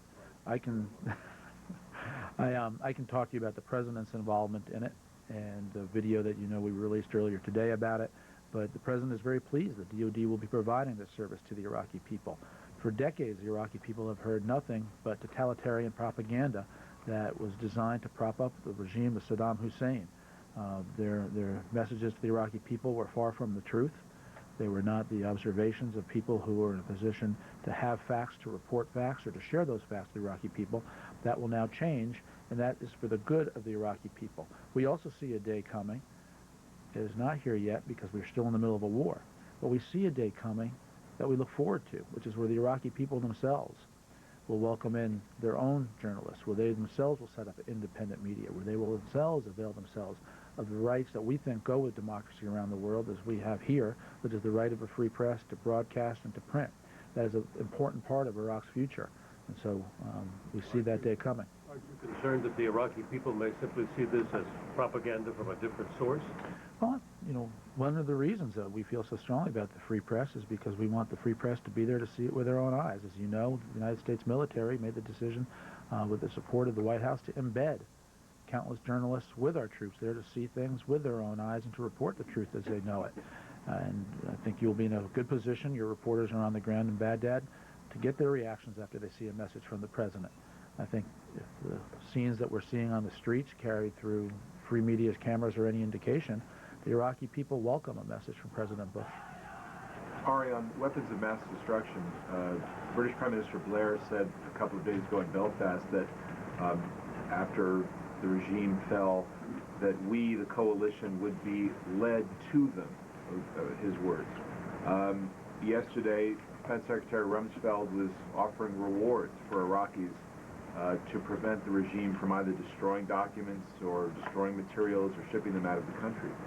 So, I mean, what's the bigger picture here? Are we in a position, is the United States in a position where we have to rely on people on the ground to ultimately get to the very weapons that we say Iraq has and that have been after?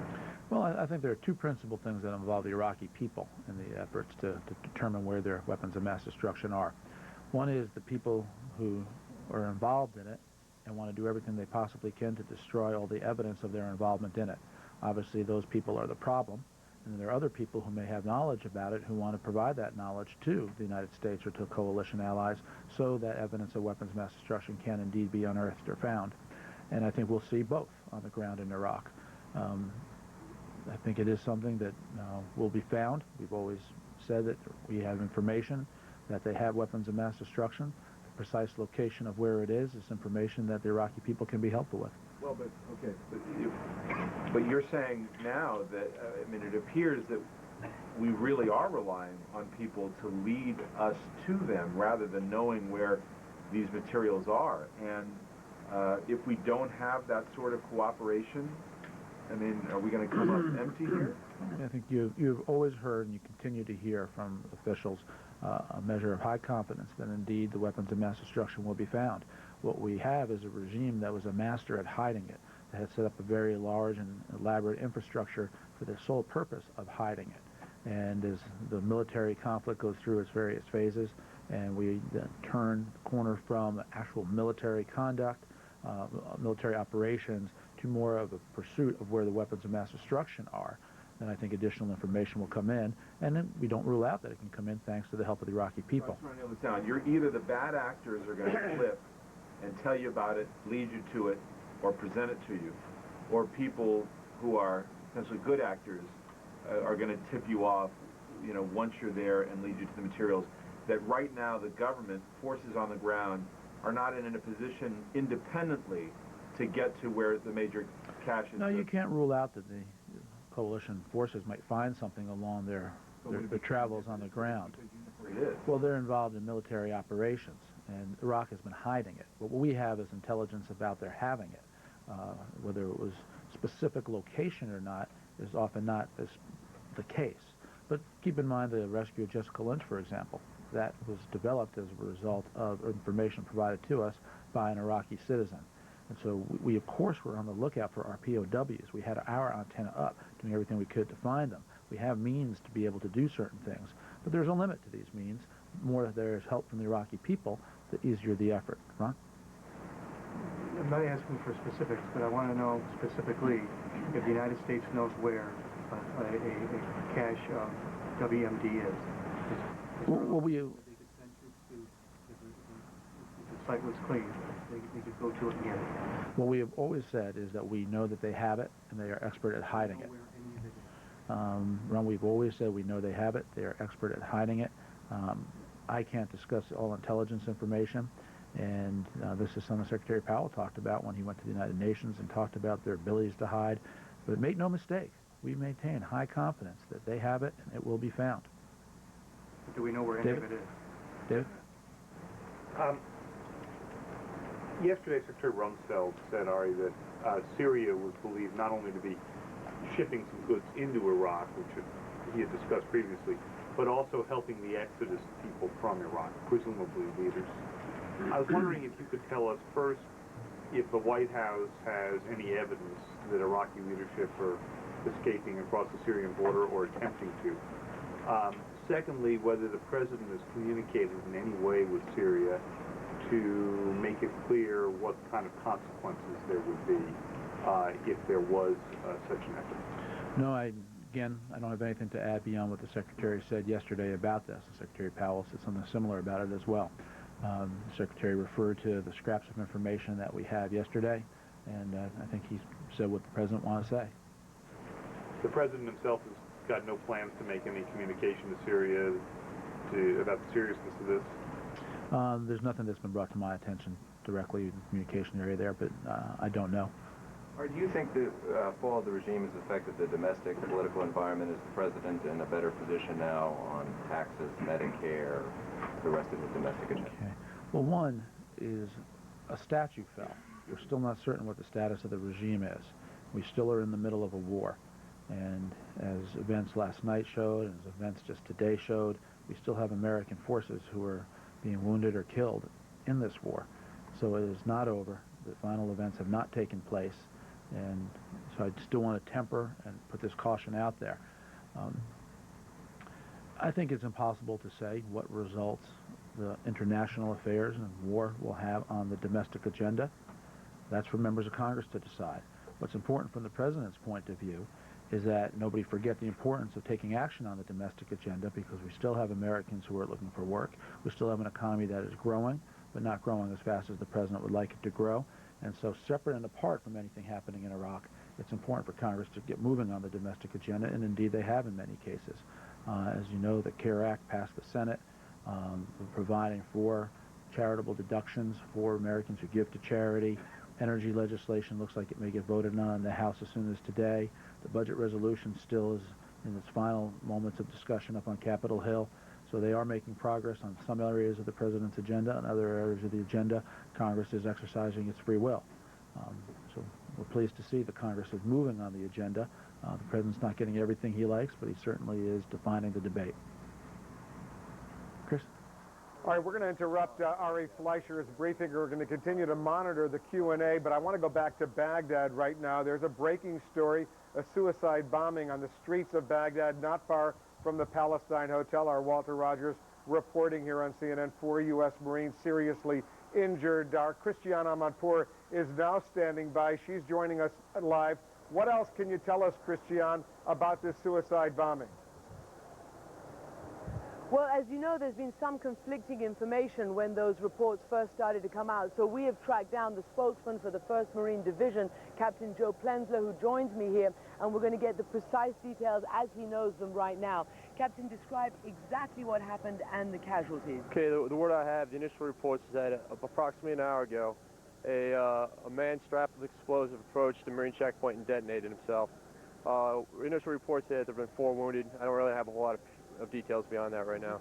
4 wounded. You do not know of any deaths? That's the initial reports, and obviously, you know, in the chaos of what happens in a situation like that, you know, that's the word we have right now. And these Marines have been evacuated. Do you know the intensity of their wounds? I do not. Can you tell me a little bit about the suicide bomber? You say it was an individual, not somebody in a car? That's what we heard, but beyond that, I really can't speculate. You know, we've been hearing since you've been here that this is a major worry. The irregulars, the people with guns who are maybe slinking back and operating from the civilian population, and particularly the idea of suicide bombs. Yeah, I don't know if worry is the right word. We came into this fight knowing that when you're dealing with a guy who's been systematically raping and torturing his own people for as long as he has, we expected all the dirty tricks we've seen. I mean, we see schools full of explosives. We've had women and children pushed out in front of gunmen. You know, they've basically done everything they could to incite and try to cause as much collateral damage. And in fact, yesterday, the Iraqis were shelling Saddam's city, you know, trying to kill Shias. So, you know, that was expected. So we take that in stride and we accomplish our mission. Today we spoke to a senior Marine, who was a colonel, who said that in fact they had plenty of information that there were even foreign nationals here whose main goal in life was to kill Americans. Have you received those warnings? Yeah, we've received some word that there've been some folks from other countries around here. You know, but again, we're Marines, so we're going to take all comers and we're going to accomplish the mission. Tell me a little bit about the situation of law and order. You've just told me that you found a lot of weapons caches today in certain areas, and certainly we've heard explosions throughout the last few hours of you blowing these things up. Where did you find them? What did you find? That's right. You know, we find them all over. We found a lot. I mean, and again, in 2 schools just about 3 blocks from here, we found the report was enough explosives to fill, in 1 school, 7 7-ton trucks, 7 of these large military trucks you see out here. So, I mean, clearly, you know, this is again, the pattern that this regime's been following, using mosques, schools, things like that to hide military weapons. You know, and basically they've completely abandoned any Geneva Convention, any law of war. And, you know, that's why we have those laws, honestly, to help protect civilians when 2 armies clash. So, you know, we're seeing, unfortunately, basically, Saddam's regime is killing his own people by causing this collateral damage. Well, now we're seeing that there are enormous amounts of looting going on. Even day 2 of the Marines' presence here, it's not just government buildings that are being looted, but now private buildings, offices, some embassies. There's fires in various parts of the city that we've been able to see. I mean, people just basically having a field day, and some complaints now about why you, the only law and order in the town, isn't stepping in to stop. Yeah, I think what you're seeing is a transition between, we're in a flux period right now between when, you know, the regime has control and when the U.S. military fully has control. So I think that's the period we're going through right now. I have seen, you know, sporadic looting in different places as I was driving around the city today. But again, you know, we're here to help out. So, you know, this is a thing will calm and settle itself as time goes. You expect it to do so, do you? I expect it to do so. Okay, Captain. Thank you very much indeed for joining us. Thanks. I appreciate it. Thank you.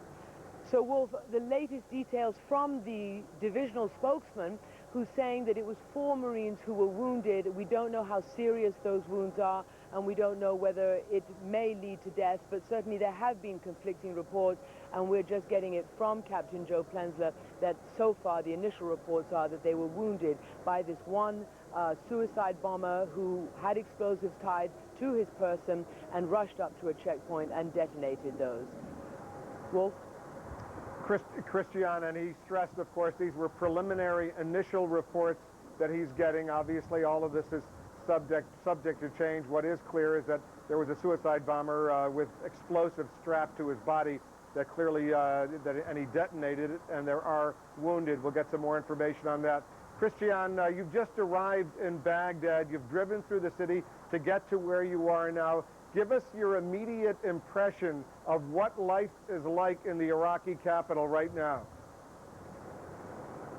Well, hard to give you a very broad impression because we obviously have seen it through a 2-hour drive from where we came initially today until the capital. And what we saw was a mixture. On the one hand, we saw people waving and giving us the thumbs up. We weren't with military, but they were just giving us the thumbs up and waving all the way down the route that we took into the city and around the Marine checkpoints and Marine positions, of which there are very, very many right now. Crowds of people looking friendly, talking to the Marines and basically welcoming them. But on the other hand, at the same time, on the other side of the road or right in front of us, we saw an enormous amount of looting. It's just a free-for-all right now, and people are taking whatever from wherever. We saw people almost, you know, having looting fatigue, sitting by the sidewalk with these trolleys that were on wheels piled high with just about any item of furniture or anything they could get. And at one house we passed, we saw them actually unloading some of the loot that they had taken. There were chairs and furniture and all sorts of things. And this is very widespread. We're also hearing from other colleagues who've been touring the city today that hospitals have been looted. This is a very serious problem because there have been civilian casualties and they need medicine and they need help. And a lot of these hospitals have been looted, we're being told. Also embassies. Yesterday, most of the looting was in government buildings. We're told that it's spreading now to some private offices, certainly some embassies we heard about. And there's a concern that this is going to get out of hand. People are concerned about it.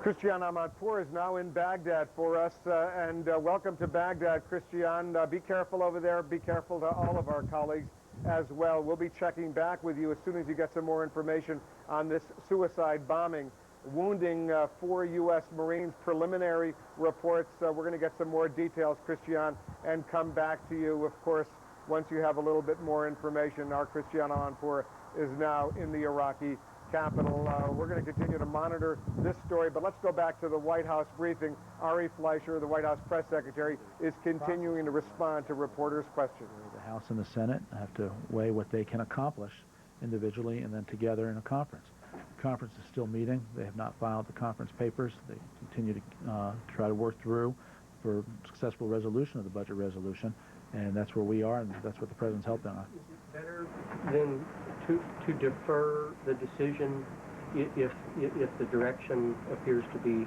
if the compromise appears to be heading in the direction of 350? If the Republican senators don't give, would you prefer that the decision is deferred until after the congressional recess? Well, clearly, the House of Representatives passed a budget resolution that had some $726 billion worth of tax relief in it. The Senate has a provision of $350. The process always works that the House and Senate conferees get together to try to see if there is a compromise that can be achieved. We're working with them in that goal, and the talks are continuing. Ken? Your answer to the question of why DOD is doing these broadcasts dealt entirely with the technical means of transmitting them into Iraq. It doesn't really answer the question of why DOD is controlling the content. Can you address that? Why DOD and not a civilian agency doing it? For the same reason that DOD has successfully been doing it in a very able fashion for weeks, involving getting radio messages transmitted into Iraq, because we are in the middle of a war. And DOD is very good in the middle of a war, not only at fighting and winning a war, but in providing information for people who have a thirst for information. The Iraqi people want to get these radio broadcasts. They want to know the facts. They want to know the truth. And DOD is in an excellent position to provide it, and we're pleased they are. How long will these broadcasts go on? How long do you envision them continuing? I don't know that I've heard any type of timetable that's put on it. I think they will go, and I think over time you will see an increased number of Iraqi people who hear about them and are able to watch them, and that would be a good situation to see develop. But the end goal is for everything militarily to leave Iraq, and for Iraq to be run entirely by the Iraqi people with a free Iraqi press. Make no mistake, that is the goal, and that is something that I think you will see happen. Well, you said in the morning that some of these broadcasts would be transmitted over what used to be Iraqi state TV. Is there some plan at some point to turn those transmission facilities over to an interim government? That'll be something that the reconstruction folks on the ground will work on. Clearly, there's a desire to turn as much over as fast as possible so that the Iraqi people can run their own affairs. And literally the way it works is it'll be transmitted on the same channel that people were used to tuning in on Iraqi TV. That's the way the technology works. It'll be broadcast from American and coalition facilities involving DOD equipment, and so there's either airplane or transmitters on the ground, and it'll be transmitted in such a way that if an Iraqi citizen was used to tuning in Channel 3, for example, they'd be able to, again, tune on Channel 3, and there it would be. Do you have any even approximate time frame as to how long it might take for an interim Iraqi regime or government to be up and running with its own user community? No, I would not hazard a guess. Richard? Ari, prior to the war, many of the opponents said that the danger of going to war would be that the attitudes toward the United States around the world would seriously deteriorate. Now that we've gone to war and the war is winding down, does the White House feel as though attitudes towards the United States from countries other than those who are on our side has changed or has deteriorated like many predicted? Well, I think that different nations will feel differently. And I think some nations that were irrevocably opposed to the use of force to disarm the Iraqi regime will continue to be irrevocably opposed to it. We disagree with those nations. The President disagreed with that prior to taking action, and in the wake of the action that's been taken, he disagrees even stronger. Other nations, of course, I think, want to wait and see what the results were, but I'm not going to speak for all nations. The President did this because he thought it was the right thing to do, and it's fair to say he did it with a rather large coalition of political supporters from around the world. Do you feel as though you've had deterioration? No, I can't say that. I haven't seen that. No. Koba? Yes, Aaron, two questions, please. What is the latest information about the search for Saddam Hussein? And would the U.S. government be willing to put a reward on information that would lead to his whereabouts or his capture? I have no new information to report on that, and I have not heard any discussion about the latter. Second question. The North Korean government continues to make statements and refusing any other intervention but a vis-a-vis dialogue with the United States.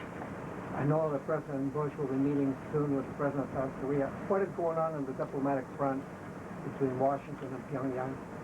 Well, I think what's going on, and not only involves Washington and Pyongyang, but involves other capitals in Pyongyang. The United States has been working closely with China and with Russia and with Japan, as well as South Korea, of course, about the seriousness of North Korea's actions with withdrawal from the non-proliferation treaty, as well as North Korea's threatening efforts to develop nuclear weapons. And that's something that has caused concern not only in America's capital, but in these capitals, and we continue to work with these nations about it. As you know, there's some discussion at the United Nations Security Council about taking up measures to discuss what North Korea has done. Those discussions continue. We continue to think they are important.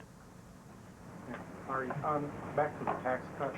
How could the president claim victory on a half a package of his $726 billion proposed? Well, number one, let's wait and see what the final outcome is. The president wants to make certain that what is done provides as much economic growth as is possible. It's interesting, if you go back to the beginning of the debate, many Democrats were saying they would not support anything in excess of about $100 billion as a temporary one-year tax cut. Obviously, whatever the outcome is, it's going to be significantly more than many of the Democrats supported. So there's a process underway. We'll see if the process results in a good position somewhere in between what was originally set out and what is finally accomplished. You can also accomplish things by working together with various parties on the Hill. On the CEO meeting later this afternoon, what's the purpose of that and why is it going to make any difference? Well, the President has continued to meet with a group of constituents to talk about the importance of the growth package. These constituents then help to spread the message. They can go back to Capitol Hill and talk to different people about the importance of passing the package. It's part of how the President communicates, and he likes to hear also from people who employ millions of Americans about what in their judgment will lead to their being able to hire more, to employ more. That's, at the end of the day, what this is all about. Mark, can we go on to Turkey? I know we talked about it a bit earlier. What is the status, as you understand it now, an agreement with Turkey as to what they can and cannot do in northern Iraq? And in a general sense, do we want the Kurdish rebels, the Kurdish Peshmerga, to take territory from the regime, or do we want them to just stay where they are?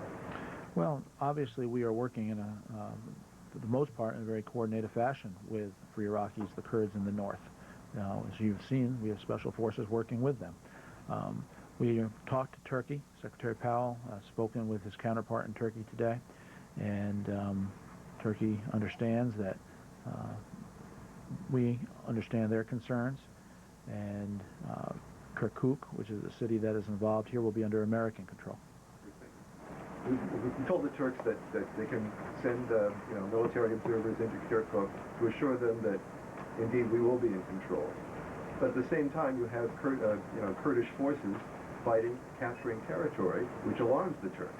Which direction do we want this to go? Well, we have talked with both parties. We'll continue to talk with both parties, and we will make certain that what we hope will happen will indeed take place on the ground. And we will work to make that take place on the ground. Well, you have a situation where these Peshmerga are streaming into a city like Kirkuk. Are they under U.S. control? Can we really say that? I don't think you should judge the end of the story by the results at the beginning of the story. Let's see how events develop on the ground. April? Ari, part of the reason for the war was WMD. now well into the war, WMD has not been found. The American public is going to the television every morning, listening to the radio every morning, trying to find out if indeed WMD was found. Does the administration feel there's some awkwardness right now with these statements of their professionals at hiding and we know it's there? I mean, is there some sort of awkwardness about the fact that this has not been found as of yet? No. We know Saddam Hussein is there, but we haven't found him yet either. I mean, the fact of the matter is we are still in a war, and not everything about the war is yet known. But make no mistake, as I said earlier, we have high confidence that they have weapons of mass destruction. That is what this war was about and is about, and we have high confidence it will be found. Okay. Thank you. Two questions based on the President's statements. Going back to Kurdistan, because the President talked about a unified, solid nation. At this point, would you now consider accepting a unified, an independent Kurdistan if Turkey is protected from them? No, from the beginning, the mission has been clear, and that is to protect the territorial integrity of Iraq. And on the statement, our military forces will leave, but that doesn't say all forces will leave. Does that preclude U.S. bases in the future in Iraq? Yeah, I was asked that yesterday, and I have nothing different or new to say about that yesterday. Does the United States have any interest in arresting Mohammed al-Dawri or any other Iraqi official in the United States? Yeah, I still don't have anything further than this morning. He is, of course, the ambassador of Iraq to the United Nations, and unless there is cause provided for why a diplomat would be arrested, he is a diplomat. He remains a diplomat to the United Nations, that's correct. On behalf of? Well, literally, legally, the way it works, he is Iraq's representative to the United Nations. Is he free to leave the United States if he wishes? I don't have any information on that. It's probably something you need to talk to the State Department about. Ellen? There have been reports that Mr. Shalabi has been talking to Israelis who were previously, or to Jewish people who were previously in Iraq, may now be in Israel, and about them returning and also supporting a pro-Israeli stance. Where's the administration on that? Well, number one, I would imagine that there are many Iraqis who are talking to many people who are no longer in Iraq and talking to them about the future of Iraq. It is important for people who care about the future of Iraq to reach out and get in touch with many of the people in Dearborn, Michigan who are dancing in the streets. One of the things that you see when it comes to successful nations that emerge from tyranny is the willingness of people who left those countries to escape the tyranny to want to return, to contribute to the future of that country. It's a measure of success. So I imagine there'll be a number of conversations about the future of Iraq, and the President's goal is for Iraq to emerge that respects its neighbors, that lives in peace with its neighbors, including all its neighbors, including Israel. All right, last week the White House put out a statement calling for the release of dissidents who were arrested in Cuba. A lot of those people have now been tried, convicted, and sentenced, in some cases to 20, 25 years. What's the White House doing about it now to try to... The President condemns in the strongest terms the Cuban government's actions in terms of the repression of these... All right, we're going to take a break from Ari Fleischer's press briefing, continue to monitor the Q&A. We have much more coverage coming up, including the breaking story we've been covering for the past hour here on CNN, a suicide bombing in Baghdad, not far from the Palestine Hotel. Initial reports suggest 4 U.S. Marines have been injured. We're getting some conflicting information. We're going to follow up in the next hour. We'll go live to Baghdad. We have reporters on the scene, including our Christian Amand, for much more coverage coming up. Of course, on that story, over the past several decades, though, Saddam Hussein dotted the landscape with monuments to himself. Today, those tributes, like the regime, are in ruin.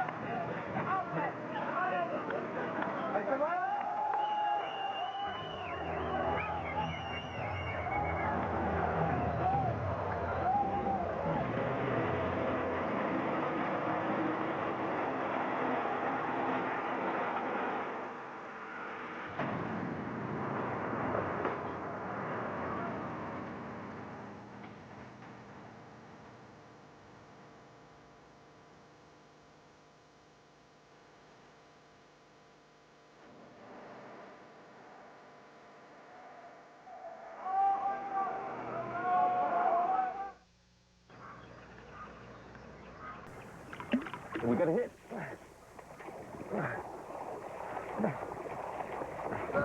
Here comes dinner!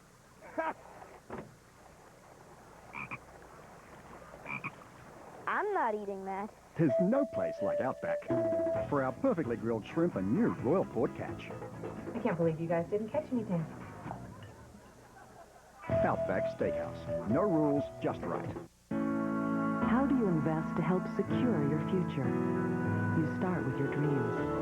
And Edward Jones. My life, my world is all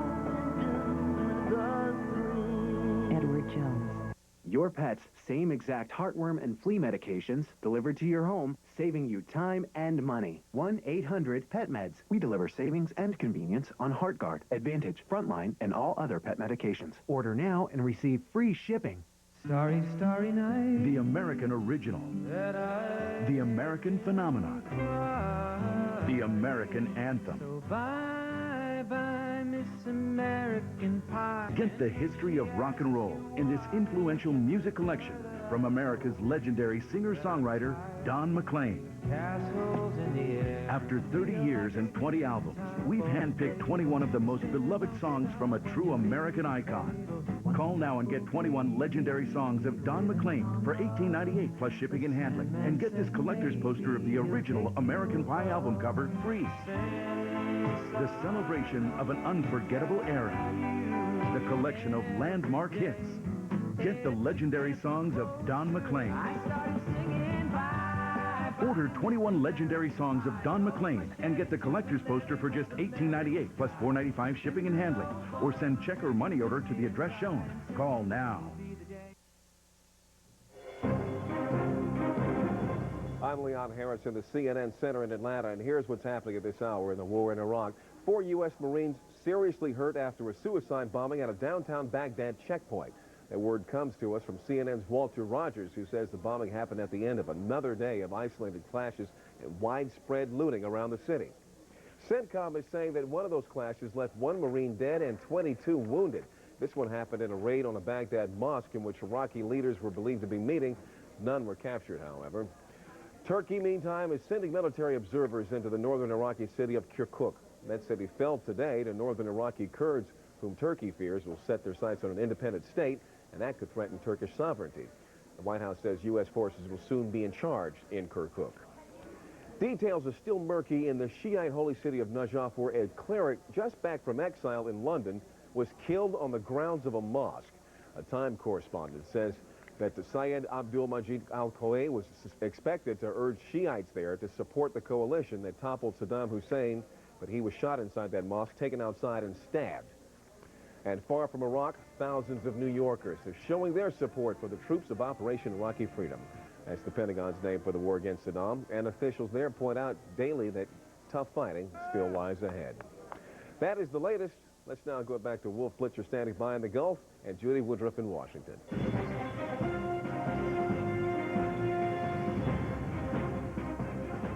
At this moment, the regime of Saddam Hussein is being removed from power, and a long era of fear and cruelty is ending. American and coalition forces are now operating inside Baghdad, and we will not stop until Saddam's corrupt gang is gone. The government of Iraq and the future of your country will soon belong to you. With U.S. troops on the ground and the Baghdad regime on the run, President Bush is on the air in Iraq. I'm Judy Woodruff at the CNN Bureau in Washington. And I'm Wolf Blitzer reporting today from Kuwait City. You've seen it before, and you'll surely see it again.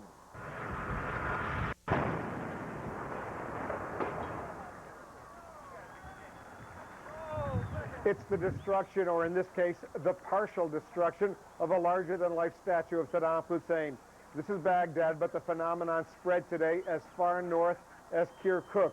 Baghdad saw more looting today at the Ministry of Trade, the Air Defense Building, and a villa owned by Iraq's Deputy Prime Minister, Tariq Aziz.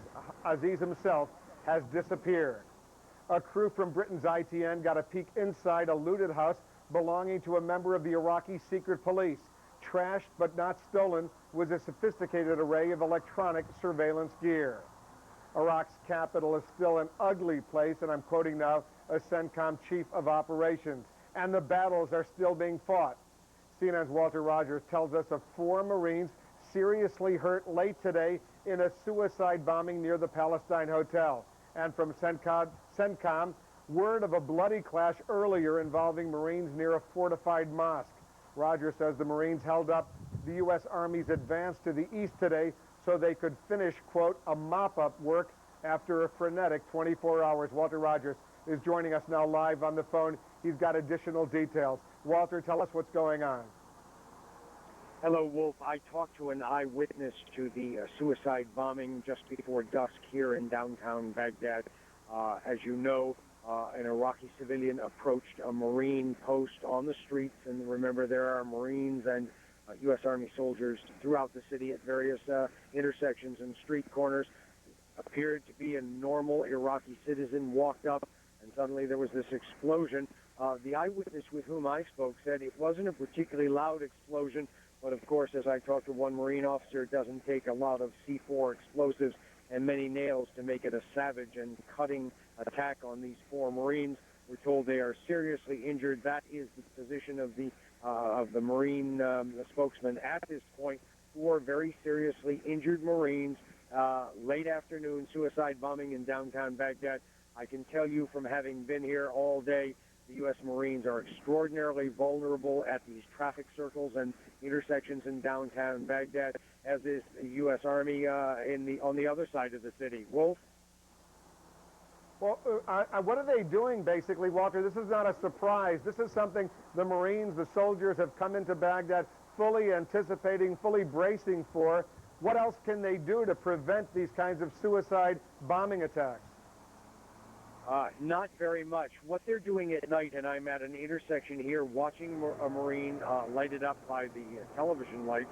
He's standing behind an M1A1 Abrams tank, and he's an easy target for a sniper because he's in full view of television lights. These soldiers are extraordinarily vulnerable. What they do this time of the night, of course, is keep the Iraqi civilians away. But in the daytime, it's a much, much more difficult task, because while the Marines guard intersections, the Iraqi citizens do have the run of the streets, and 99.9% of the Iraqi citizens have no malice towards the Marines or the U.S. soldiers. They merely want to use their streets as they normally would, except that when they come to a traffic circle or an intersection, they're shut down and they're turned around and told, you have to go back, you can't pass this intersection.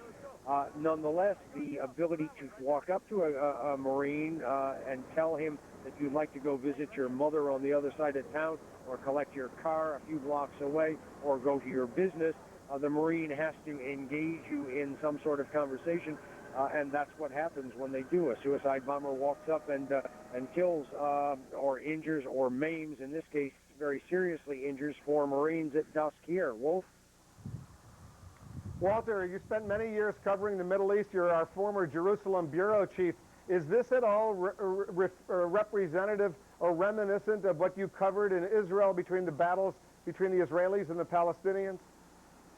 Of course it is, Wolf, and you know, it's the first thing you think of. I mean, I was hip deep in suicide bombings 96 and 97 in downtown Jerusalem, terribly gory, gruesome things. And what's happening is the U.S. soldiers on the streets of Baghdad are falling prey to these same sorts of savage attacks. Now, one thing I need to add, Wolf, we don't know the perpetrator of this, whether this was an Iraqi with a grudge and he was trying to make a statement for Saddam Hussein. Remember, there had been messages on the internet and stories out prior to the U.S. invasion of Iraq, and those stories said that radical Islamist elements would try to exploit the American military operation. We don't know who this suicide bomber was, but it could have been an Iraqi who was a diehard Saddam Hussein supporter, or it could have been an Islamist militant, and remember, those are the ones who tend to perpetrate those attacks in Israel. Wolf?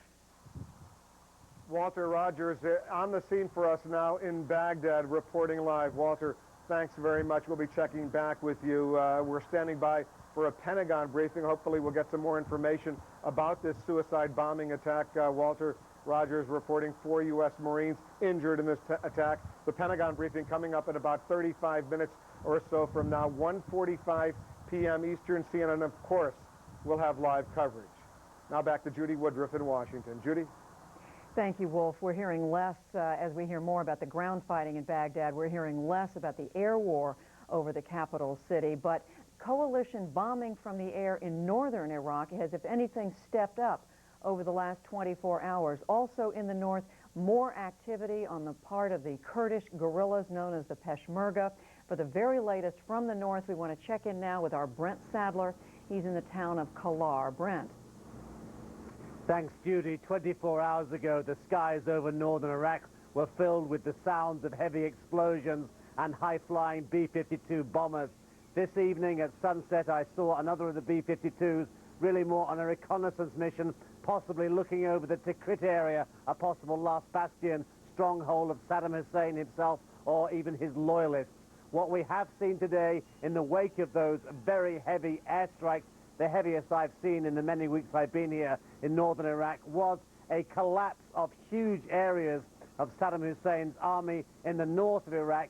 Huge territorial areas opened up to the Iraqi Kurds, those Peshmerga guerrillas, concerns by the Turks about Peshmerga moves into the oil capital of Kirkuk, concerns about advances the Kurds have made there. But generally speaking, this has been a day of celebration and joy for many, many hundreds of thousands of Iraqi Kurds throughout these northern areas.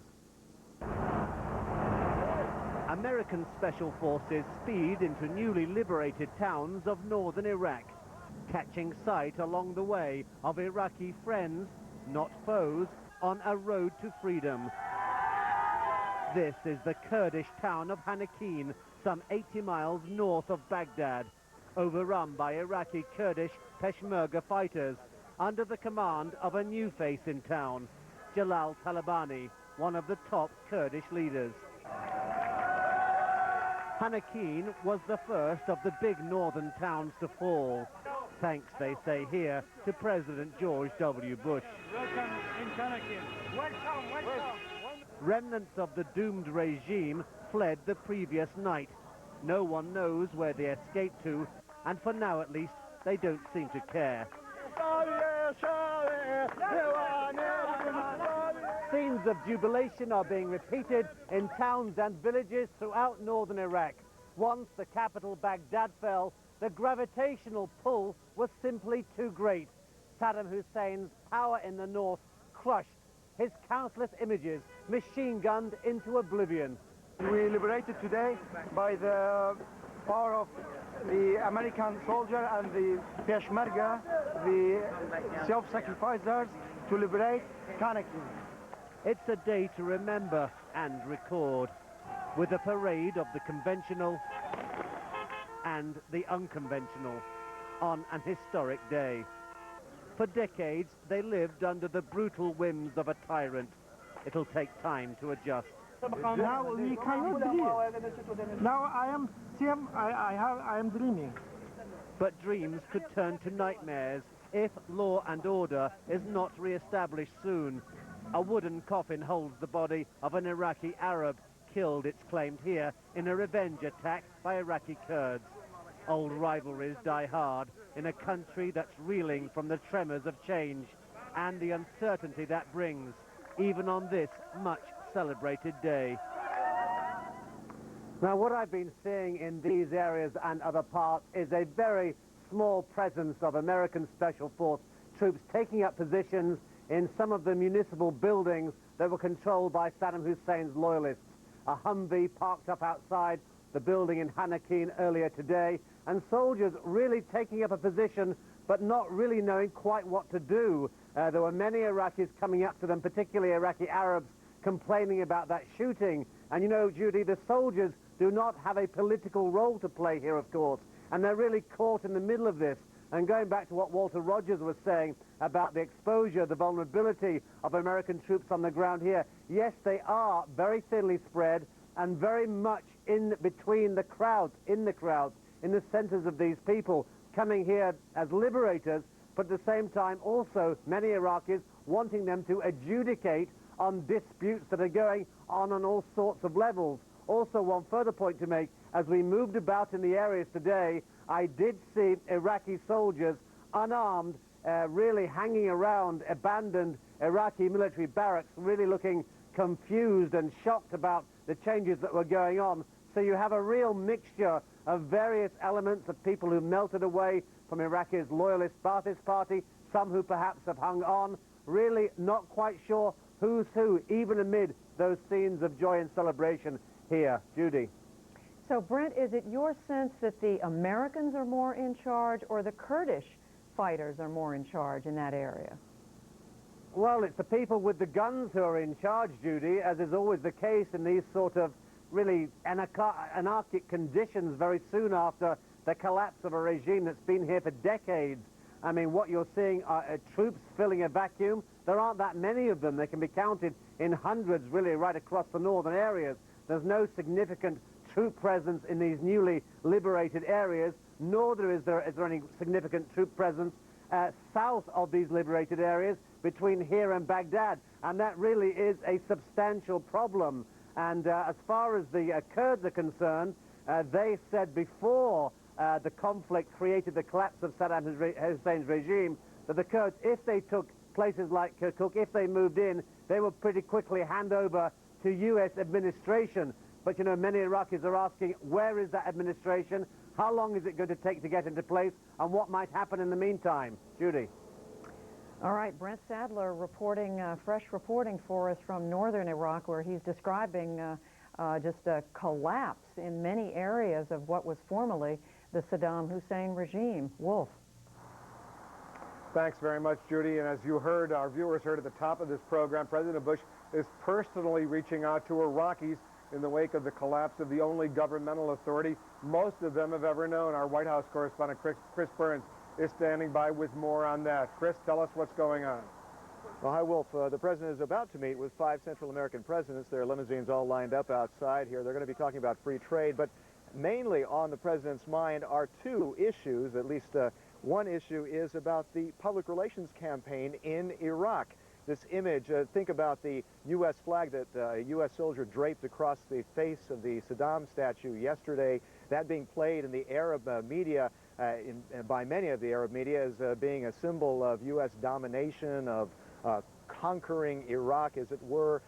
This is something that the White House is going to be combating, and so there is a new video that is out, that is being beamed out. In fact, as we speak, there are broadcasts on Iraqi television stations that include a message by President Bush, as well as British Prime Minister Tony Blair, the president's key ally in this U.S.-led coalition, telling the Iraqi people that this invasion, that this liberation is aimed at bringing freedom and democracy, at rebuilding Iraq, in bringing aid to Iraq. The president telling the people that the troops, when they finish their job, they won't be staying. The goals of our coalition are clear and limited. We will end a brutal regime whose aggression and weapons of mass destruction make it a unique threat to the world.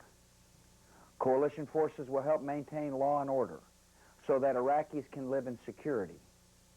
We will respect your great religious traditions, whose principles of equality and compassion are essential to Iraq's future. We will help you build a peaceful and representative government that protects the rights of all citizens. And then our military forces will leave. Iraq will go forward as a unified, independent, and sovereign nation that has regained a respected place in the world.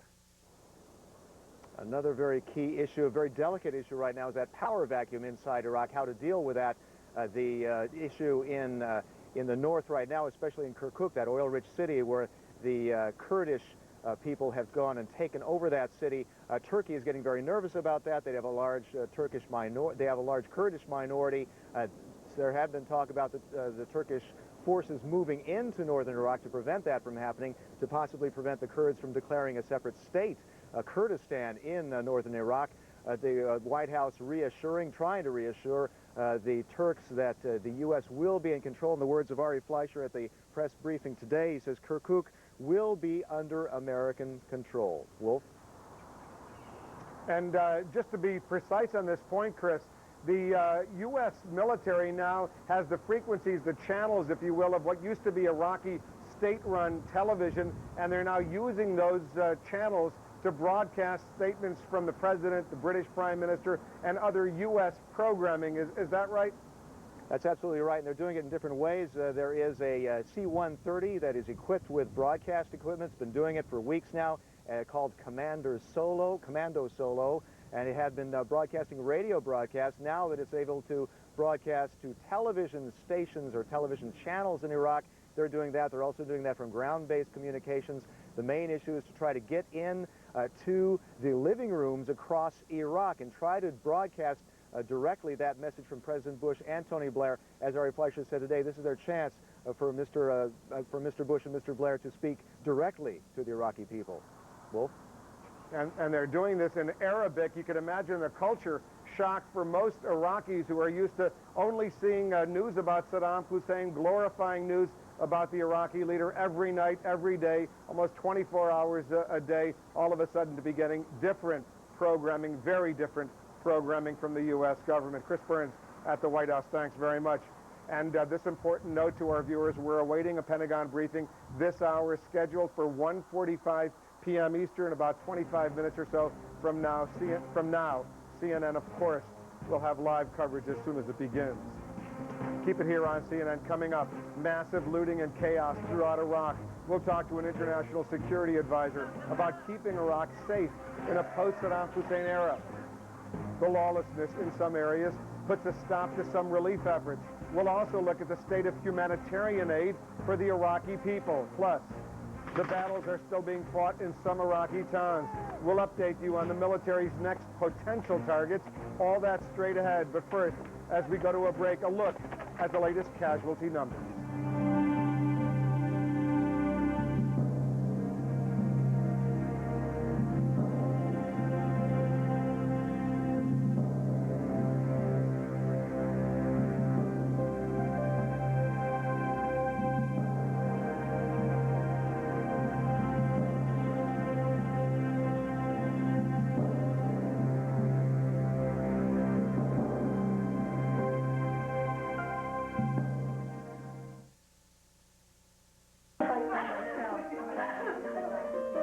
Listen, you can't even hear it. What? The XLI. You have a trained XLI cooling system? Of course it's quiet. It's those galvanized steel louvers. Oh, how rugged. Tell me about it. Climate-tough compressor, patented spine-fin coil. It might outlast Evelyn's third marriage. What? Oh, next we buy you a baby carriage. Must be some air conditioner. The Train XLI. It's hard to stop a train.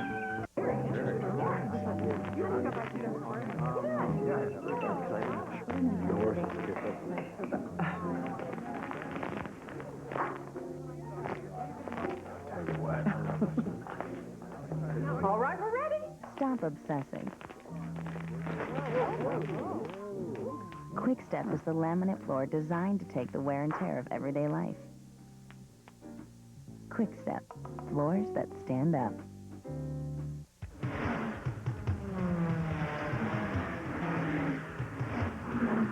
While other mortgage companies are still filling out the paperwork, Ditech.com is busy processing your loan.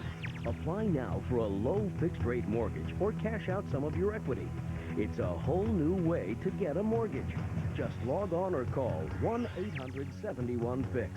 Ditech.com, your mortgage solution delivered. You need to manage your business anytime, anywhere. Gateway's new business notebooks featuring Intel Centrino mobile technology help you stay productive with wireless connectivity. Plus the freedom of having up to 8 hours of battery life. Now get 0% business financing for 24 months when you purchase Gateway 450 E-Series business notebooks. Gateway, business, government, education. Gateway 450 notebooks feature Intel Centrino mobile technology. Finger and toe area fungal infections require strong medicine. As a pharmacist, I recommend Fungicure. Fungicure liquid eliminates fungus around nails with powerful antifungal medicine. Just brush it on. It's clear and dries in a snap. Fungicure, the finger and toe fungi specialist.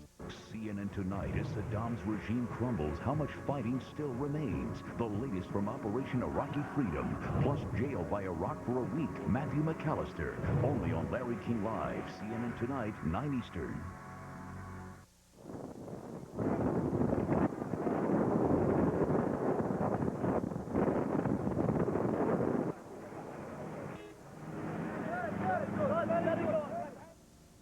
Well, as you can see from some of this video, people carrying goods, some of them large item desks, furniture away from offices and homes in Baghdad. We know one of the main challenges for coalition forces in Iraq is going to be reestablishing law and order. We've seen these pictures of looting in not just Baghdad, but other cities. And now today's suicide bombing in Baghdad, one more reminder that the Iraqi capital is still very much a dangerous place. Well, joining me now to talk about security and other issues is Michelle Flournoy of the Center for Strategic and International Studies. She's a senior advisor for the International Security Program there. Ms. Flournoy, thank you for talking to me. I want to first quote something I saw today that UN Secretary General Kofi Annan had to say about the situation in Baghdad and the looting. He said, namely, no one is in charge. Is he right? Well, for the moment, he is right, and there's really a vacuum that's created in a situation like this, and it's very important that U.S. forces step into that vacuum to provide a secure and stable environment as a foundation for the rest of the reconstruction efforts.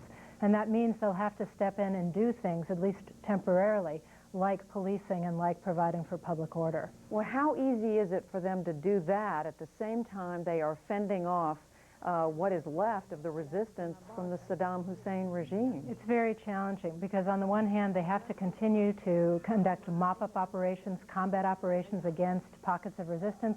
At the same time, some elements of the force have to be focused on policing in a civilian environment. I think the most important thing is to clearly designate which units are focused on which tasks and to be very clear about rules of engagement. But these troops are very well trained, and I think they're up to the job, but it is very challenging. Is it your sense that there are enough U.S. coalition troops in Baghdad and these other cities to to do the job that you're describing? It will really depend on how the security situation unfolds. I think for the moment the answer is yes. There are also additional forces flowing into the theater as backup, but if the security situation were to deteriorate significantly, then we'd need to see additional forces come in and help. Is it purely, Michelle Flournoy, a situation of just putting enough cops or soldiers acting as cops on the corners, or are we dealing with something deeper? I heard our analyst, Ken Pollock, say just a short time ago, we're looking at a really traumatized society now. I mean, that suggests something deeper going on here. There is something deeper, and I think it's very important that we not just focus only on security, but we start focusing on meeting the immediate needs of the people, giving people real experience that today they are better off in Iraq than they were yesterday, dealing with food, water, shelter, electricity, those kinds of things, and very quickly standing up an interim civil administration that has not just an American face, but primarily an Iraqi face, so that they feel that things are really changing for the better and they have a stake in the future. But how do you get that message across? How do you accomplish that? At the same time, you have soldiers in uniform carrying guns doing the security mission that you're just describing. Again, it's very challenging. One of the things we'll need to do as soon as possible is to start identifying parts of Iraqi, say, local police forces and others who weren't necessarily corrupted by the Ba'athist Party and who can re-engage in those kind of policing functions, but that's going to take some time.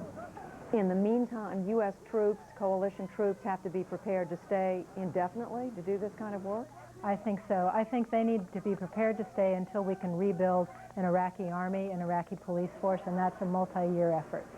Now, the experience of Afghanistan, some people will say, has not been a good one because you have U.S. and the United States and its allies working in the capital, Kabul, but the rest of the country has been described as still having very serious security problems. Would you say Afghanistan is a good model for Iraq or not? It's really not, Judy. I think we learned some hard lessons in Afghanistan, that we need to treat Iraq as an entire country. We can't just focus on Baghdad. We need to be in all the important cities and in the regional centers and making sure that they are also experiencing a positive improvement in the situation. I know this may be an unanswerable question, but what are we really talking about here in terms of length of commitment on the part of the United States to maintain a serious security presence in Iraq? I think we're talking minimum a 3 to 5 year effort, again, until we can train up Iraqi forces to step in. Remember, they have to be vetted, they have to be purged from the corrupt elements of the Saddam Hussein regime, they have to be reorganized, retrained, re-equipped, and redeployed. That's not an easy effort, and it's going to take years. And until that time, we're going to be basically providing the security foundation. 3 to 5 years, some sobering information from Michelle Flournoy. She is with the Center for Strategic and International Studies. We appreciate your coming by to talk to us. Thank you, my pleasure. Thanks very much, and we are coming up on half past the hour. We want to check the headlines at this hour. Leon Harris is next. Thank you, Judy. Leon Harris here in the CNN newsroom in Atlanta with a look at what's happening at this hour in the war in Iraq. U.S. Marines in Baghdad tell CNN that 4 of their comrades are seriously hurt after a suicide bombing at a checkpoint near the Palestine Hotel. Earlier, 1 Marine was killed, 22 were hurt in a raid on a Baghdad mosque in which remnants of the Iraqi leadership were thought to be meeting. They were not captured there. In the north, another statue falls, and with it, the rule of Saddam Hussein. This is Kirkuk, prized for its oil fields, and today eyed suspiciously by Turkey in light of the sudden dominance of Iraqi Kurds in the area. U.S. forces are not dominant in the north, but newly airlifted U.S. tanks moved today uneventfully toward the northern city of Erbil. They're going to be awaiting reinforcements while they're there. Now, one of the holiest sites in one of Iraq's holiest cities is a crime scene this hour, and a leading Shiite cleric is dead. Reports coming out of Najaf indicate Syed Abdul Majid al-Koeh, recently returned from exile in London, was shot and then hacked to death at the Imam Ali Mosque there in Najaf. In other news, the Concorde is flying into early retirement. Today, Air France and British Airways announced that they will permanently ground this high-speed, high-priced flights by the end of October. They cite falling revenues and rising maintenance costs. And things never got off the ground at the Masters today. Golfers didn't tee off there at the world-famous tournament in Augusta, Georgia. Rain forced a delay in the opening round. That's the first time that's happened since 1939. Coming up in our next hour, going to Tikrit, we'll take a look at Saddam Hussein's hometown, where some of his most loyal followers are thought to be hiding out right now. Will it become the next battle scene? Plus, how will U.S. forces be remembered in the history books, as liberators or as invaders? And we'll take you live to New York City, the site of a big rally for the troops today. Now, let's go back to Wolf Blitzer standing by in Kuwait City. Wolf? Thanks very much, Leon. Despite coalition gains across Iraq, Central Command says military operations are not slowing down. So where do things stand right now? Joining us now from our military desk with a situation report, CNN's Renee San Miguel and retired U.S. Air Force Major General Don Shepard. Renee? Thank you, Wolf. There may not be a lot of coalition troops in the north right now, but the coalition is working to correct that, and in a hurry. General Shepard, let's start with Kirkuk. In the news today, the Kurdish-Turkish question aside, why would the coalition want to have this in friendly hands and in a hurry? Yeah, the Kirkuk is the oil center of the northern area up there. Very important oil center. And other thing is the population is greatly Kurdish, and the Turks do not want the Kurds to control the oil resources of Kirkuk so that they have an economic resource for their own country. And so we also have a road that goes from Mosul up in just north of Kirkuk to Kirkuk. Now the troops, the coalition wants the Kurds to split that road in two, to cut that right in half right there. Why would they want to do that? Well, basically they want to be able to, they want to prevent troops from being able to resupply and retake areas.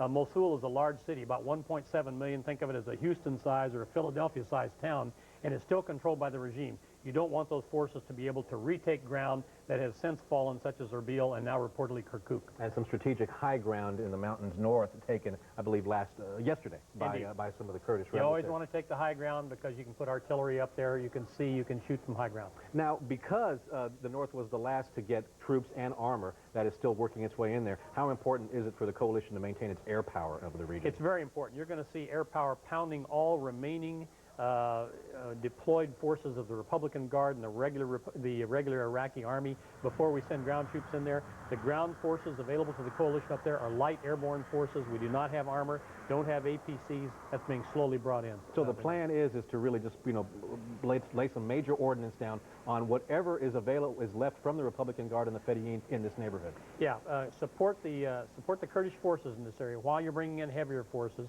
The forces may come from the south, they may be airlifted in, and keep the Turks out of a conflict with the Kurds. We got a report that you know, this massive ordnance air blast, or the mother of all bombs, however you want to call it, has been brought into the theater here. Is there anything in this region that would warrant dropping the MOAB? There probably are things in the region, probably in the vicinity of Tikrit. You would use that as a psychological weapon, as well as deployed forces in the open and trenches and that type of thing, to talk people into surrendering rather than fighting to the death. And very quickly, there are 5 air bases now in the country that are now in coalition hands. And I did see on the map that the Central Command showed 3 of those were pretty much in this region. Yeah, indeed. You want to seize these air bases so you can bring in troops and supplies. It's very important to have airheads. It shortens the lines of communications, and you don't have to protect them in the rear. Retired Air Force General Don Shepard, thanks for your time. As always, we appreciate it. Back to you. You want the... Thanks very much, guys. Relief agencies, meanwhile, are making a desperate plea for security across Iraq so they can deliver vital humanitarian aid.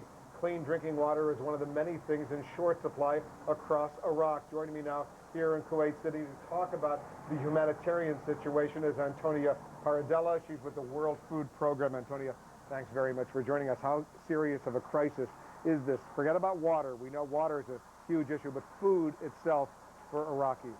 Food will become a massive crisis from May onwards. We know that the Iraqi people got extra rations from the Iraqi government, and this could run well into May. But from June onwards, people will need food. The food was coming through the Oil for Food program. This food is not coming anymore into the country, and the World Food Program will need to step in and feed 27 million Iraqis. It will be the largest humanitarian operation ever. So they've renewed the Oil for Food, the Oil for Food program. What you're saying is there's not the infrastructure there to deliver the food. There are warehouses full of food inside Iraq right now. We have reports that some of these warehouses have been looted, and that not that much food was really being left into the country to feed the whole population. What we know also is that from the Security Council we have the authorization to take the food into Iraq that was coming into the region, that was in the high seas literally. But we'll need massive resources because the oil is not flowing and food is not being bought with this resource. We need to step in and feed practically the whole Iraqi population. It's a massive enterprise. Well, as you know, retired U.S. Army General Jay Garner has a group prepared to begin the humanitarian effort on behalf of the U.S. government, the U.S. military. Are you working with him and his people to make sure that this food is distributed? Any work to assist the Iraqi population is welcome, but the UN agencies like the World Food Program will work independently and will try to reach the Iraqi people through the Iraqi public distribution system that was in place and was efficient. Of course, there is coordination with everybody, but we are very much working on our own from the point of view of reaching every single Iraqi. But right now, the U.S. military, the British military, the coalition, if you will, they're in charge of the security situation in the parts of Iraq that they've taken over. So you presumably have to work with them as well. We have to liaise, and that's strictly liaison. But what is really important for us to work properly and deliver hundreds of thousands of tons of food with more than 9,000 trucks a month is that there is security on the ground, there is law and order and respect for property. And this is actually the responsibility of the US and UK military, since they are occupying armies in Iraq under international law. When you say they're occupying armies, the U.S. government says they're not occupiers, they're liberators. Under international law, and I don't want to enter here into any political debate, but the definition is that they are occupying a country and their duty is to look after the welfare of the population and also the issues of law and order and respect of property. It is important for the Iraqi people, and it will be fundamental for the work of the humanitarian agencies to work safely. The scenes of looting we are seeing are very worrisome. So what needs to be done immediately right now? What we want is that the situation might be safer, that some sort of policing might take place. I mean, hopefully with involvement of the local communities, so that we can go in, do our assessments, and start working. It's a massive enterprise, as I was saying, reaching 27 million people. We've never done anything remotely like this. It's 4 times as much as what we managed to do in Afghanistan at the height of the war. And what you're saying is that the food that was distributed before the war, right now that's come to a halt? The distribution have come to a halt. We've seen scenes of the little food that was inside Iraq being looted, but people have food at home. Those who are at home and haven't lost their home or haven't been displaced, these people have food at home. We have a few weeks to work, but the clock is ticking. We should be in Iraq working as soon as possible. We're just waiting for the security situation to stabilize. So right now it's April, but you're saying by May, June, this could be a huge humanitarian crisis. It will be a massive humanitarian crisis. The poorest Iraqis will be running out of food, and eventually the whole country will need food because they were very dependent on food imports. Antonia Paradella of the World Food Program, thanks so much for joining us. Thank you. Another huge crisis potentially awaiting the U.S. and British coalition forces as they try to deal with so many crises that seem to be unfolding on the ground here in the Persian Gulf, of course, in Iraq. Judy, back to you. Thank you, Wolf. You're right. She describes that with a lot of detail, the kind of detail that helps us understand what's going on. Still ahead, as we've been telling you, the daily Pentagon briefing. It is expected to start in just a few minutes. We're going to bring it to you live as soon as it gets underway.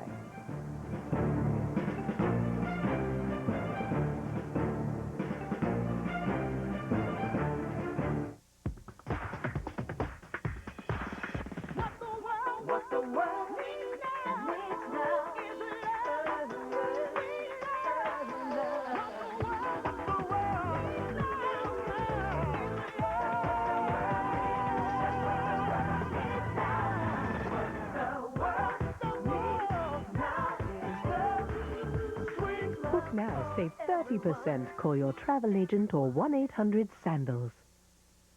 That's me with his whole family.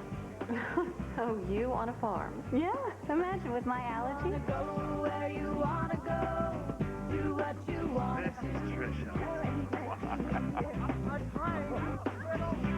Now there's a new and different way to treat seasonal allergies. Singulair, the only seasonal allergy medicine that specifically blocks leukotrienes, an underlying cause of allergy symptoms. It's a once-a-day tablet that helps relieve a broad range of symptoms for a full 24 hours. Yeah, quite. Side effects are generally mild and vary by age and may include headache, ear infection, sore throat, and upper respiratory infection. Ask your doctor about Singulair.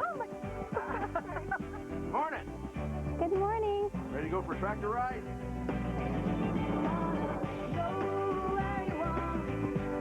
You know, I think I did just fine.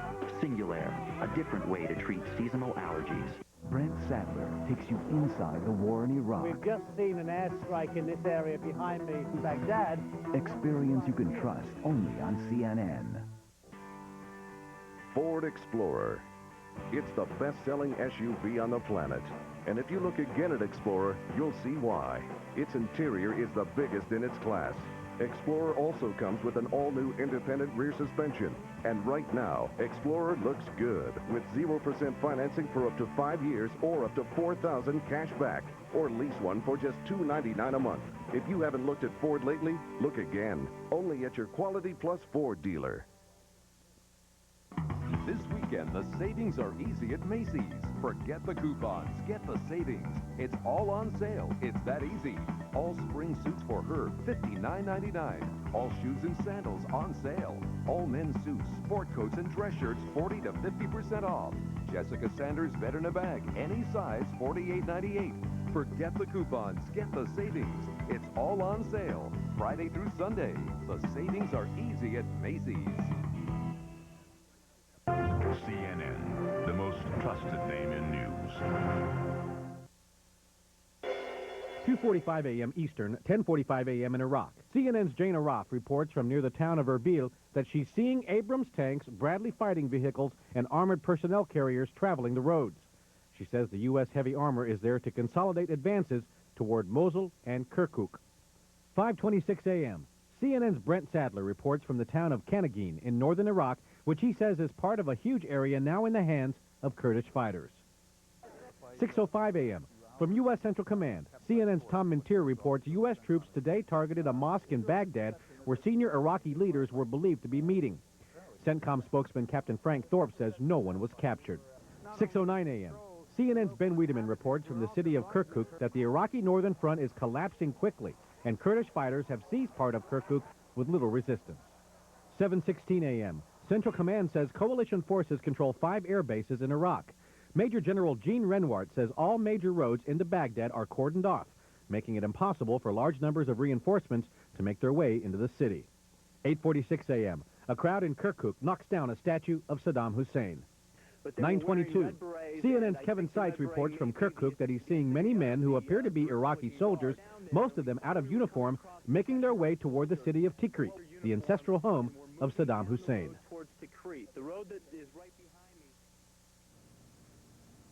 Well, we continue to wait for the Pentagon briefing. It should begin any moment now, but for the time being, it is day 22 of the war in Iraq, and the whereabouts of Iraqi President Saddam Hussein still a mystery. It was on Monday that the United States, acting on what it says was solid intelligence, leveled a building that he was supposed to be in. CNN's national security correspondent David Ensor is here with an update. And David, it's the question on everyone's mind. Where is he? That's right, and you've heard over the last week or so Bush administration officials downplaying the importance of one man and saying regime change is what this war is about, regime change and of course disarming Iraq. Still, they would like to try and find him, capture or kill the leader. They do believe that it might save American lives, that it might bring the war to a close much faster. So there's a lot of attention, a lot of rumors, not much that's reliable. As the regime appeared to go up in smoke, U.S. officials said its control in Baghdad has disintegrated. As for Saddam Hussein, officials still don't know his fate. He's either dead, or he's incapacitated, or he's healthy and cowering in some tunnel someplace, trying to avoid being caught. He is still important because there are people who will continue to fight as long as he is alive. Rumors flew that Saddam might be in the Russian embassy in Baghdad. False, said the Russians, and U.S. officials too. It seemed clear after meetings at the White House that senior intelligence officials were pleased with the way things are going. But urgent tasks remain, including finding weapons of mass destruction, keeping any of them from moving out of the country. The U.S. is offering rewards and amnesty for help. U.S. intelligence must also account for all the members of the regime, the intelligence, the police, the Fedayeen Saddam that may still be alive, and figure out who in Iraq can be trusted. It is a mammoth task. Vet Iraqi personnel, vet Iraqi bureaucrats, determine those who really do have enough blood on their hands that they probably should be excluded from a post-war administration, and those who can be brought back in and help to set up a new transitional authority to help to administer the country. Then there are the neighbors to worry about. Secretary Rumsfeld complained about the role of Syria. Senior regime people are moving out of Iraq into Syria, and Syria is continuing to send things into Iraq. We find it notably unhelpful. We're going to have to get back to David Ensor in just a moment. Right now, there's a development. Wolf Blitzer has that. Wolf. Thanks very much, Judy. I want to immediately go to CNN's Ken Robinson. He's at Camp Doha, a military facility here in Kuwait. Ken, tell us what you've been learning about the course of this war. Wolf, for the last few minutes, I've been meeting with senior intelligence officials here at the Combined Forces Land Component Command, the ground component commander for the war, and they've informed me that within the next 35 minutes, they expect the capitulation and surrender of the 5th Corps commander and the Governor General of Mosul, and they expect this surrender to take place in Mosul, and they expect the surrender to go to the Joint Special Operations Task Force, which is located in that location. So this would be a huge development in the northern part of Iraq, Mosul being one of the remaining strongholds of the Iraqi military. Is that right, Ken? Absolutely, Wolf. This is very significant because they're making determinations right now at this headquarters on trying to determine what areas they have to apply combat power to. And they've made every effort here that we've observed to try to allow units to capitulate and surrender if they were willing to do so, so they could avoid the loss of life. And this is another success that they are reporting to me, that within the next 35 minutes they expect that to occur at that location. Ken Robinson, our Ken Robinson, breaking news here on CNN, the capitulation, the surrender of senior Iraqi forces, the 5th Corps, the governor and the commanding general of the Iraqi troops in control of Mosul, about to capitulate, about to surrender. Formal terms expected to be announced in a half an hour, 35 minutes. Ken, stand by. We'll be getting back to you. I want to go to the Pentagon now. The Pentagon briefing has just started. Water and medicine at the port of Qasr. The United States sent off 2 ships from Galveston with a total of more than 50,000 tons of wheat for Iraq. Australia is shipping 100,000 tons of wheat. And President Bush and Prime Minister Blair have called for the United Nations to restart the oil for food program for Iraq to get more aid to the people immediately. Let me just walk through a few of the key areas of Iraq and give you a sense of what is going on. In Qasr, the water supply is above pre-war levels, as the Secretary said. Electricity is restored. Sufficient food is readily available. The medical facilities are sufficient and operating. The United Nations Children's Fund is providing medical supplies to Qasr. The Czech Republic, a coalition partner, is setting up a hospital for enemy prisoners of war in Qasr. A hospital ship from Spain, another coalition partner, has arrived there carrying food and medical supplies. In Basra, food supplies are sufficient. Electricity has been restored. Piped water is available to 60 to 80% of the city. Water is being trucked to the suburbs and supplies are adequate. The medical facilities are functioning at pre-war levels. In Nasiriyah, also the food supply is sufficient. However, water is in limited supply, the electricity is not operating well, and health care is rudimentary. The 1st Marine Expeditionary Force is providing medical support to the population of Nasiriyah, and the United States Agency for International Development is also providing health kits, enough basic health supplies for 5,000 people for 3 months. In Asamawa, citizens tell us they have stockpiled 2 to 3 months of food. We're delivering water supplies and are working to get their water and electricity service back to normal. The medical situation there is still being assessed. In An-Najaf, there are no reported shortages of food, and we're working to restore the water and the electricity. The main hospital there is fully operational. On April 7th, an 18-truck relief convoy arrived in Najaf, coming from Kuwait. The cargo included water, food, and medical supplies provided by the Kuwaiti Joint Red Crescent Society. Kuwait is providing humanitarian aid literally every day to the people of Iraq. In Baghdad, the food is adequate. Hospitals are operating at reduced rates with a large patient load at some hospitals and not at others. Power is down in some parts of the city, but emergency power is going to critical facilities. The water supply is in no immediate crisis in Baghdad. In northern Iraq, water, electrical, food, and medical service all remain at pre-war conditions. 5 UNICEF trucks carrying 31 tons of hospital equipment and supplies are headed toward northern Iraq, and another 11 UNICEF trucks are destined for southern Iraq. The food supplies are expected to last for some time, but obviously we remain concerned, and that's why we are working so hard with our coalition partners to make sure the Iraqi people get what they need. General McChrystal. Thank you, Ms. Clark. Operation Iraqi Freedom continues. As Ms. Clark mentioned, and as the Secretary and the Chairman clearly stated yesterday, the conflict is not over. Since the Saddam statue was toppled yesterday, 2 U.S. servicemen were killed and several dozen injured in firefights throughout Baghdad and around the country. We continue to discover weapons caches and military equipment hidden and abandoned. Death squads still pose a threat. And there are still coalition forces fighting organized resistance in the north near Tikrit and Mosul. We've already begun removing remaining pockets of resistance in the north. Specifically, earlier today, elements of the 173rd Airborne Brigade entered the town of Kirkuk, meeting minimal resistance. I have 3 pre- and post-strike images for you today that indicate the kinds of targets we've been focusing on lately. All 3 are from the Tikrit area. The first one is of a special Republican Guard military barracks. It also housed an obstacle course, a small arms firing range, and a parade field.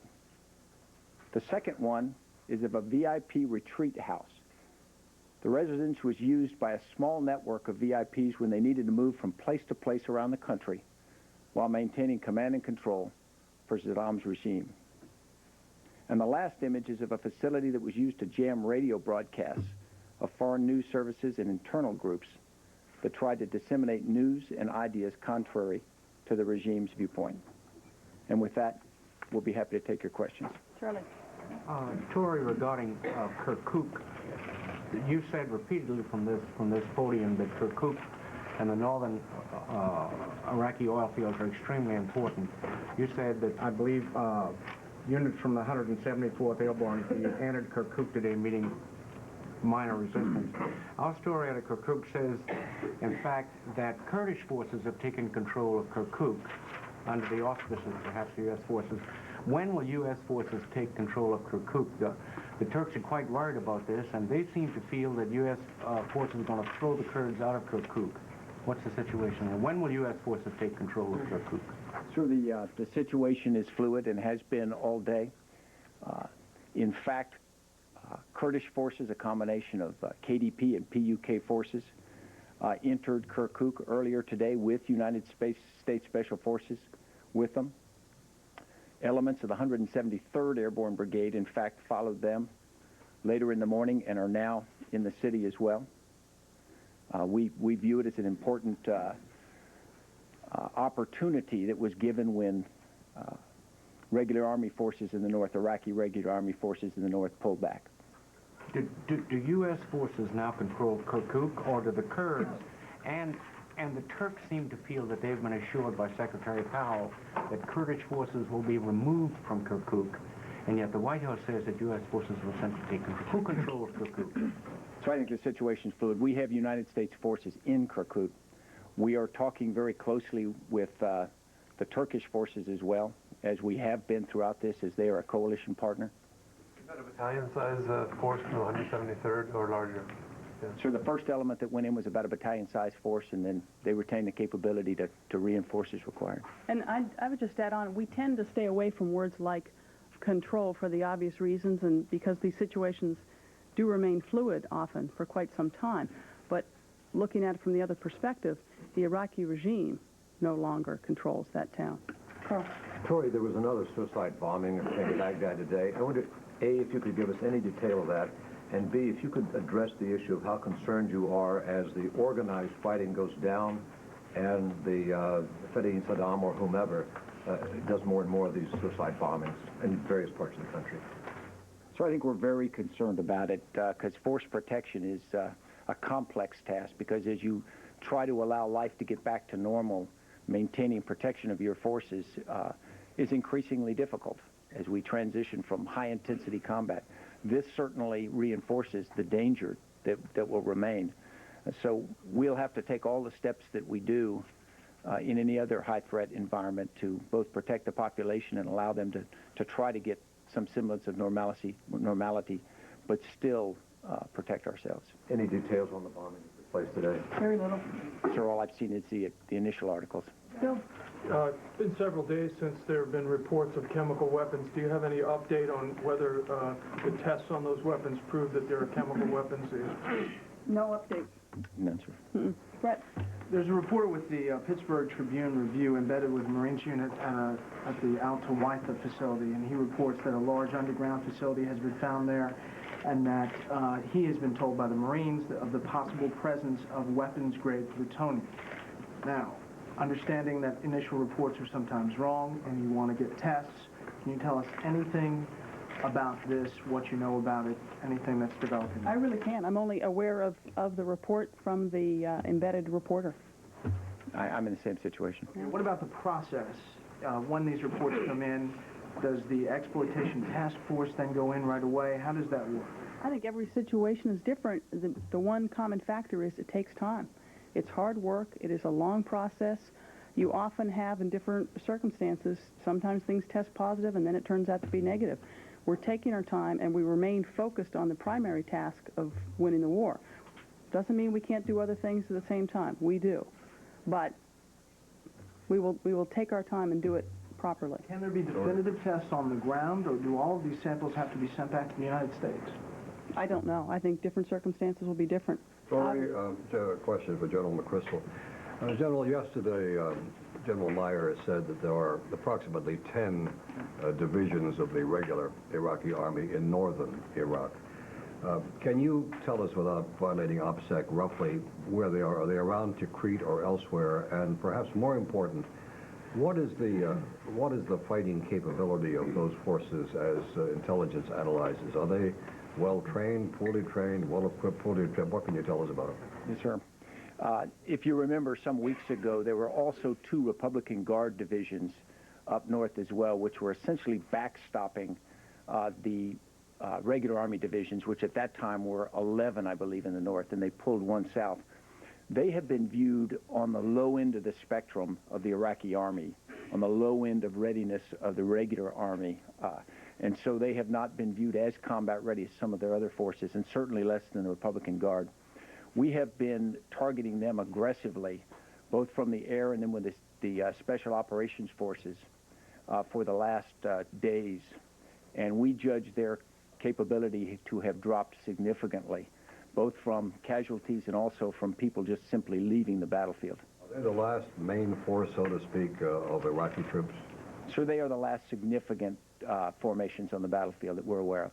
Sean, I want to go back to the 173rd century.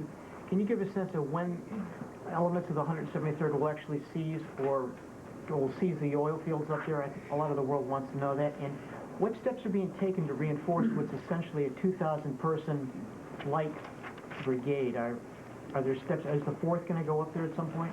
Well, that'd be a decision for General Franks, and I think it's clearly just an option at this point. We have, and you may have seen, begun to reinforce the 173rd from outside by air with some heavy forces, and that will continue to the extent that General Franks sees the need to do that. And then as for their move into the oil fields, that's clearly a future operation. They respond to opportunities and to the enemy situation on the ground. Well, it's an obvious one, though. I mean, in the next day or two, is it likely they'll go in? I just wouldn't speculate on a future op like that. Can I just sort of follow on that? The oil fields themselves, have you seen any instance of sabotage in there by the Iraqi regime? I wouldn't go into detail. We're certainly concerned about that and certainly looking for that. Barbara. General McChrystal, understanding that Baghdad is still a combat zone, or combat operations are certainly going on there.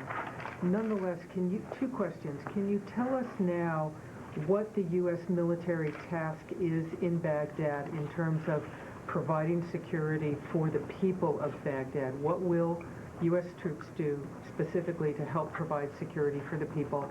And the other question is, once again, as another day goes by, any update on your concerns about the fate of the POW, since they have not yet emerged? 2 very different questions. Yes, ma'am. We are very concerned about the prisoners of war. We do not have intelligence that I could share with you now. We're working very hard to get that. We believe that now that we are in the city and among the population and the essentially regime control has gone, that the opportunity to get information about our prisoners goes way up, because as the regime can no longer threaten, we believe more people are available for us to talk to. More people may feel free to give us information, so we're very hopeful about that. But I couldn't share any specifics.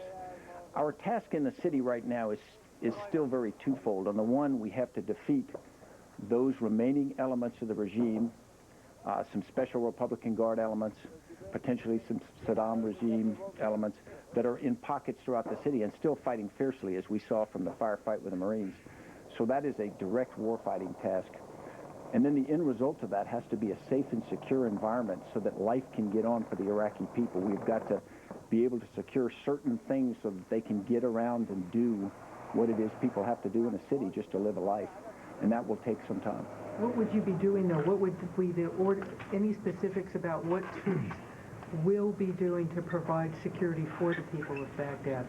Well, the first is to get rid of the death squads and get rid of those elements that are threatening it, and then to secure key facilities, routes, transportation, and then facilitate, not necessarily execute themselves, bringing key supporting assets online like electricity and water and things like that.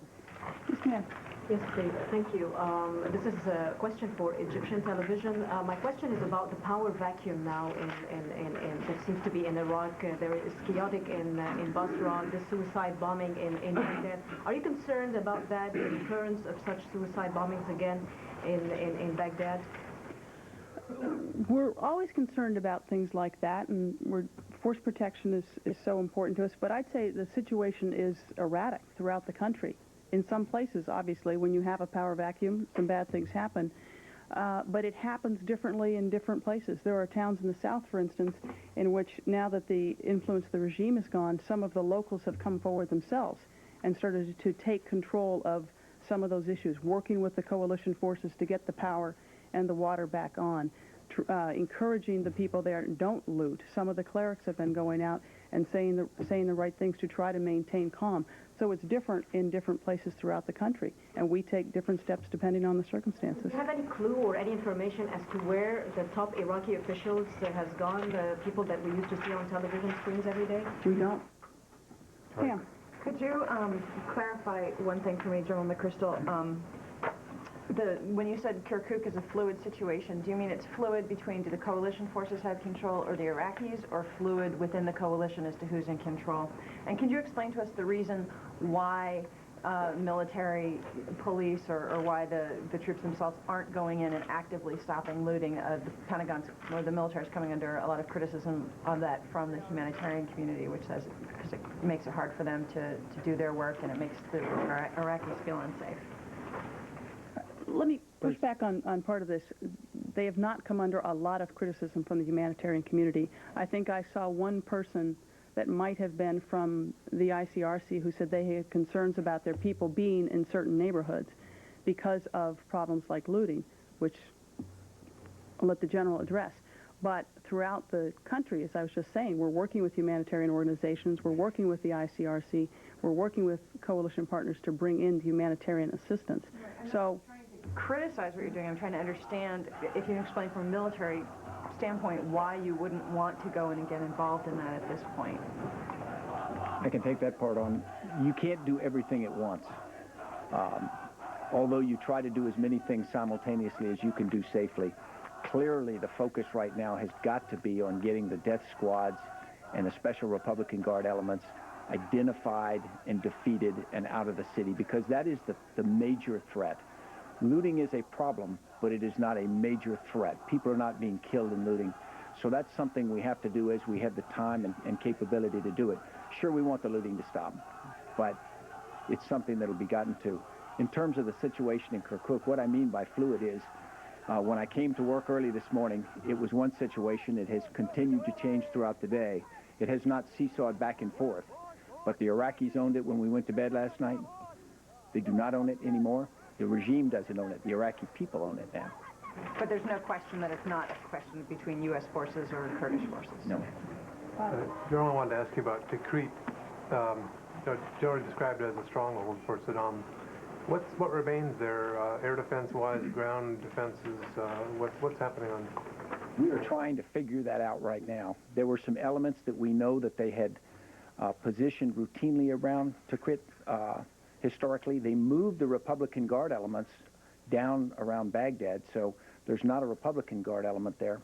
So we're trying to see whether it's a combination of Special Republican Guard elements, maybe some remnants of other forces, maybe some Ba'athists, Saddam Fedayeen, trying to judge their strength, trying to judge to what extent they have an integrated air defense, although we think we've taken most of that down. I wouldn't, if anyone starts throwing around Fortress Baghdad or Fortress Tikrit, I don't think we're prepared to say that at this point. But I think we are prepared to be very, very wary of what they may have and prepared for a big fight. Tom. Following that up, you said, I think if I'm not mistaken, a little earlier, that bringing up armored units from the south to the north is an option at this point, I guess, as opposed to a plan. Can you really take on the situation around Tikrit just with those airborne troops you have up there, or are you going to need more heavily armored force in order to tackle what you might be facing there? I'd leave it up to General Franks to make the decision, of course. We have the forces that are postured already in Baghdad, significant forces, which is 100 miles from Tikrit. So it's actually pretty well postured. The 4th Infantry Division is largely flowed into Kuwait now. On very short order, they'll be ready to start flowing north. So it gives us even more options, either to use the forces vicinity Baghdad, to use forces from the north, or some combination, which is, in the end, probably what will happen. Troy, can you say whether there are any plans to start broadcasting from Iraqi TV rather than Commando Solo? Well, we'll use every resource we can. I was trying to get more details before this briefing, but we're broadcasting a lot now, radio and television, using Commando Solo and those sorts of resources. Then, again, the primary focus right now is finishing the fighting, assessing that sort of infrastructure and see what could be used going forward. But again, it's also transitioning it to the Iraqi people as soon as possible. There's a significant amount, hopefully we'll have more information for you tomorrow, but a significant amount of what I would call enhanced Commando Solo-like activity, and we hope to do more going forward. Has the damage to the TV installations there been such that that's something that would be difficult to do? I don't know that the assessment's been done yet, but it is something we hope to do going forward. It was part of the major element in the strategy was to try to end the regime and do as little damage as possible to the infrastructure so the Iraqi people can get it up and running again fairly quickly. Dale. Can you tell us a little bit about the level of activity now in the air? And in particular, some of us with reporters embedded on aircraft carriers are continuing to hear reports about a shortage of tankers, that missions are long because they have to break away from target zones early to get in line to get gas. Is that a continuing problem, and have extra tankers been dispatched to deal with it? I honestly don't know the answer on the tanker issue. We've been flying more than 1,000 sorties a day. We continue to fly more than 1,000 sorties a day, so there's been no shortage of being able to generate sorties. We have been able to focus, now that there's less of the regime power available, we've been able to focus more at certain areas, like the units around Tikrit or the regular Army divisions in the north, which allows us to do more damage. Can you tell us the photograph that you showed of the VIP retreat near Tikrit? Do you believe anyone was in that facility when it was struck? I don't know. UN Secretary General Kofi Annan earlier today said that he hoped to get his weapons inspectors back into Iraq as soon as possible, and he said that their mandate had not finished, was still valid.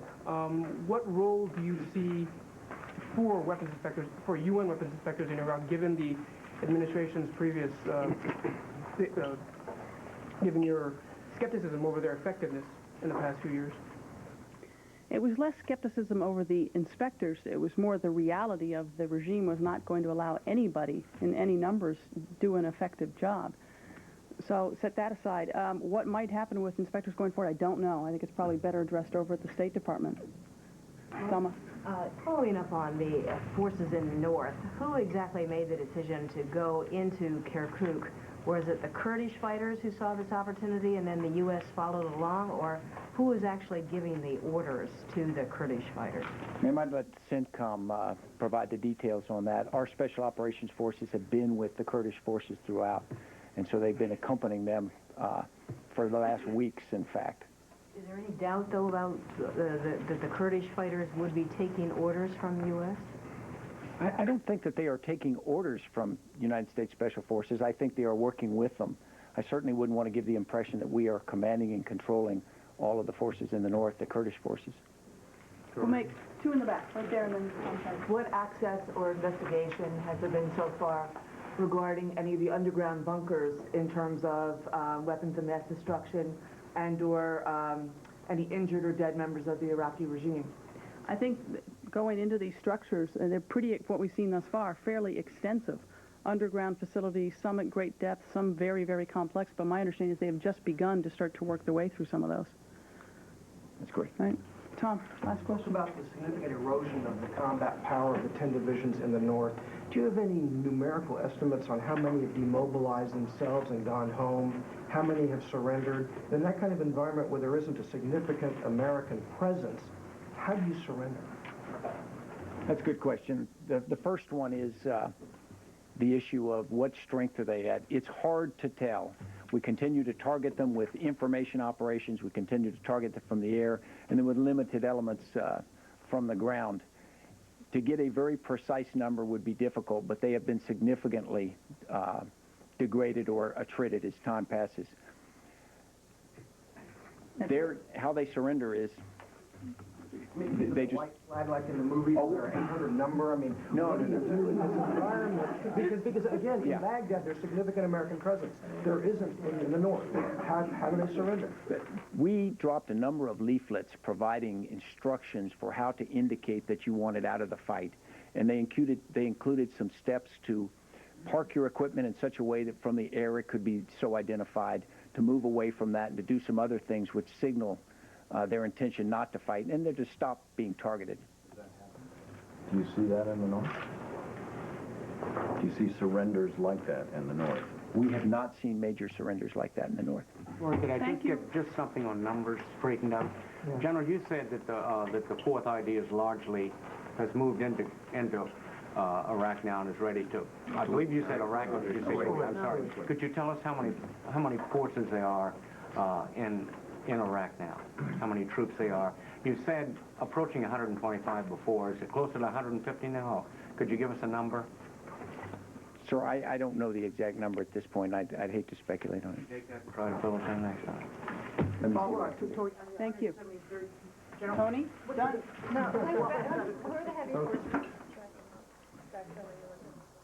All right, and so there ends today's Daily Pentagon Briefing. Some news there from Major General Stanley McChrystal, the Vice Director of the Joint Chiefs of Staff, suggesting that the U.S. military now aggressively pursuing Republican Guard and regular Iraqi Army soldiers in the northern part of the country. This coming amid a report from our Ken Robinson that two huge elements of those Republican Guard and regular Army divisions are about to formally surrender to U.S. military forces in the northern part of the country.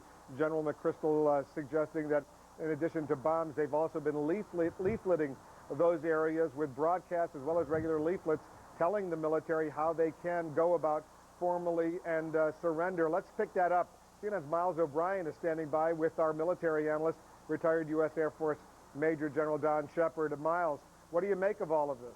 Well, Wolf, we were just talking about that. There's a lot to assimilate right now, lots of things going on, and Don Shepard's going to help us sort it out. First of all, let's talk about this Mosul surrender. We don't know a lot about this 5th Corps. We're talking about regular Iraqi Army conscripts, not this Republican Guard, much less the Special Republican Guard. What kind of a fighting force might that be? Well, reportedly, it's 4 divisions, 3 infantry divisions, 1 mechanized infantry division. That would be about 40,000 troops. Also, there's talk about Republican Guard divisions, or what's left of them, assembling up here in this area. This would be a very, very important surrender that you don't have to fight, show that psychological operations are working, Miles. All right, so presumably what we're seeing then, if in fact this surrender, what Ken Robinson is reporting, bears itself out, real implosion of the Iraqi forces to whatever extent they're left, which really brings us back to Tikrit.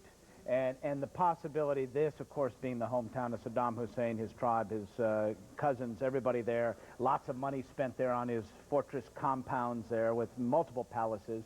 Could that end up being a real focal point for the days ahead? It could be. Reportedly, the Adnan Mechanized Infantry Division was the main force basically defending Tikrit in his ancestral home and all the palaces there.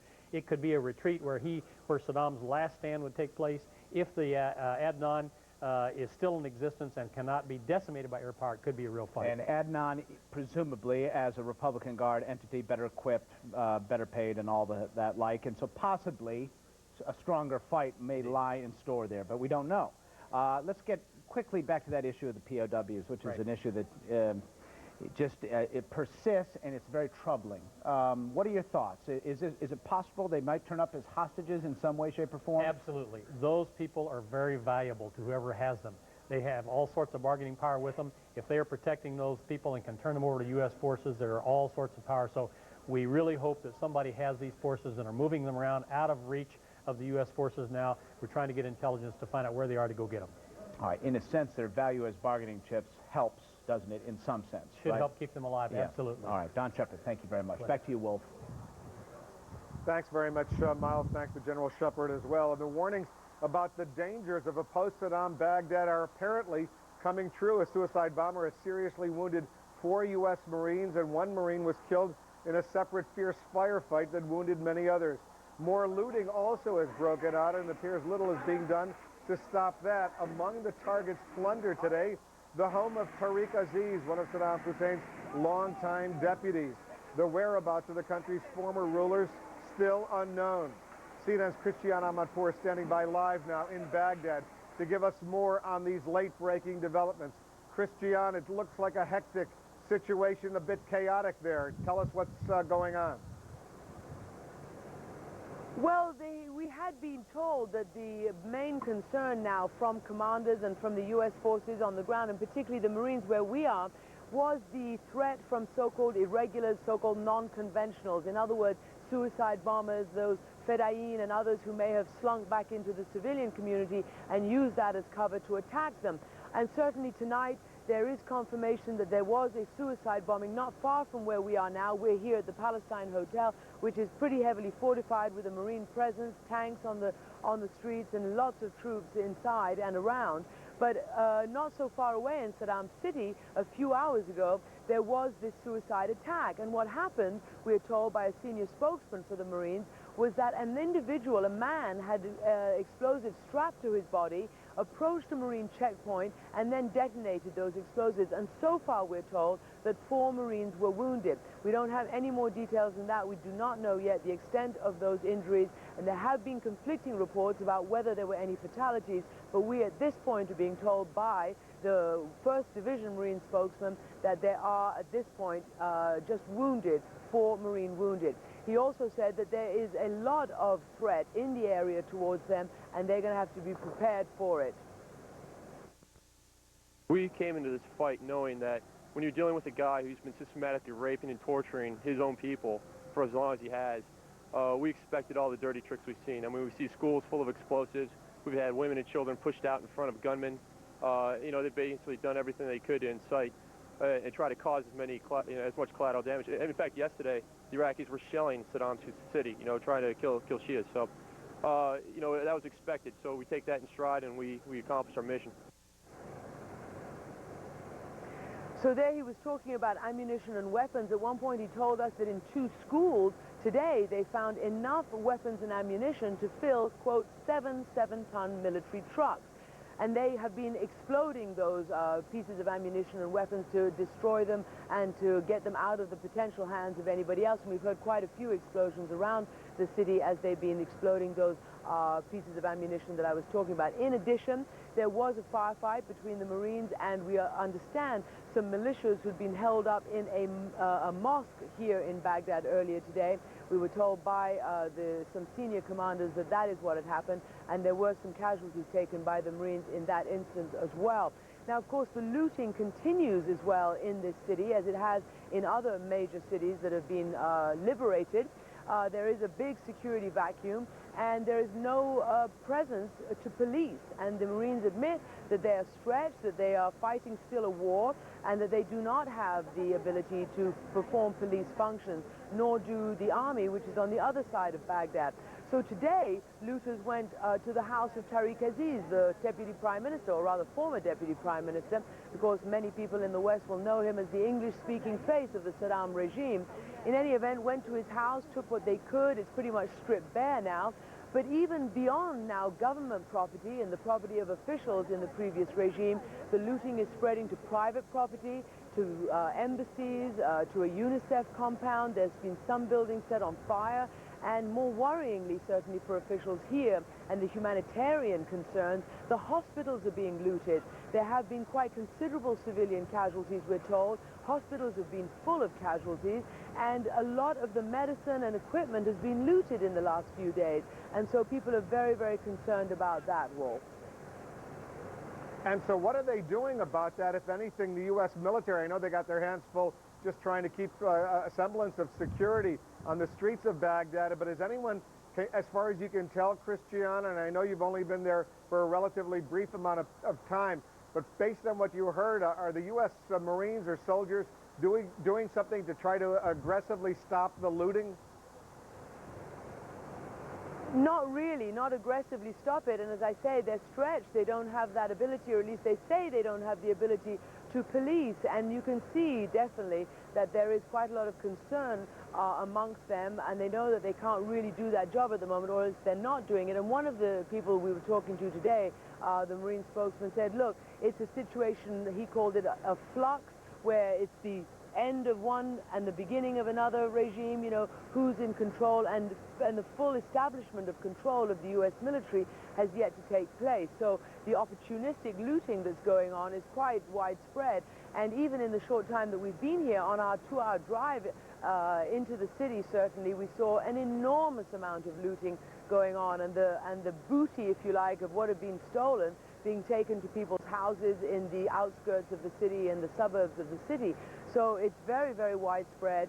One Iraqi here mentioned that he thought perhaps one way to try to do something about it would be to get the U.S. to get some radio frequencies up and running, those that the Iraqis generally listen to, and broadcast appeals and instructions and those kinds of things to try to at least establish some semblance of civil order.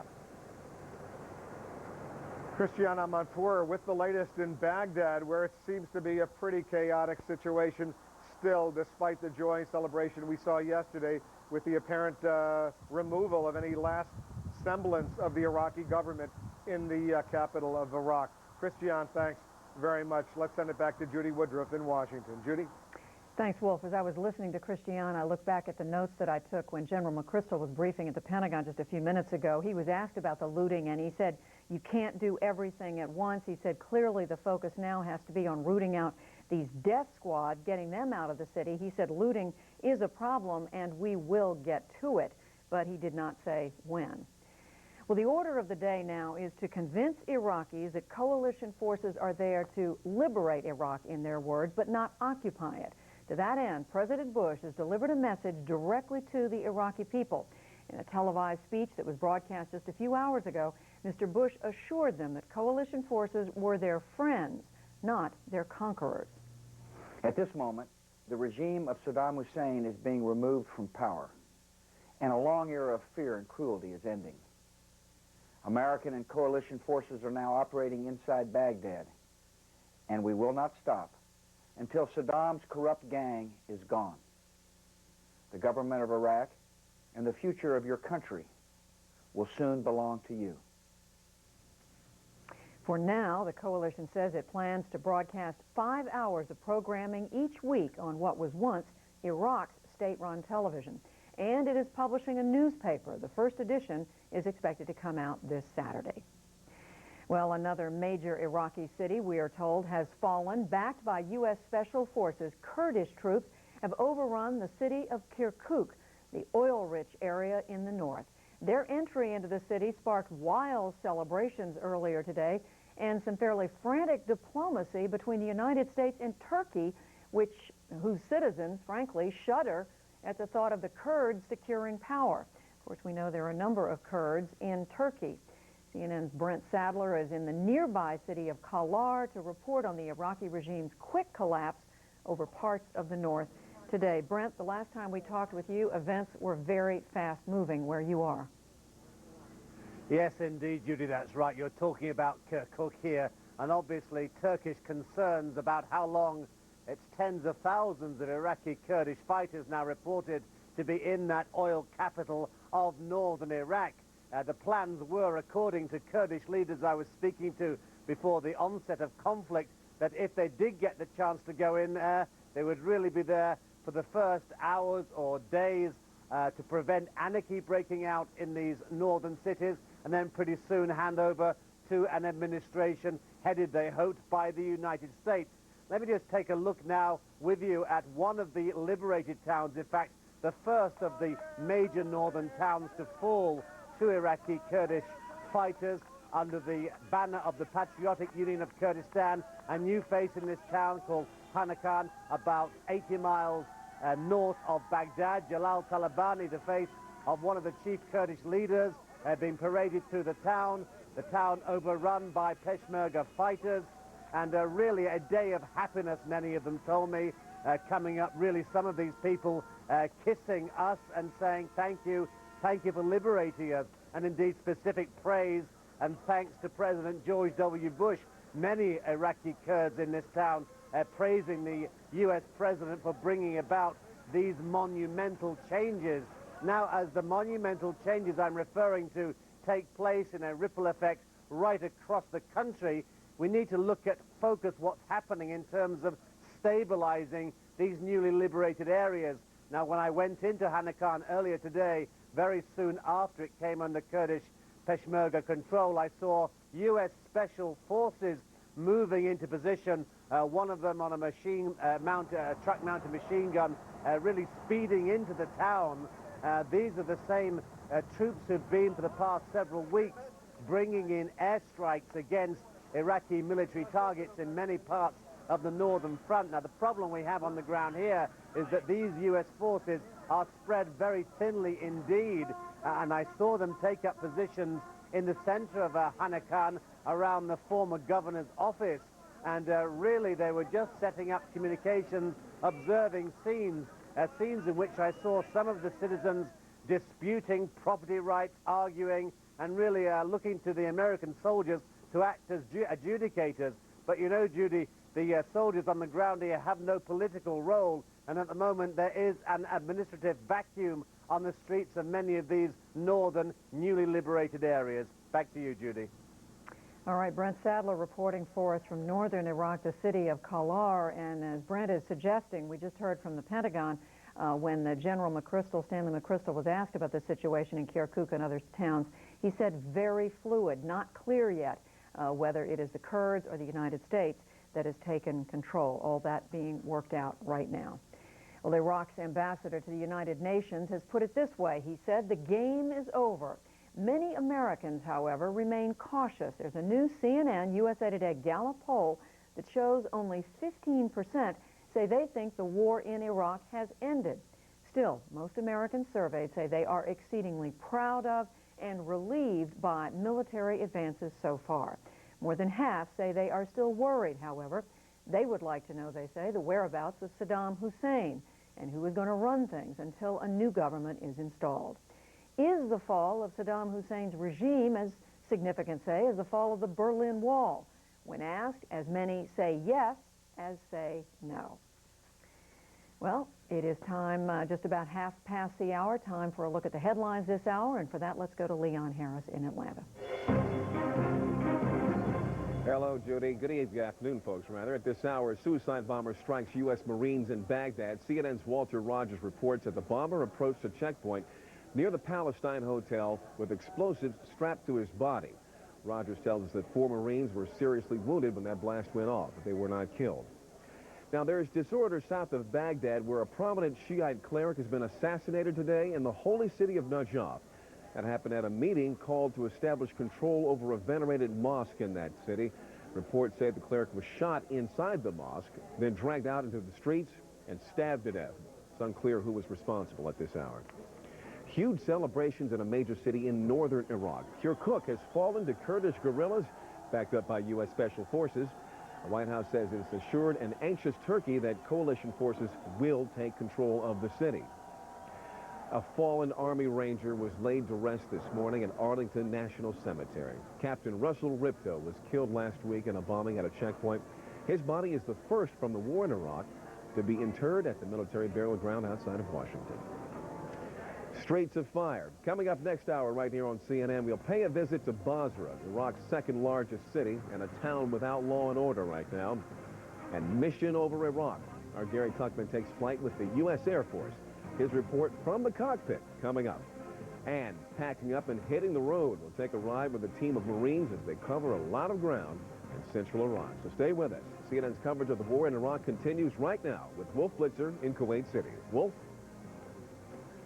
Thanks very much, Leon. The Arab neighbors of Iraq are expressing doubt and disbelief after the fall of Baghdad. Today, the Arab League Secretary General said the Persian Gulf region is entering, and I'm quoting now, a phase of extreme tension and instability. And in Syria, many people there would probably agree.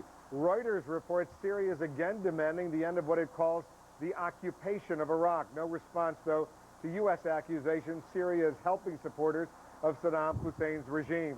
In Egypt, as citizens read news of the war, Many say they're glad it's over, but they're anxious about what happens next. Egypt's President Hosni Mubarak is reportedly calling for coalition forces to quickly install an Iraqi transitional government. In neighboring Israel, Palestinian papers prominently display the picture of the American flag draped across that statue of Saddam Hussein. Palestinians in the West Bank and Gaza tell CNN they draw a parallel between their fight with Israel and the Iraqi fight against the United States. They say Iraqi jubilation will be short-lived. They are feeling happy because something changed. But after a few days, when they face the reality for the occupation, for American occupation, they will feel what we was feeling against the Israeli. Israel, on the other hand, welcomes the fall of the Saddam Hussein regime, a longtime enemy, and hopes it will spur Palestinian militants to lay down their arms. One of the next steps in this war is to install a new Iraqi leadership. How much influence, if any, will American policy and culture have on that new government? We turn now to Fawaz Gergis for analysis. He's the author of America and Political Islam, Clash of Cultures or Clash of Interests. He's also the chairman of the International Affairs and Middle Eastern Studies program at Sarah Lawrence College. Thanks very much, Professor, for joining us once again. How difficult of a challenge is this for the U.S. and coalition forces? Well, as you know, Wolf, today the suicide bombing and the assassination of Abdul Majid Khoui in Najaf, I think should serve as what I call to dampen the sense of euphoria that has swept the United States in the last 24 hours. Even though the military, the formal military campaign appears to be coming to an end, I think the next struggle, that is to secure the peace, to provide law and order, to begin the process of social and political reconstruction, is likely to be costly, prolonged, and much riskier than we had expected. Well, how big of a threat are these suicide bombers? We saw this incident today in Baghdad, as you referred to, but are these going to be just isolated incidents, or this call for jihad and the call for non-Iraqi Arabs, in effect, to join this struggle against the United States and the coalition, including suicide bombing attacks? Do you sense that's going to be on the upswing? Well, you know, Wolf, we don't know. We are just speculating at this particular stage. For example, what are the resources that the Iraqi state and regime have in process? That is, will Iraq turn into a symbol of Muslim resistance against a prolonged military American presence similar to that of Afghanistan for the Soviets? How many Arab young men are in Baghdad and Iraq willing to confront and resist the American occupation?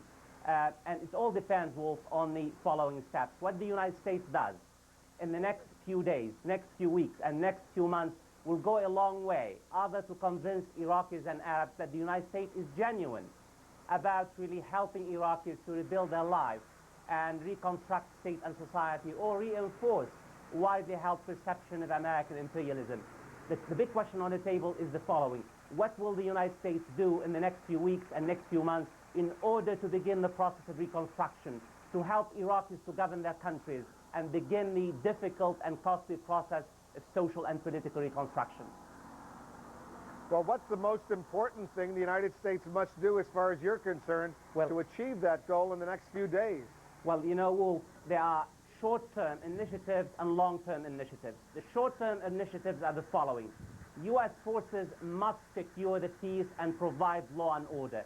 As your, correspondents have made it very clear, it's not enough for American commanders to say that the United States does not serve as a policing force. After all, it was the United States that has destroyed the existing institutions.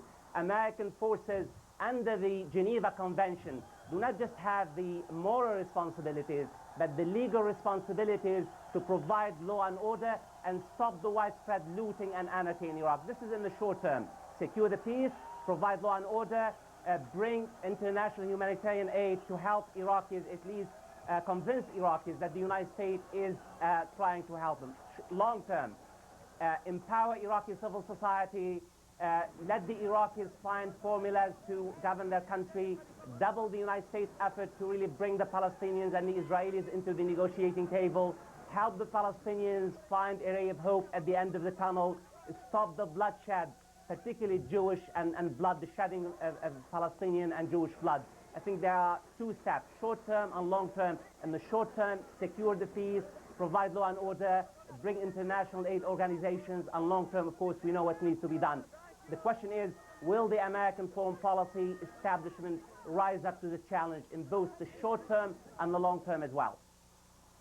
One final question, Professor Georges. All those steps, by my account, that you put forward, the Bush administration, the President of the United States, the Secretary of State, the Defense Secretary, they say those are indeed the goals of the U.S. The question is this. There is a process now that's about to begin. The retired U.S. Army General Jay Garner has got a group of American government, non-government officials. They're coming into Iraq within the coming days to try to begin this transition. Is that going to work? Well, you know, words are not enough. We need to witness deeds here. How do you convince Iraqis and Arabs and Muslims that there is stability in Iraq while, as you know, there's a widespread looting process, a state of anarchy? And here you have General Garner, who says he would like to leave Iraq in 90 days. On the one hand, you have Paul Wolfowitz, Deputy Secretary of Defense. He says the U.S. Army would stay in Iraq much longer than 6 months. You have Ahmed Chalabi, one of the leading Iraqi opposition forces. He would like the American forces to stay for more than 2 years.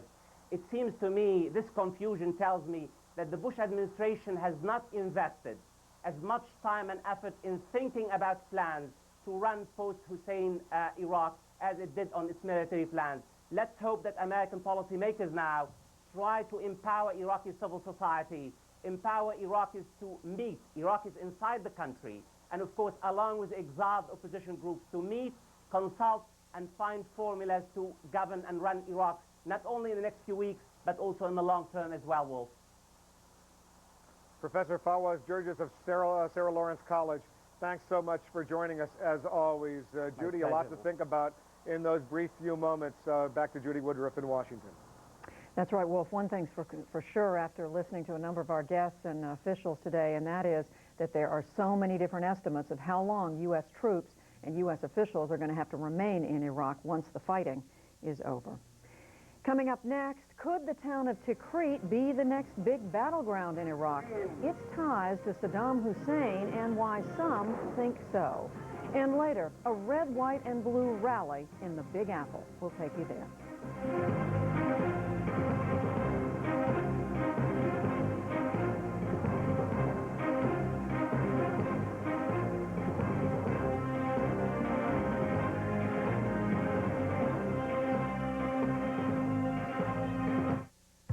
You need to manage your business anytime, anywhere. Gateway's new business notebooks featuring Intel Centrino mobile technology help you stay productive with wireless connectivity. Plus the freedom of having up to 8 hours of battery life. Now get 0% business financing for 24 months when you purchase Gateway 450 E-Series business notebooks. Gateway, business, government, education. Gateway 450 notebooks feature Intel Centrino mobile technology.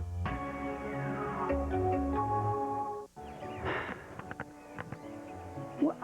Oh, come on. Struggling to keep your grass green? Maybe it's time you got a fertilizer that works at every level. Introducing Bayer Advanced Triple Action Lawn Fertilizer. It works at every level. The grass, the roots, plus it fortifies the soil for a thicker, deep-down green that lasts. Guaranteed. Bayer Advanced. Better thinking, better results. Now control weeds while you feed your lawn. Try Triple Action Fertilizer plus Weed Control. For 3 months, I'm the invisible man. I'm an accountant. From January to April, you can't see me, can't talk to me. I don't have time to talk on my cell phone. I don't even have time to talk to myself. You need Singular's rollover. Unused anytime minutes roll over from month to month. Plus, choose 5,000 night and weekend minutes or 5,000 mobile-to-mobile minutes. And you can get a free phone, too. I call it the Kevin McCorkle Taxes Should Be This Fair plan. Come into Singular now to find the plan that fits you best. You never know when you'll need allergy medicine. You could be outside, inside, in your car, anywhere. Now you can take non-drowsy allergy medicine right when you need it. Announcing quick-dissolving Alavert. New Alavert starts dissolving the instant it touches your tongue, without water. Get prescription-strength, non-drowsy 24-hour relief. Even Claritin can't beat. New quick-dissolving Alavert. Allergy medicine you can take right when you need it, wherever you are. Frustrated by itching and flaking? Get the power of 3. Unlike most other medicated shampoos, Neutrogena T-Gel works on all 3 itchy, flaky scalp conditions. Be confident with the one that works on all 3. #1 dermatologist recommended, Neutrogena T-Gel. Every night at 8 Eastern, CNN takes you live from the front lines. Paul Azan and Wolf Blitzer show you the day's events, what happened, when, and what it all means. In just 1 hour, CNN brings it home, live from the front lines, 8 Eastern. International aid agencies now are pleading for security amid what they say is an outbreak of lawlessness and chaos in some of Iraq's cities. They say the power vacuum is hampering aid efforts, and some want coalition forces to put a halt to the out-of-control looting. With us from Amman, Jordan now is Alex Renton. He's the regional media coordinator for the aid group Oxfam. Mr. Renton, first of all, we heard Victoria Clark, the Pentagon official, tell us just a short time ago. She gave us a fairly upbeat assessment of efforts to get food and water and other basics of life to the Iraqi people. What is your assessment of what the people of Iraq need right now? Well, this message from the Pentagon is disturbing a lot of us here. It's not what we're seeing on the ground. In Baghdad, as you know, widespread looting, seemingly uncontrollable. We're going to try and send an aid convoy in, which Oxfam America have supplied some of the funds for tonight, in order to try and reach some of these hospitals that have been looted. But that's, just it's a band-aid. It's just bits and pieces of work. The coordinated, organized effort that needs to address millions of people, particularly those who are lacking clean water, is just not happening at the moment. Well, what is your overall assessment? I mean, in terms of water, in terms of food, health care, shelter, and the rest of it? What is your... Mr. Renton, can you hear me now? Yes, I can hear you now. Yeah. I just wanted to ask you, what is your assessment of the need for water, food, shelter, the other basics of life? Well, in the south now, we're seeing still over 1 million people who haven't had any real access to clean water in the last 10 days or even 2 weeks. And it's particularly disturbing right in the south in Qasr, which we keep hearing about as a successful example of the aid mission. From the hospital this morning, we were told that they're seeing 10 times as many diarrhea cases as a result of dirty water in young children. And in malnourished young children, and many Iraqi young children are malnourished, that can be very, very dangerous. So what needs to be done? As I understand it, Oxfam is not even in Iraq yet. Is that correct? Yeah, at the moment, the situation is impossible for us, as it is for many other agencies, including the United Nations one, to penetrate, with any depth into Iraq. We're waiting on 4 borders in order to get in there, and we're waiting to do that with UNICEF as well. What we need now is a serious effort made to bring this breakdown of law and order under control. At the moment, it's excited people looting, stealing things. It could become something much more serious, and something much more serious to building the peace. But we are hearing again from the Pentagon just a short time ago. We heard General Stanley McChrystal say the first focus for them has to be the death squads and the threats to U.S. troops before they can focus on the looting. Yeah, of course, we understand that.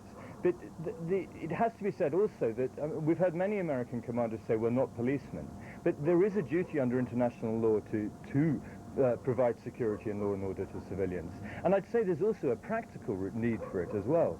If this country is to be rebuilt, if the confidence of the Iraqi people are to be got by the coalition, then the coalition has to show itself as a viable and meaningful replacement for the regime that has been kicked out. Very quickly, when is Oxfam going to get into Iraq, do you believe? Well, we're getting a convoy in tonight, which is good news, and we're hoping to get in a larger way from Kuwait over the weekend. But again, we wait for the military to provide the space which makes that possible for us and the other agencies. All right, Alex Renton, who is with Oxfam, and he joins us from Amman, Jordan. Mr. Renton, thank you very much for talking with us. We appreciate it. Thank you. And thank you very much. We turn now from Iraq to New York City and a site that represents America's resolve. It is another rally for the troops. hundreds of people, including families of 9/11 victims, came to Ground Zero to honor America's military. Our Maria Hinojosa is there. Maria? Well, Judy, the rally broke up just about an hour ago, and the police are estimating that it was about 25,000 people, and that would make it one of the largest pro-troops, pro-war rallies that we have seen. But just to give you a sense of where we are, we're literally right across the street from Ground Zero. And there were a lot of people who came here who not only had lost some family members on Ground Zero and those who wanted to, who have worked in the Ground Zero, but the people who work here have probably never seen so many people who are actually smiling to be in a place that is so sad. Lots of hard hats, lots of American flags, lots of singing. This was a rally that was put together by the construction and building workers union, so many of them had been told that they could come down here, that they wouldn't be paid for the time that they came down here for, but they did come down in large numbers, and many of them are the people who have their sons and daughters who are serving in the military now are saying that that's exactly the kind of message that they want to send to their sons and daughters who are serving right now in Iraq and in Kuwait and in the area. So joining me now is Olga Gomez, whose son Andres is serving right now in Kuwait. Now tell me, Olga, you have said that your son has seen some of the anti-war demonstrations. Why do you think it was important, or what do you think the message is that he's going to get from this demonstration? He's going to get a wonderful message, a message of because they believe the reason why because they have to try to at least to show the whole world here on this site on September 11, as a New Yorker that he is. It's a consequence of Saddam Hussein, Al-Qaeda. They all link it. Yeah, we were saying that there are some people who say that there has been no definitive proof between Saddam Hussein, Al-Qaeda, September 11th, but you were saying that your son spoke to you this morning. What did he say? He said this morning, Mommy, we have no doubt that is one and the same, because the missiles that have been landing few feet away from us, they are the kind of missiles that Saddam Hussein said that he doesn't have. So what is the difference between lying on that and lying saying that he doesn't have weapons of mass destruction? Olga, just tell me what went on for you inside as you saw these thousands and thousands of people who were out here clearly sending a message to the troops, a message to your son. Well, I could not hold my tears coming down my eyes, because I know that my son is very concerned about what the Americans think about the work that they're doing. He's an American, and he feels that he needs to be there to bring freedom and liberty to people that cannot help themselves, and we are the only ones that could do it. And because you're Cuban, you says that he has a very particular understanding of that. Because he was born in the United States, but we are Cuban Americans, and we have suffered for 45 years in the hands of a dictator that is no different between Saddam Hussein and Fidel Castro. And what's going to be, when you talk to your son in the next few days, what are you going to say to him? I'm going to tell him, my son, CNN is carrying your message, your hope, and your feelings. Okay, thank you very much, Olga. We'll certainly try. Again, Judy, this is a very sacred space. There are some September 11th families, one group in particular that is opposed to this war, that said that they were very concerned about this site being used for any political rallies. They clearly were not here. But for the people who were here, for the workers who are working in the Ground Zero site, who took a break, this was, in fact, a very important place to hold this rally today. Judy. All right, Maria Hinojosa reporting from Ground Zero, this time, though, with a rally in support of the troops. Maria talking there with a very proud mother of a U.S. Marine. Thanks, Maria, and thank you, Mrs. Gomez. Coming up next, we're going to be checking in with our Miles O'Brien. Miles is going to tell us what's ahead. Judy, we're going to tell you about the possibility that Tikrit could become the last stand for Saddam Hussein's regime. Don Shepard is here to shed some light on all that. Stay with us for more.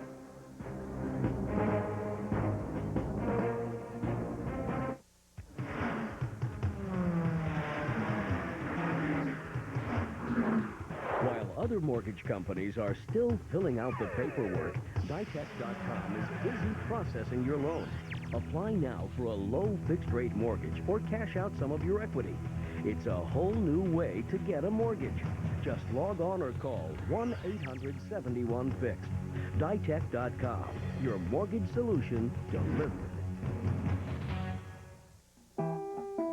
It's easy to take electricity for granted. A lot of us aren't even sure where it comes from. So we're sometimes surprised to learn that over half of the electricity we use comes from coal. Mrs. Wendler! And thanks to a $50 billion investment in clean coal technologies by America's electric utilities that use coal, it's getting cleaner every day, helping us protect something we can't take for granted: our environment.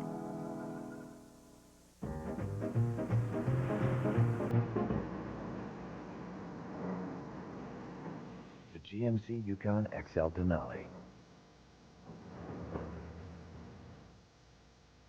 The tightest turning radius in its class.